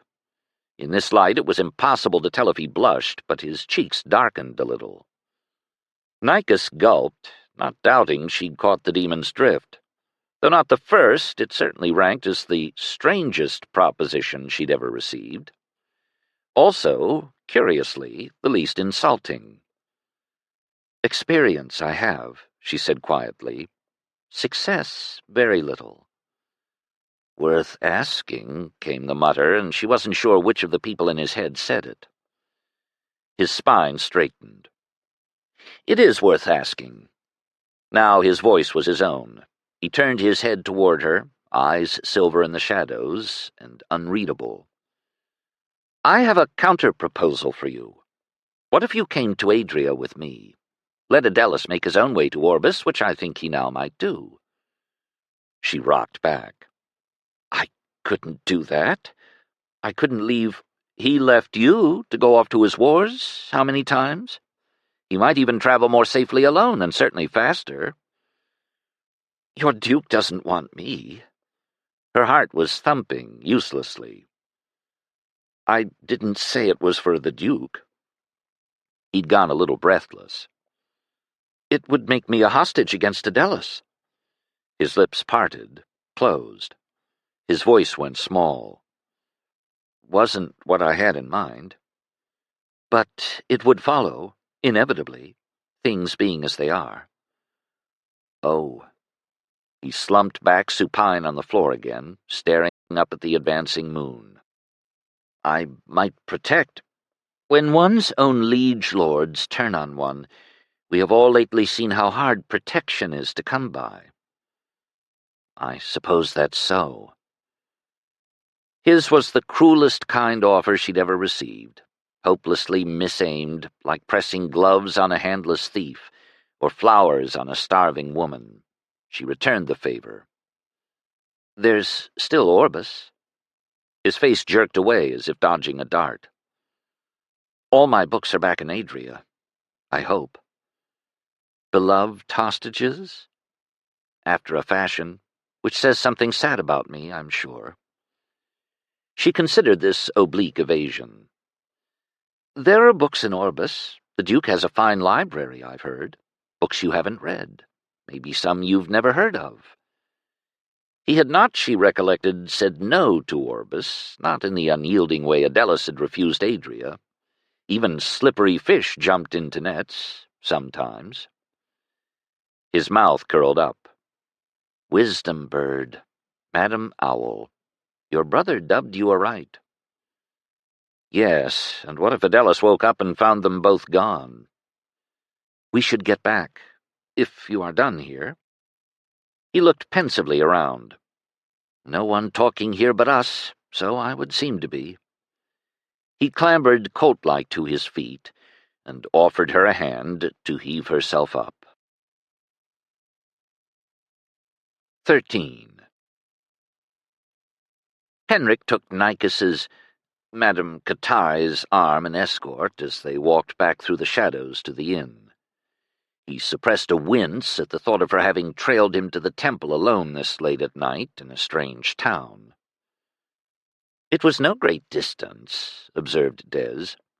"Des, just don't embarrass me with this woman." "Rather do it yourself, would you?" An impression of a huff. "If I have to listen to you pine after her, so can she, and rather more usefully." It was bad enough that he'd made Nicus listen to his fractured confession. "There are impediments, starting with my temple oath to the Archdivine of Adria. Your god is the same everywhere, Adria, Sidonia, or Orbis. My god was just now silent on the subject of my direction, you will note, as ever, and everywhere. A sameness of sorts, I suppose. What? You prayed for guidance, and in the very next moment that nice child came and sat down beside you. I thought she was going to pat you on the head. I could have told her a board would work better. What do you expect from him? A letter signed and sealed and hand-delivered? A parade with trumpets?" Penric said hesitantly, "You like her? You don't always like the women I, meet." "They don't always like me, but she seems willing to learn. Not so sure about the brother."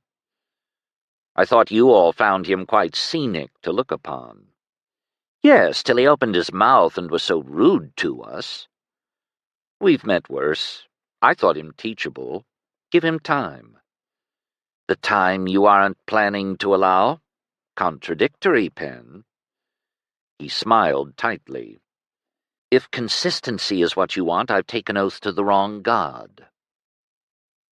They made their way as quietly as possible through the inn's front door, Penric turning the key again behind them. The place afforded no night porter, fortunately. They creaked up the dark stairs and made their way to their chamber, marked by a faint orange glow under the door. He was therefore not too surprised to enter after Nicus and find Arasadia sitting up in the room's one chair, glaring at them by the light of a tallow candle, his eyes red sparks. His unsheathed sword lay across his lap. He kept his voice low but fierce. "Where have you been?" It must have been alarming for him to wake up to the empty room, or at least to the absence of his sister. Pen hadn't planned on that. Good that he hadn't gone charging out into the town in some wrong direction and repaid them the jolt. "The temple," he answered, equally quietly. "At this time of night?" "The gods will hear prayers any time." "Actually," said Nicus, doffing her cloak and hanging it on a peg, "I found him robbing the offering boxes." At Arasadia's stare, Penric said, "You want to hire horses tomorrow, don't you?" "I was afraid we would be pressed to forage for mounts like an army in enemy territory," he admitted reluctantly. "But buying would be better still, to leave no witnesses to our direction." "You were thinking of stealing them?" said Nicus, her brows rising. She glanced sidelong at Pen. "It's hard to imagine Sidonia as an enemy country." Arasadia's hand touched his temple, as if to say, "Not so hard for me now." But he clearly still mourned this hostile transformation, even as he set his face to the wind. "No horses for sale in this crossroads village at this time of night, anyway." He sighed out his tension and rose. "Try to sleep." At least he sheathed his sword before he lay down again, but he did pass Penric a special brotherly glower as he blew out the candle. Pen lay on his pallet and sorted out his options. There weren't that many. From Skyros, a lesser military road ran east to the sea, and west over the spine of Sidonia to link up with the net of roads around Thassalon. A minor local road ran south into the hills, branching into tracks unfit for wheeled vehicles over the stony passes to the neighboring province. It was another 100 or so miles across that province to the next range of mountains. Beyond them lay the lands of Orbis, Sidonia's sometimes client state, sometimes ally, sometimes enemy, presently attempting a neutral independence.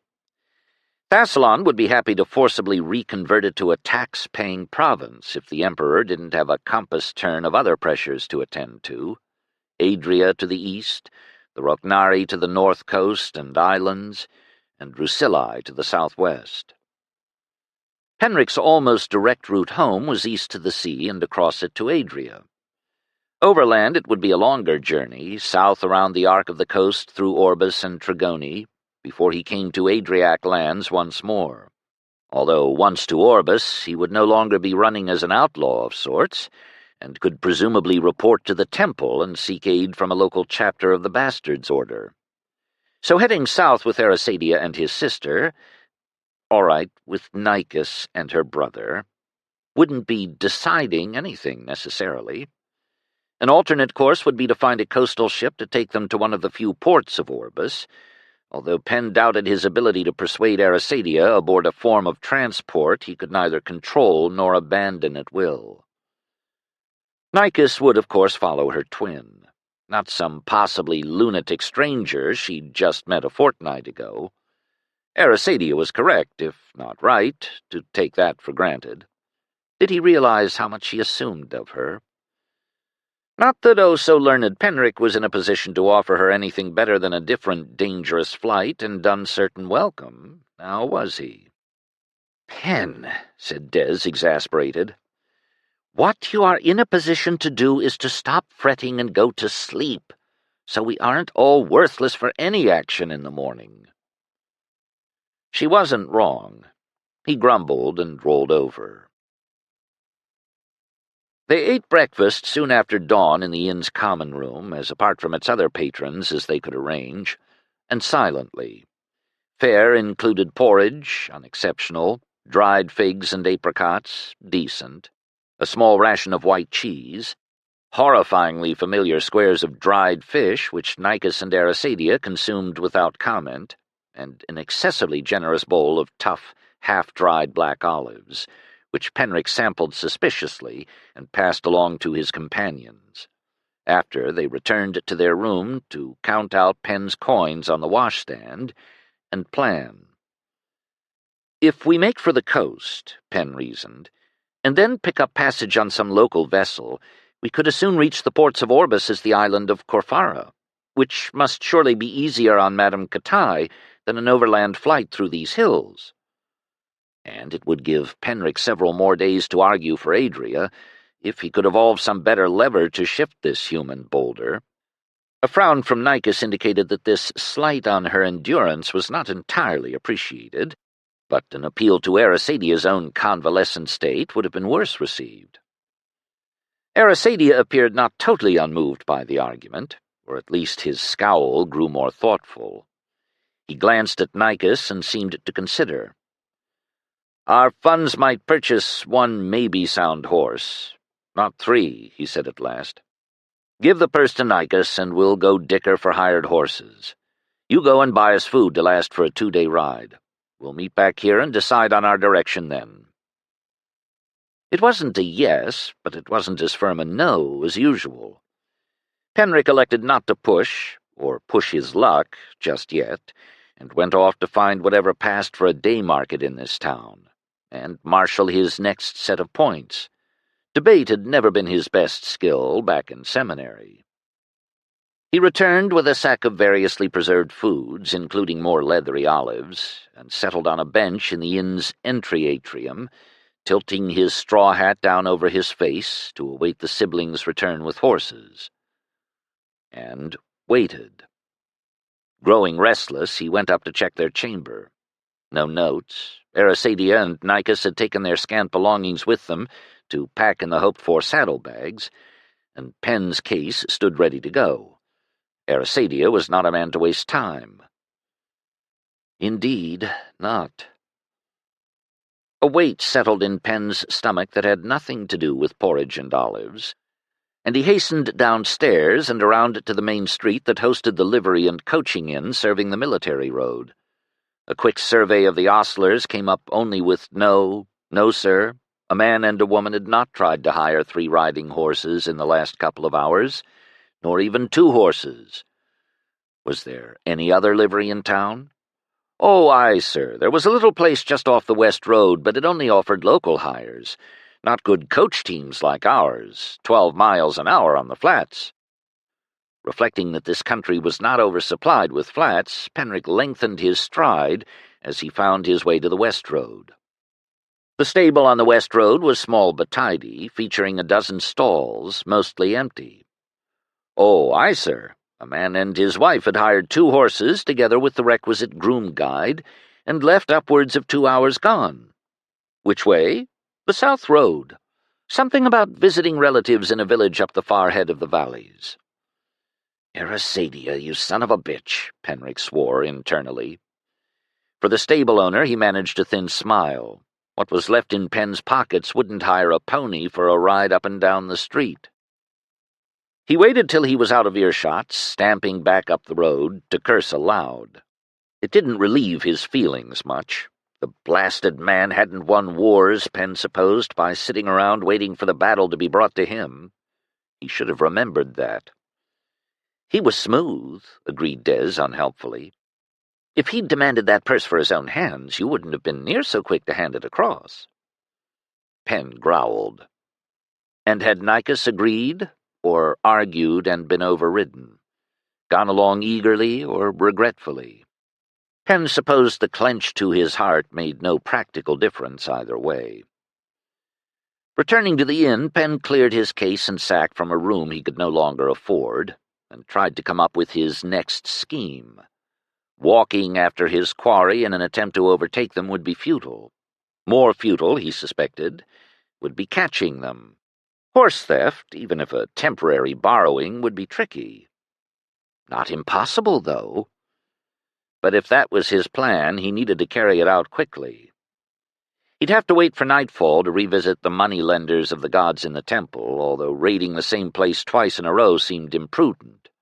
If anyone had noticed the sudden shortfall, they might set a watch tonight.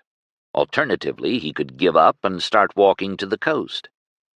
His worn Sidonian sandals were not his idea of marching gear, but he could replace them at the next town, where there would be another temple, likely, although perhaps more impoverished. He gnawed a piece of dried fruit from his sack and fumed. Mulling feasibility, he hoisted his case and sack and returned it to the first livery. It harbored more horses to choose from, but also more people about. Sneaking an animal out in broad daylight would certainly pose a challenge, even for a sorcerer. Waiting for the cover of darkness would be pointless if the entire purpose was to catch Erasadia and Nicus. If he were going east afoot, better to start now. He stood concealed across the street in a niche between two whitewashed houses and slowly tore his own hopes in half.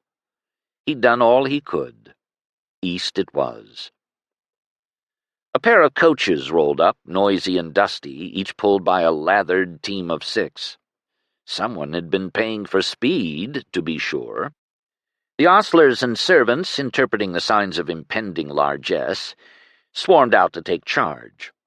About to step forward, Penn instead jerked back as the vehicles disgorged a troop of 10 soldiers and a sergeant, a man in the loose white robes of the Bastards' Order in Sidonia, and the all-too-familiar figure of Velka.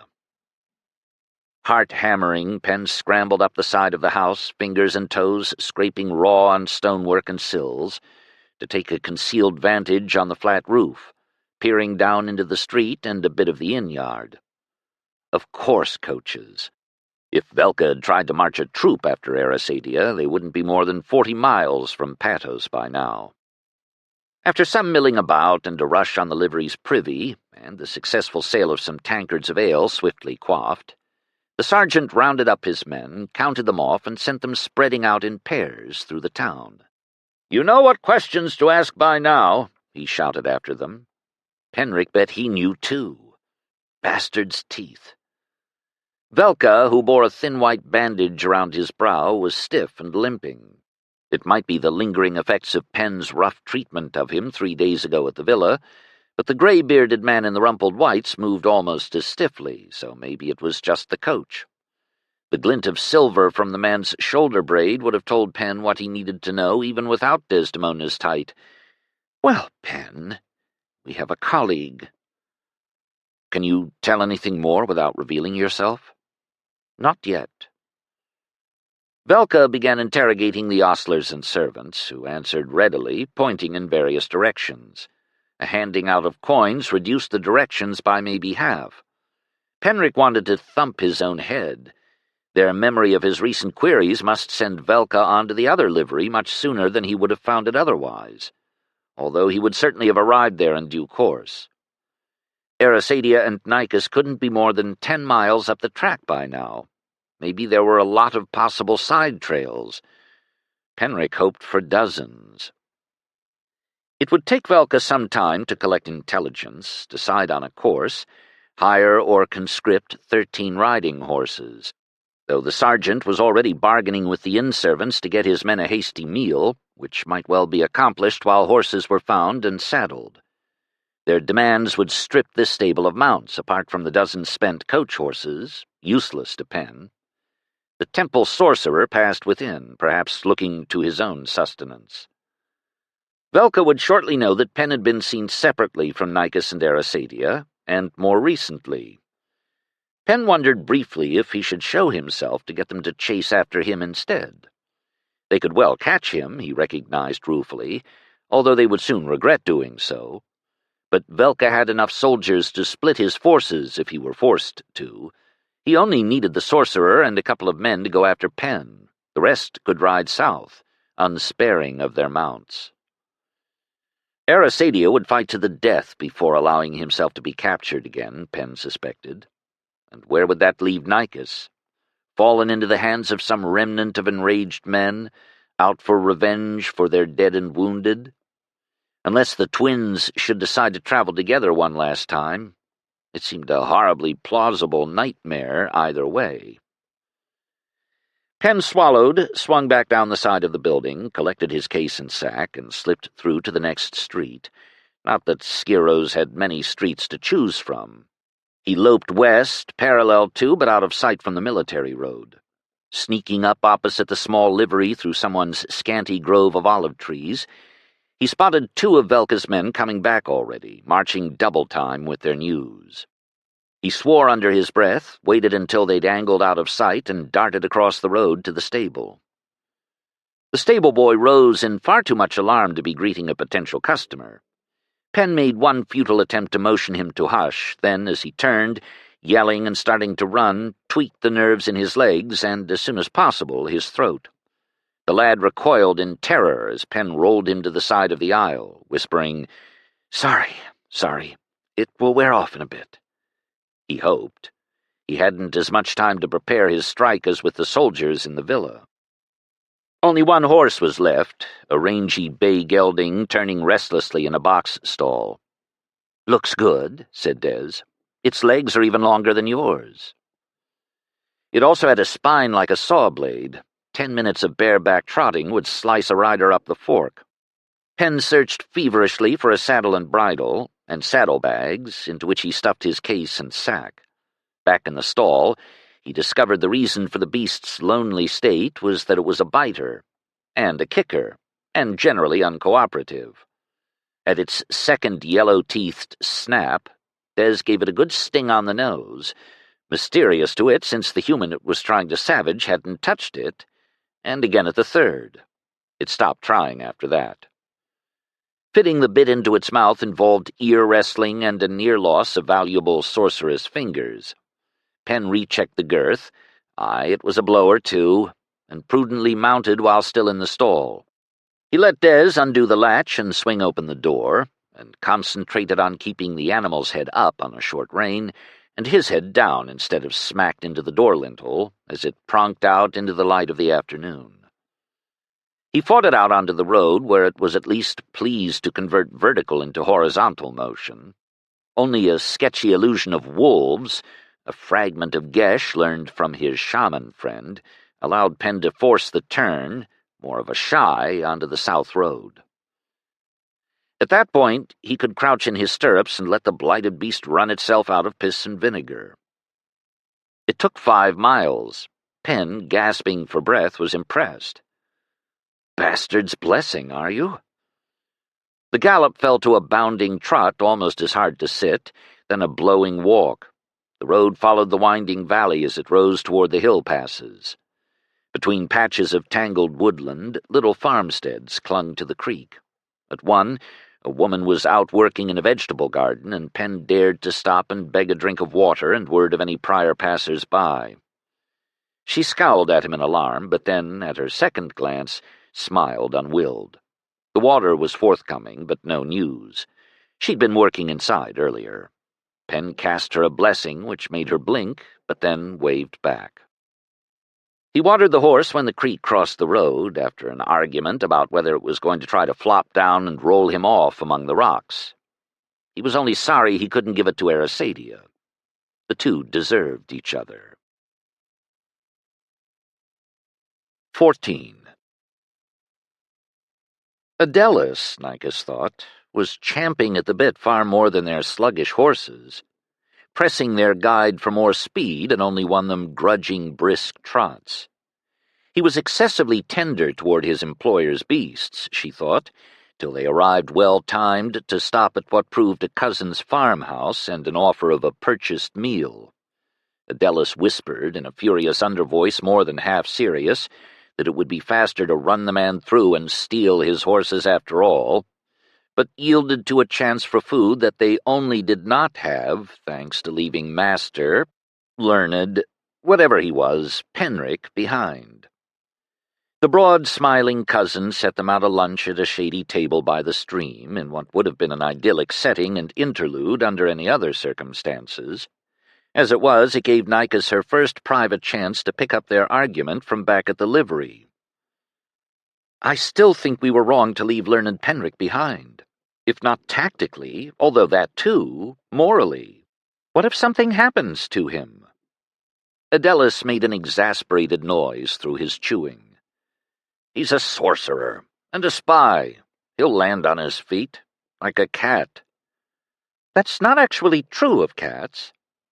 Or sorcerers. And last time he landed in a bottle dungeon. If it's true he was tossed into one, it's also true he escaped, which is, let's just say, unprecedented. He can make his way back to Adria faster and safer without us. That he's an Adriac agent is the one part of his jumble of tales that I certainly believe to be real. Nikes swallowed watered wine and drummed her fingers on the boards. I watched him and talked to him a little during those first days when you were too lost in pain and syrup of poppies to track much. Whatever else was going through his mind, he cared passionately about what he was trying to do for your eyes. Which says only that the man had a conscience, which I will not argue about, and that it was guilty. Whether because what he told us was true or for some other secret up his sleeve, I can't guess. But he was still trying to the last to persuade me to Adria, after all our disasters. That he expended such heroic effort on healing me suggests that his duke must want me far more than seems reasonable, and I have to wonder why. Nikes, we had only his word for his whole fantastical story. He only claimed to be a temple sorcerer and all the rest. We don't know. All his actions so far were not proof enough for you? Adelis shook his head. I swear you swallowed down everything the man said without choking because, what, you liked his blue eyes? You don't deny he's a sorcerer. You can't deny he's an extraordinary physician. What he told me in the temple last night, he told, Adelis put in. Again. She waved this off. Well, that was in confidence, anyway. As for the other, he thinks better of people than he should. Better than is safe for him. That says more learned divine than spy to me. He thinks differently. He and his invisible 12-headed demon, yes, very differently. A wry grimace as he leaned back. She still boggled, trying to imagine what must be going on inside learned Penric's overcrowded head. All the time. Whatever else was happening, his mind had to be very, very full. The wonder was not that he was mad, but that he wasn't. Anyway, we can move faster now, said Adelis. Not at present, Nikes noted. Aye. He shoved the rest of his bread in his mouth and rose, still chewing. I'll go prod that groom, and see if I can secure a water bottle, and some food. We'll want them going over these hills. He went off into the old stone farmhouse. Nikes thought her greatest want was going to be human and demonic. Would she ever see the strange sorcerer again? Would he really be all right, as Adelis insisted? His first time, she also gathered, wandering about Sidonia on his own had included some horrifying turns. She hadn't felt this sick with helpless worry since, well, Chimus. And then Adelis, until Penric had appeared. And now Penric. Her chain of alarming men was getting longer, but no better. Would there ever be any way to find out if he'd made it home safely? She didn't know a soul in Lodi, had barely met a few Adriac merchants. She supposed one such might carry a letter. But to whom? But wait, learned Penric was a temple man. If he truly was all he'd said, an inquiry sent in care of the Archdivine of Adria might well find him. The ill fates of recent letters to and from Adria were daunting, but should she and Adelis arrive safely at last in Orbis, she abruptly determined to dare. There, a plan. Better than crying limply under a persimmon tree any day. As Adelis emerged from the farmhouse, more or less strong-arming the groom, she rubbed her eyes and hurried to the horses. 15. As the light leveled toward evening, the woods dwindled to scrub, the farmsteads gave way to shepherds' huts, and the road narrowed to a winding, stony track. At a bend, Pen encountered a rider leading 2 saddled horses back the other way. The rider stopped to stare in surprise. "Five gods, man! Someone rented you Pighead? And you're still atop?" That alone was enough to identify the man as the small livery's groom and guide. Is that its name? Very fitting. We've had some debates along the way, but I've won so far. Tell me, were you escorting a man and his wife traveling? Where did they go? Oh, I told them they'd never get over the pass before nightfall. Better to find shelter and continue in the morning, but they were having none of my advice, so I suppose they deserve what they find. I took them as far up as the horses could get, where they insisted I leave them off. Pen was still on the right track, 5 gods be praised. How much farther? I need to catch up to them. Maybe a mile? Pen nodded relieved thanks. Oh, I should warn you, there's a troop of soldiers behind me that are conscripting horses for the army. If you don't want to end up walking home, you'd better best get your beasts off the road and find a place to hide them till they pass on. Oh, the man looked startled, but he swallowed down the lie. Thanks. Pen's conscience prodded him. If he could only ride a little farther anyway. Do you want this one to take back as well? The groom grinned. Nah, let the army enjoy him. They each hastened on in opposite directions. Indeed, after about a mile of scrambling over slippery scree, footing more suitable to a donkey than to a tired, nervy horse, the trail gave way to outright climbs over stair-like stones, narrowing to a scrubby defile. To Pen's relief, he saw a flash of movement above, a pair of figures, one in a green cloak. To his dismay, as he turned to look back down the valley before dismounting, he could just make out a troop of mounted soldiers trotting relentlessly single file. He counted, yes, the whole 13. A flicker of white confirmed that Velka had brought his sorcerer. Pen sucked breath through his teeth. The horse, its head hanging in weariness, made one last half-hearted attempt to bite him as he dragged out his belongings from the saddlebags, unbridled it, and turned it loose. He hoisted his burdens and began clambering up the slope. In a few minutes, Nikis glanced back, spotted him, and touched her brother's sleeve. After a brief debate, they sat on boulders to await his arrival. They both looked nearly spent, but equally determined. Arasadia still had the sword, naturally. Penric heaved his way up to them, brandishing the sack. "You forgot your food," he wheezed. "Among other things." Arasadia glowered, but Nikis looked tentatively delighted, saying, "After Adelis, after we left you in Skyros, we thought you would certainly go back to Adria. You decided to join with us after all?" Her smile at him, Pen decided, made up for that vile horse, if not quite for her brother. Not much question whose idea Pen's abandonment had been. "Not exactly, but Velka and a troop arrived in town barely an hour after you'd left. By coach, just as you predicted." He allowed Arasadia a conceding nod, not received with any discernible gratitude. "They're only a few miles behind us right now." Nikis's breath drew in. Arasadia's expression turned a much cooler shade of grim. By silent mutual consent, they shelved their differences for later in the face of this news. Arasadia surveyed the landscape, ending by looking up toward the narrow defile. "Then we keep climbing. There might be a cave." "To hide in? He brought his own sorcerer, so maybe not," Pen cautioned. "Huh." At least Arasadia took in the warning without argument. "I admit I don't like putting myself in a bottle." "Neither do I," Pen agreed, heartfelt. "Climb, then." They did so. It took nearly all their breath, but Arasadia spared what he could to ask after the numbers and condition of their pursuers, seeming peeved that Pen had no more detailed inventory of their arms. "You took down, 7 at the villa? That would leave 6 for me. It may be better to turn and face them here than letting them catch us later at a worse vantage, even tireder in the darkness." Pen didn't care for Arasadia's arithmetic. Alone, he thought he might be able to bolt up the hill, turn and dodge, climb, vanish, run away. But not the 3 of us, and so the tactician prevails, in a sense.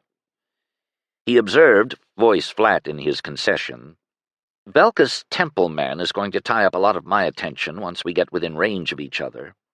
This isn't going to be the kind of fight you think." Arasadia's red eyes narrowed. "Can you take him?" "I won't know till I see what he brings to the table. We won't exactly be trying to kill each other. Jumping demon problem there. Among other theological concerns. Bastard's teeth, what a mess." At last Arasadia stopped, glanced around, and said, "Here, we won't do better." Penn copied his inspection. The steepest part of the trail zigzagged down behind them, giving them a height advantage not unlike being atop a rampart. The scrubby slopes to either side allowed no cover for a man to advance and circle them in secret. The defile ahead might not be a good place to be pressed into if anyone did manage to get above them, but it wasn't entirely out of the range of some rabbit sprint retreat.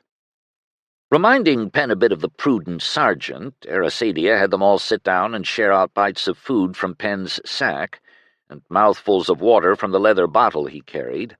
And when had he acquired it? He glanced at Penn's case. "You dragged that all this way?" "Its contents were expensive and would be hard to replace.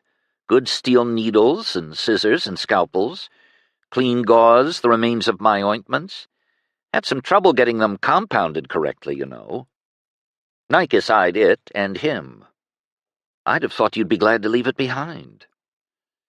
"Yes, no, I don't know, maybe sorry later. Frugality is a hard habit to break." Looking thoughtful, Nikes bestirred herself and began gathering up a pile of throwing rocks. Adelis blinked, then went to assist her. Penric wished wanly for his good hunting bow back in Adria, but joined the foragers. He stopped when the first of Velka's party, their horses slipping and snorting, cleared the last rideable turn below, looked up, and saw them. Shouts, excitement, bustling back and forth as the 10 men and the sergeant dismounted, secured the horses, arrayed themselves, and waited. 4 of them were archers, Penn saw, even now stringing their short bows and looking up warily, awaiting orders. All their quivers bristled with arrows. "That's going to be a problem," sighed Arasadia, watching them. "Not really," murmured Penn. Nikes glanced at him sidelong and picked up a rock, turning it in her hands. She, too, seemed to be waiting for orders. "Now I'm sorry you were drawn into our disaster," she said quietly to Penn. "Wasn't you who did it, and I mean to share that regret around if I can." Her little smile reminded him of that scary smirk of her brother's. "Good." They were just out of bowshot, at least for men shooting uphill. The archers were also out of range for Penn's sorcery, certainly of the finely tuned variety he hoped to use. Landslides remained an option, although there wasn't a great deal of scree poised in just the right places. More debate below among Velka, the sergeant, and the sorcerer. Then the man in the white robes turned, seemed to steel himself, and began climbing the jagged trail with the aid of a stout staff. He looked everything a temple sorcerer and learned divine should be. Tall, grave, mature, powerful, his beard trimmed neatly around his face, though he could have stood to take the scissors to his eyebrows as well. Black eyes glared up from their bristling shadows. Both Arasadia and Nikes stared down in muted alarm. "This one's my part, I guess," sighed Penn, without enthusiasm. "Des, are we ready?" "Ooh," she cooed. "What a cute little baby demon." "What?" "The lad with the beard as well, but his demon is just a youth. Only 2 animals before him, and this is its first human incarnation. All it will know is what he knows." "Bastard be praised," breathed Penn, and tapped his lips twice with his thumb.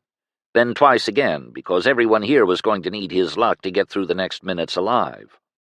He stepped out a few paces from where his companions crouched, and let the approaching man get puffed, closing their mutual range. He wondered what he looked like in turn. A tired, skinny, sunburned young man with hair escaping its knot — he blew a strand out of his mouth — wearing an odd assortment of cast-offs, sweaty tunic, green jacket, mismatched riding trousers all over horse. Long feet unhappy from his hike in these falling-apart sandals, and he had to get some good boots soon. "Head sorcerer!" The man stopped and shouted up. "I am learned Kirato of the Bastards' Order in Patos, and in the god's name I order you to surrender to me. Come peacefully, and no harm will come to you." "Demonstrably not the case," Penn shouted back. "Ask Velka what he did to me in the bottle dungeon." The man's head went back in perplexity, quickly mastered. "For the second time, I demand your surrender, or your life will be cast from the temple's shelter." Penric glossed to those at his back. "It's a ritual he's obliged to try. No point in interrupting him before he gets through it." Kirato repeated his warning 3 more times, each more strongly worded. Arasadia drew his sword and looked even more untrusting. Nicus's dark brows bent in dismayed curiosity. "I am sorry," said Kirato solemnly, signed himself, and opened his hand as he attempted to set Penn's clothes and hair on fire. Penn snapped up the arriving impulse with his cold skill. Kirato's body jerked slightly, then he tried again to the same end, and a 3rd time. "It only took that horse 2 bites to learn better," Des observed, amused. The sorcerer stared nonplussed at his own hand, then made to ignite Nicus and Arasadia. Penn whipped those efforts aside even faster, and flipped out the chaos to land where it would. A few rocks worked loose around them and began to tumble downhill. Kirato dodged, startled. Des was humming like a bowstring released. "Let me, let me, let me." "What are you?" Kirato cried, his eyes widening in real fear at last. "I told Velka I wasn't a head sorcerer," Penn returned impatiently. "Didn't he pass you the word? That was really unfair. I swear the man doesn't listen to a thing one says to him." Penn wondered how inexplicable this intense contest looked to outsiders. 2 eccentric men standing on a slope making faces and gesturing at each other. Velka bellowed up the hill, "Arasadia, surrender or be slain!" Arasadia muttered, "He meant and there." He gripped his sword in an impatience to match Des's. The Patos sorcerer put in loudly, "Surrender, and your sister will be spared and be made safe under my authority," which he probably imagined to be true. "Sod you," snarled Nicus, and heaved her first rock. It was well aimed, but burst into fragments before it struck its target. Another followed to tumble aside in its arc. "Why don't they hit him?" Penn wasn't sure if that was plea or complaint. Both, really. Arasadia dropped a hand on her arm to hold her next launch, muttering, "Useless." "No, keep them coming. They're a good distraction." Penn cast her a sunlight smile over his shoulder. "Make him work. Heat him up." Her eyes flared with understanding. At least someone had listened to him and remembered. The next rock whistled through the air. Arasadia woke up and joined her effort, his rocks hissing more viciously. The sergeant hadn't been an idle spectator. The archers, in 2 pairs, had edged their way up each side of the slope into tolerable range, and loosed their arrows at last. "Have fun, Des." The arrows variously burst into blue flame as they arced, to arrive on target as harmless puffs of ash, or tumbled end over end to clatter on the stones. A second flight met the same fate. "Why doesn't he move faster? Doesn't he have the trick of it?" asked Penn, his senses racing along with Des's. "He's controlling his demon tightly. They can only do one thing at a time. It's almost sad, really. Remember, he's a fellow divine, not your plaything." "Then he shouldn't have threatened you." The archers had almost worked close enough for Penn to reach, but as long as they were content to waste arrows, Penn was content to let them. A little closer, and he could clip their bowstrings at will, and their hamstrings nearly as easily. Penn trusted Carato had more defenses than thus seen, but since Penn hadn't really attacked him yet, he'd had nothing to demonstrate them upon. Penn was growing adroit with that brutal tweak to the sciatic nerves if he wanted to render his enemy unable to run away, not really his preference here. But the axilla offered equally distracting possibilities. The sorcerer shifted the dusty pebbles under Penn's feet, trying to dump him on his backside, presumably. Penn danced aside to solider stone. A formless flurry of hallucinations whirled before Penn's eyes. An interesting natural talent, suggesting the man could create extraordinary visions someday with practice. Though not today, alas. Even without Dez's aid, Penn had no trouble ignoring them. The sorcerer was momentarily distracted, averting one of Arasadia's sizzling projectiles, during which Nikas's latest lob came down square on his head with a satisfying thunk. That had been a heavy rock she'd heaved, two-handed. He fell, half-stunned, sliding down the path and grabbing at his staff to stop himself. With a distraught cry, he flung out his hands. Pain boomed in Penn's chest as his heart tried to tear itself apart. He went over backwards as if hit by a ram. Des was abruptly nowhere else but inside him, wrapping herself around the organ, holding it back together. The next flight of arrows fell unimpeded all around them, missing by inches.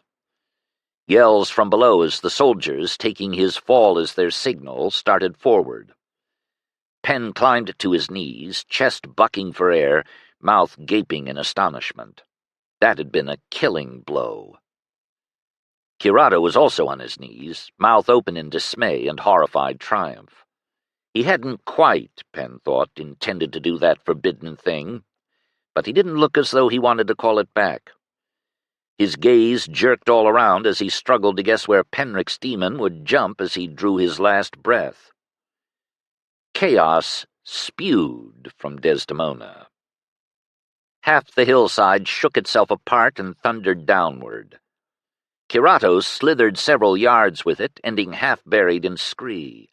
Sweating and scarlet, he heaved, twisted, drained suddenly pale, and then passed out. Heat stroke, Penn diagnosed, from some strange, detached plane of continued consciousness, as uncomfortable and unwelcome as his trip to the bottle dungeon. His chest ached. The rest of him wasn't doing terribly well either, although there was a nice moment when frantic hands gathered him into a soft, soft lap. Arasadia's boots passed him by. A sudden scrape and clang of steel rang descant over the throbbing echo of the slide. "Don't kill the sorcerer," Penn cried in warning.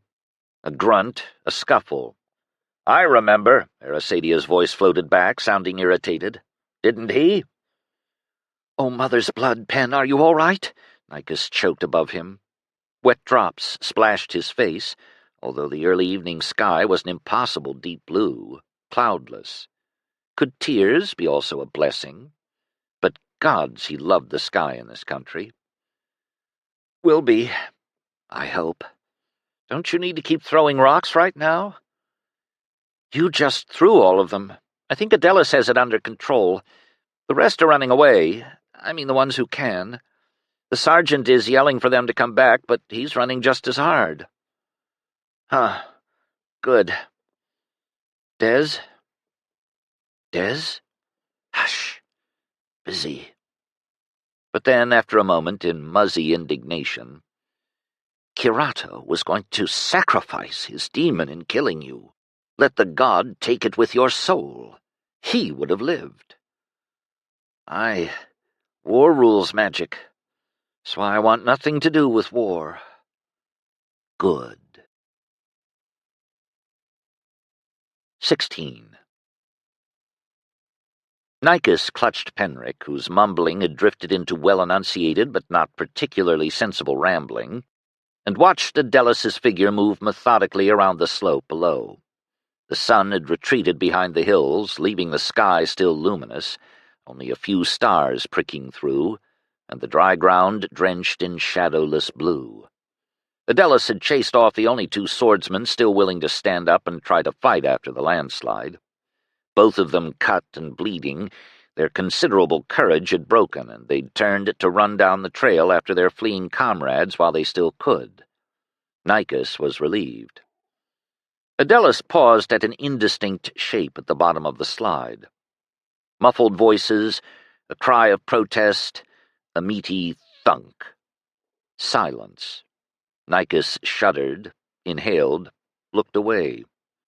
Penric convulsed up in her lap. "What was that? He's not dispatching all the wounded, is he? I have to stop him."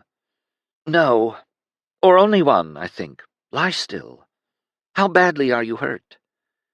He sank back. "Not too badly, I think." His inner twin's voice overrode this, puffing, oddly, more. "Nearly killed just now. Would have been except for me." "Des," objected Pen, and shut his jaw on this. What did it say that Nicus had better luck getting a straight answer from a chaos demon than a man? Nothing new, more's the pity. "Desdemona, what's really going on? Tell me." Penric clenched his teeth, but then gave up, or gave way. "That accursed bastard's divine tried to rip apart his heart by forbidden magic. I have it under control for now, but Penric should stay flat in bed for the next week." Nicus stared around the dusky hills at the marked absence of beds, and sighed. "Was that normal magic?" "No," said Desdemona, and Penric, one hand wavering up to touch her face, added, "No one should be allowed to break my heart but you, Madam Owl." Her breath caught, but before they could continue this promising exchange, Adelus came clumping back. He paused below to study the unconscious sorcerer half buried in the scree, then bent to wipe his sword clean on the loose sleeve of the man's white robe, and sheathed it. Mounting the hill to Nicus's side, he let down a pair of bows and a quiver of arrows. With a tired grunt, he dropped next to them and gazed out over the unexpected battlefield. Penric levered up on his elbow. "What all has happened? Is happening?" "The sergeant, 2 archers, and 2 men ran off for now, and the 2 wounded after. The rest are half buried in the rubble. A few may get out without help and help the others. I expect their comrades will come creeping back to their aid by and by. The horses tore loose and ran off during what I take to be your landslide. At least one fell, broken neck, fortunately. Broken legs would have made for a messier cleanup. For somebody, not for us. We need to move along." Penric's brows pinched. "What about Velka?" Adelus shrugged. "He'd tried for me twice, 3 times, if what you say is true. I decided not to give him a 4th chance." "Oh," Penric sank back, signing himself. "I regret not doing better with him." "Well, he's his god's problem now. Don't promote your troubles beyond your rank." "That is actually theologically sound advice." "Works in the army, too." "Ah," Penric hesitated. "Did you ever find out his real name?" "Didn't ask. Didn't care by then." "It seems strange to kill a man without even knowing his name." "Seems usual to me." Adelus rolled his shoulders. "Though in his case we may find out later. Anyway, with the head cut off, the body will thrash. Best guess it will take this lot some days to dig themselves out and limp back for help. More confusion after that. Unless that one—" He nodded downhill to the pale lump that was the Patos sorcerer. "Recovers faster than I think, which, given his demon, your god only knows." Penric, who had slumped into Nicus's willing lap, struggled up again. "I should try to treat the wounded." "No, you shouldn't," said Nicus, pushing him back. "No, and I won't help," Desdemona put in. "I have other priorities right now. They'll all live if their friends return." "I agree with the demon," said Adelus, unexpectedly, both for the agreement and for spotting just who had spoken the words coming out of Penric's mouth. "I swear the thing has more sense than you do, learned fool." Which was, all right, a small step toward acknowledging the truth of Penric's account of himself. An Adelus inch. Nicus bent her face and smiled. Any being learns a lot in 200 years, Penric conceded shakily. Adelis picked up one bow and tested it. You said you could shoot flaming arrows, sorcerer. How about regular ones? Usually. Maybe not right now. He handed the bow to Nikos. Check the draw for you. Seated on the ground, she took it a little awkwardly, twisted and pulled and grimaced.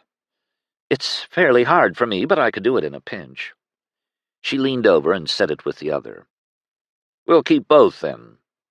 Adelis turned and shifted his gaze upward. I'm not sure how much steep we have left, but if we can get through that narrow place before full dark, we should be able to stop safely till moonrise. Nikos bit her lip, wondering how this squared with Desdemona's recommendation of rest for Penric's safe recovery. It did not sound good. The pile of pale cloth below them shifted, then moaned. This time Penric rose in greater determination. Help me. I have to get some water down that one, or he won't last till morning. It matters. Trust me. Jumping demon problem? Inquired Adelis in a kind of wearied concession. At the very least, not that he deserves to keep his. Nikos hoisted the leather bottle, and Penric. They slid down the few yards and settled by the half-buried sorcerer. Penric took the bottle and dribbled water over the man's head, rubbing it into his hair. I need to cool him down the hard way if he's still too stunned to shed chaos, Penric told her. Here, learned Curato. He patted the man's bearded cheek. Wake up now. You have to drink this. He tilted the spout to the man's lips. Curato swallowed, choked, spilled, and seemed to come back to full consciousness. He heaved his trapped body without effect. Stop struggling, Penric told him, a stern hand to his shoulder. You'll just make yourself hotter. I haven't much time. Curato's voice went sharp in terror. I won't tell you anything. Good, because I only want you to listen, said Penric. Is this safe? Asked Nikos in worry. If he just tried to kill you? Now that I'm on my guard, yes. Maybe. You'd best sit back a way. Penric gestured.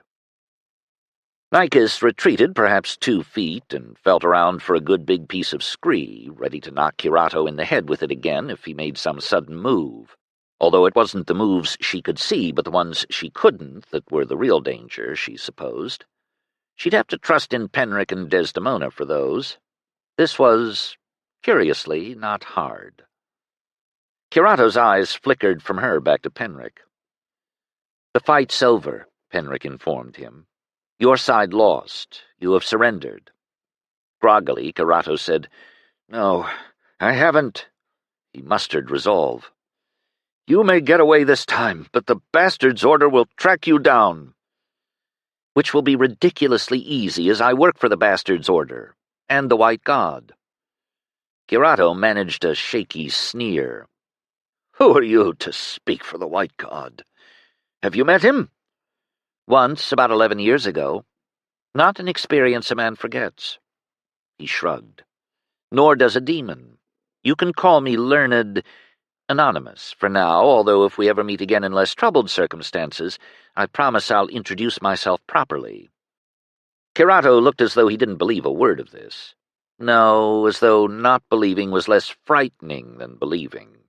Most curious. Nikos watched in increasing fascination. I have not much time, Penric went on, but I need to speak to you about the way you are treating your demon, because it's both theologically incorrect and rude and cruel, someone added aside, and very poor management, frankly. Your demon is a gift of the god and the temple, you know, an elegant opportunity for mutual growth, not a beast to be dominated, imprisoned, and enslaved. To it you are model, mentor, and the only parent such an elemental being can have. As the holder of a temple demon, you have an obligation to pass it on at the end of your life improved, not ruined by your selfishness, inattention, or, as in this case, fear, bad judgment, and panic. Penric waved a hand. Although I grant you were led astray. Learned Curato's stare of terror was slowly transmuting to a stare of utter disbelief.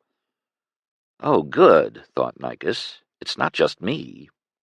Even the temple-trained found Penric confusing. "I don't know if or how you will be able to make things right with your demon," Penric went on, "although I would certainly suggest repentance, prayer, and meditation for a start. Forgiveness will likely be beyond it until it is not beyond you, and as for absolution, you'll need to petition a higher authority. But I would suggest, by way of a first apology, and also a good idea for your future association, that you start by gifting it with a nice name." Penric sat up and smiled cheerfully at the trapped divine. Kirato responded by heaving again against his stony prison, to no effect. No, heaving away from Penric. "You are mad," choked Kirato. "My brother says he's as mad as 3 boots," Nycus put in from the side, agreeably, starting to get into the spirit of this. "But he's also a very learned divine with a very wise demon. You should attend." In a hoarse voice, Kirato said, "It is ascendant." Then a rather cross-eyed look. "No, but it is monstrous dense. I thought it must be ascendant." His voice rose sharp again. "Why isn't it ascendant?" "That's just what I'm trying to explain," said Penric patiently. "Now, names. Can you think of one you'd like?" He looked hopefully at Kirato, who was starting to wheeze. Penric frowned and forced him to swallow another drink of water. Abandoning the divine, Penric turned his expression inward. "Des, do you have any ideas for naming a young fellow demon?" A pause. "That's absurd." Another pause. "And that's obscene." And another. "No, we're not naming it after me either." He sighed and turned to Nycus. "Madam Katai, what's a Sidonian name that you like?" "Nycus, in your mouth," she thought, but offered aloud. "Racine? Kuna? Sarand?" "Des," said Penric, "does learned Kirato's demon have a preference?" "No?" He frowned again at Kirato. "Really, how long have you possessed the poor thing that it doesn't understand the simplest of nomenclatures?" He appeared to think, although not very long, then sat up. "All right." Penric signed himself and placed his hand on Kirato's brow, following to do so again as the man recoiled. "In the White God's name, I bless you and name you Kuna. A somewhat catch-as-catch-can name-giving ceremony," he added aside to Nycus, "but you and Des are 2 adults and can bear witness, so it's sufficiently sanctified." As Kirato was no longer struggling to escape, or much of anything apart from lying there limply in a state of receding heat-stroke and advancing Penric, Nycus retreated uphill while Penric continued sermonizing.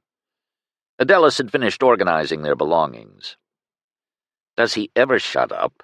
Adelis inquired in mild gloom. "I think he talks more when he's tired. Makes less sense then, though." She collected the few undamaged arrows that had fallen in their vicinity, adding them to the quiver. Penric finished his lecture at last, signed the distraught man, tapped his own lips twice with his thumb, and crawled back up to them, where he lay on his back and tried to catch his breath. Adelis studied the too rapid rise and fall of his chest and shook his head ruefully. I see the problem." "Shall we each take an arm?" asked Nycus. "Better, I think, if you take the food, water, bows, and... yes, my sword." "And his case?" "If you choose. I'll lug the blonde fool for you. Consider it your belated bastard's day present, sister." "Ah, yes, you missed the last one, didn't you?" "Busy with a war at the time, which I'm sure your god would understand. I almost dedicated it to him." Penric argued, but he was outvoted 3-1, and at last he was coaxed up onto Adelis's back. Adelis's legs bent a little, then straightened. "Heavier than he looks," he grunted. "I'm sure I could make it on my own," Penric began, to which Nycus and Adelis replied in unison, "Shut up, Penric." Nycus thought Desdemona would have chimed into the chorus if she could. In the defile, the shadows were growing purple. This stretch, rough underfoot, was a hard slog by any standard. Nicus and Adelus saved their breaths, although Penric was still talking, going on about something in Wieldian until Adelus threatened to drop him back down the hill. His head drooped to Adelus's shoulder, and then there were only the deepening twilight sounds of the hills. Small insects, a nightingale calling, the crunch of the dirt and gravel below their feet, and then the faintest flutter of a bat. As they came up out of the winding rift, an owl swooped by not 10 feet overhead, wings spread in vast silence, and Nicus could see the white glint of Penric's teeth as he looked up and smiled. A question occurred to her. Happily, she had just the person to answer it right here. "Desdemona," she said, "if Penric had been killed," horrid thought, "and you had been forced to jump, where would you have gone? If the demon always chooses the strongest person in the vicinity, it would have had to be Adelus, right?" Adelus jerked, then paused to heave his slipping passenger back up and labor on. It was too dark to see his expression, but Nicus imagined it a study in dismay. "No, child," said Desdemona. "It would have been you." At this, Adelus stopped short. Nicus stopped with him. "Me? Why me? We have been with Penric for 11 years and are now well imprinted with him. We could have made no other choice." Penric breathed out, and Nicus could see the faint sapphire gleam of his widening eyes, but for once he was struck silent. After a moment, they hiked on. No sounds of pursuit arose behind them. A prayer of supplication to the bastard was begging for trouble in many people's views, but Nicus thought a prayer of gratitude for his better gifts was not likely to go wrong. She hummed the old hymn of praise under her breath as they reached a flatter trail. "Sing it aloud," entreated Penric from his perch. "I've never heard it in Sidonian." She looked up to find no up left. Before them now the land fell away in velvety darkness. 100 miles distant it rose again, like a black blanket rucked up upon the horizon, the promise of Orbis. "Far enough," huffed Adelus, and let down his burden. They all found seats upon the stony ground under the sweep of the stars. She shared the water pouch around. Then Nicus straightened and took up the old words as Penric had requested. Adelus came in on the chorus in a bass harmony, as he had not done since they'd sung in the temple as youths, before everything. Penric murmured in a pleased way, and then, at Nicus's demand, offered up a hymn of his own in his native Wieldian, in a breathy but surprisingly true baritone. His words fell strange and sweet upon her ears, and so, trading mysteries, they sang up the moonrise. Finn. This concludes the reading of Penric's Mission, a novella in the world of the 5 gods, by Lois McMaster Bujold. Copyright 2016 by Lois McMaster Bujold. This book was read by Grover Gardner. This unabridged recording was published by arrangement with Spectrum Literary Agency and was produced in 2017 by Blackstone Audio, Inc., which holds the copyright. Neither this recording nor any portion of it may be reproduced or used for any purpose without prior written authorization from Blackstone Audio, Inc. If you would like to obtain a monthly update telling you about new releases, call 1-800-SAY-BOOK. That's 1-800-729-2665. For a complete listing of our titles, visit our website at www.downpour.com. Thank you.